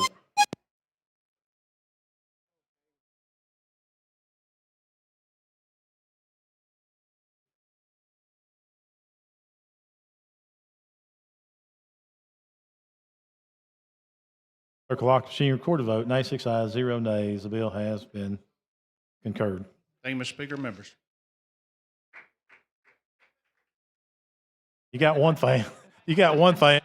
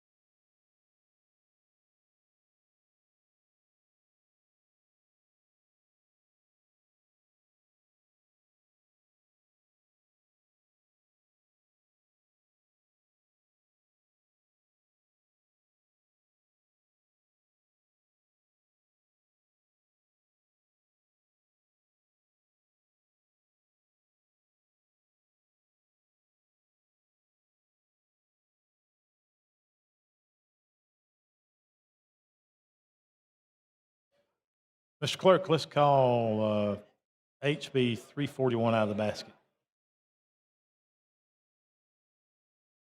Message from the Senate. Mr. Speaker, the Senate has amended as therein shown, and as amended has passed the following House bill and returned same herewith to the House of Representatives. House Bill number 341, relating to income taxes. Signed, Patrick Harris, Secretary. Representative Starnes, you're recognized. Thank you, Mr. Speaker. They just basically put a sunset on this bill. Begins January 1st, 2027 through December 31st, 29. And this, the first $5,000 is exempt for guardsmen. With that, Mr. Speaker, I concur with this amendment. Okay, you heard the gentleman's explanation. He wishes to concur. Clerk will unlock the machine. The members will vote.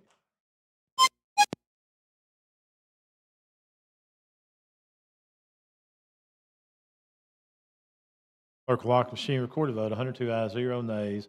HB 341 has been concurred. Thank you, Mr. Speaker and body. Thank the gentleman. Okay, Mr. Clerk, let's call up HB 75 out of the basket, please. Message from the Senate. Mr. Speaker, the Senate has amended as therein shown and as amended has passed the following House bill and returned same herewith to the House of Representatives. House Bill number 75, relating to education, signed Patrick Harris, Secretary. Representative Robertson. I move to concur with this. This amendment ensures that K through 12 schools are including the universities in the signing days. So I do move to concur. Okay, you heard the gentleman's wishes to concur. Clerk will unlock the machine. The members will vote.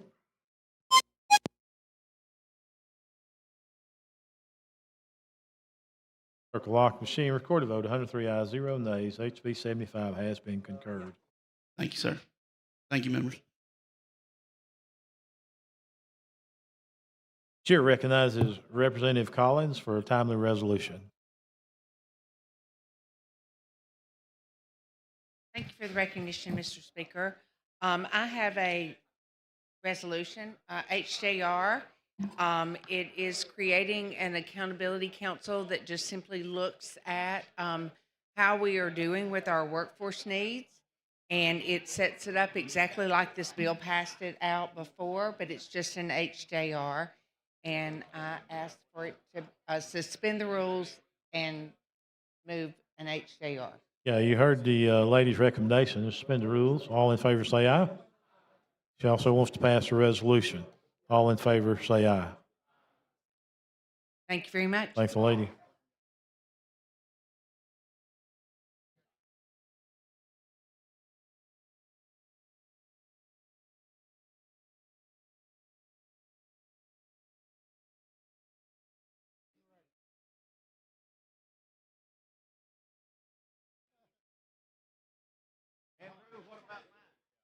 Mr. Clerk, let's call up HB 98 out of the basket, please.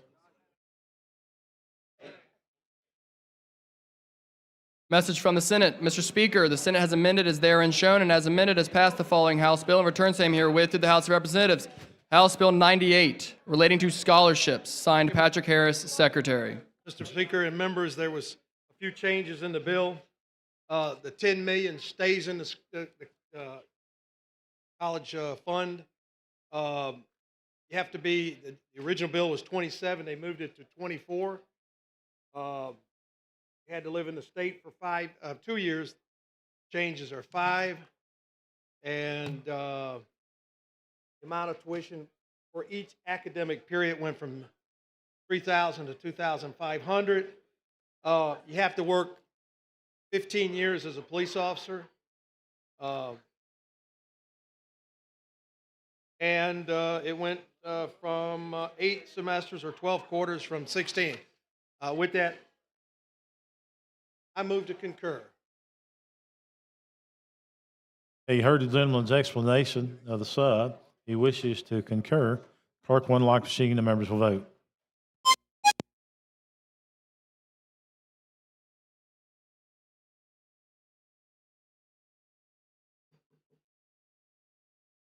Clerk will lock the machine. Recorded votes, 104 ayes, 0 nays. HB 98 has been concurred. Congratulations. Thank you, sir. And I would like to say, I appreciate the governor and her staff, and especially the speaker and your staff for getting this, that was 3 years in the making, moving. So appreciate it very much. Thank you.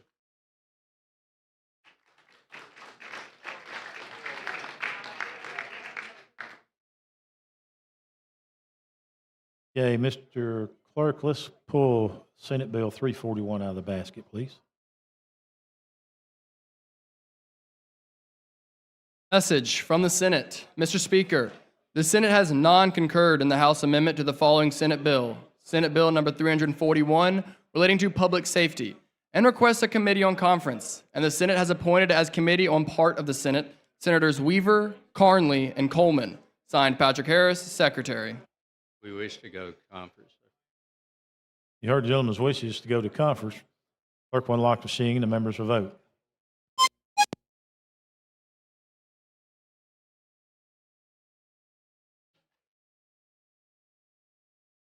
Clerk will lock the machine. Recorded vote 92 ayes, 0 nays. SB 341 will go to conference. The conferees will be Representative Kirkland, Representative Blackshear, and Representative Daniels.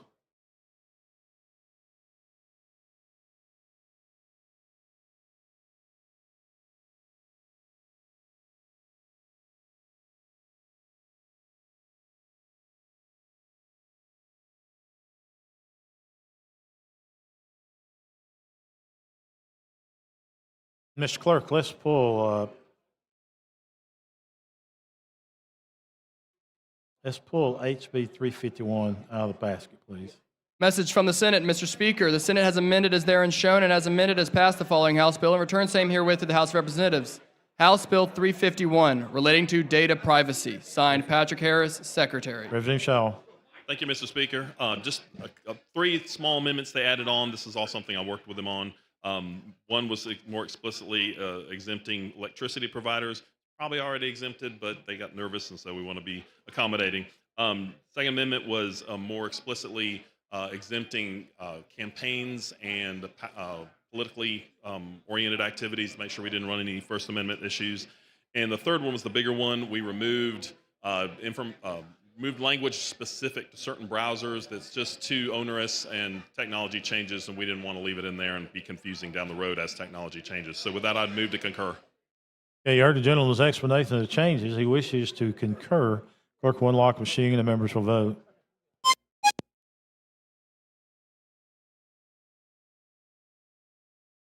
Clerk will lock the machine. Recorded vote 104 ayes, 0 nays. HB 351 has been concurred. Thank you, Mr. Speaker. Thank you, everyone. Thank the gentleman. Mr. Clerk, let's pull HB 593 out of the basket, please. Message from the Senate. Mr. Speaker, the Senate has amended as therein shown and as amended has passed the following House bill and returned same herewith to the House of Representatives. House Bill number 593 relating to alcoholic beverages. Signed, Patrick Harris, Secretary. Chairman Witt. Thank you, Mr. Speaker. I wish to concur. Members, they added the word local to make sure that the local taxes was collected properly on this. So I wish to concur. Okay, you heard the gentleman's explanation of the change. He wishes to concur. Clerk will unlock the machine and the members will vote.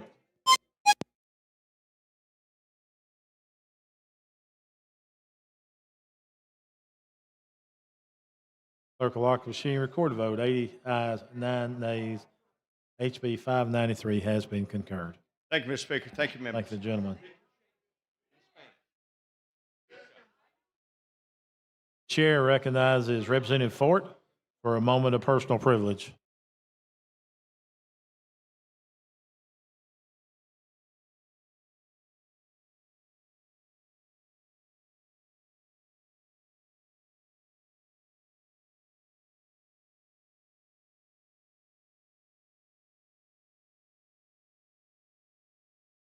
Thank you, Mr. Speaker.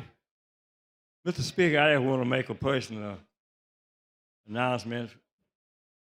Over the Easter weekend, Friday night, 4 students from Barber County High School got killed by a police chase, and we've been talking about that all the week. I think Red was talking about it week before last. They went over in Bullitt County, they went over in Pipe County. Pipe County joined on to my district. Barber County stopped here, and there you got Pipe County. And Clayton is a small town, nothing to do there on the weekend, so they go over in Pipe County and have some fun. And they were coming back down 431, the police, the state trooper was trying to pull them over, and they went back road. And so you know what happened? The state trooper won the race. Kill all 4 of them. I just got through talking to one of the school board members. They're going to have a memorial service for them Saturday. I don't know when they're going to bury them, but I will be there. I will be there. But, you know, it's so sad. Everybody was getting ready to celebrate Easter weekend. And here's what happened.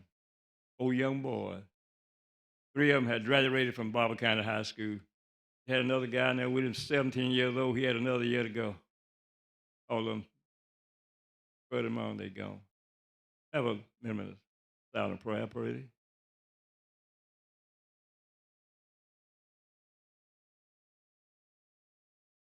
Thank you, Mr. Speaker. Thank you, gentlemen.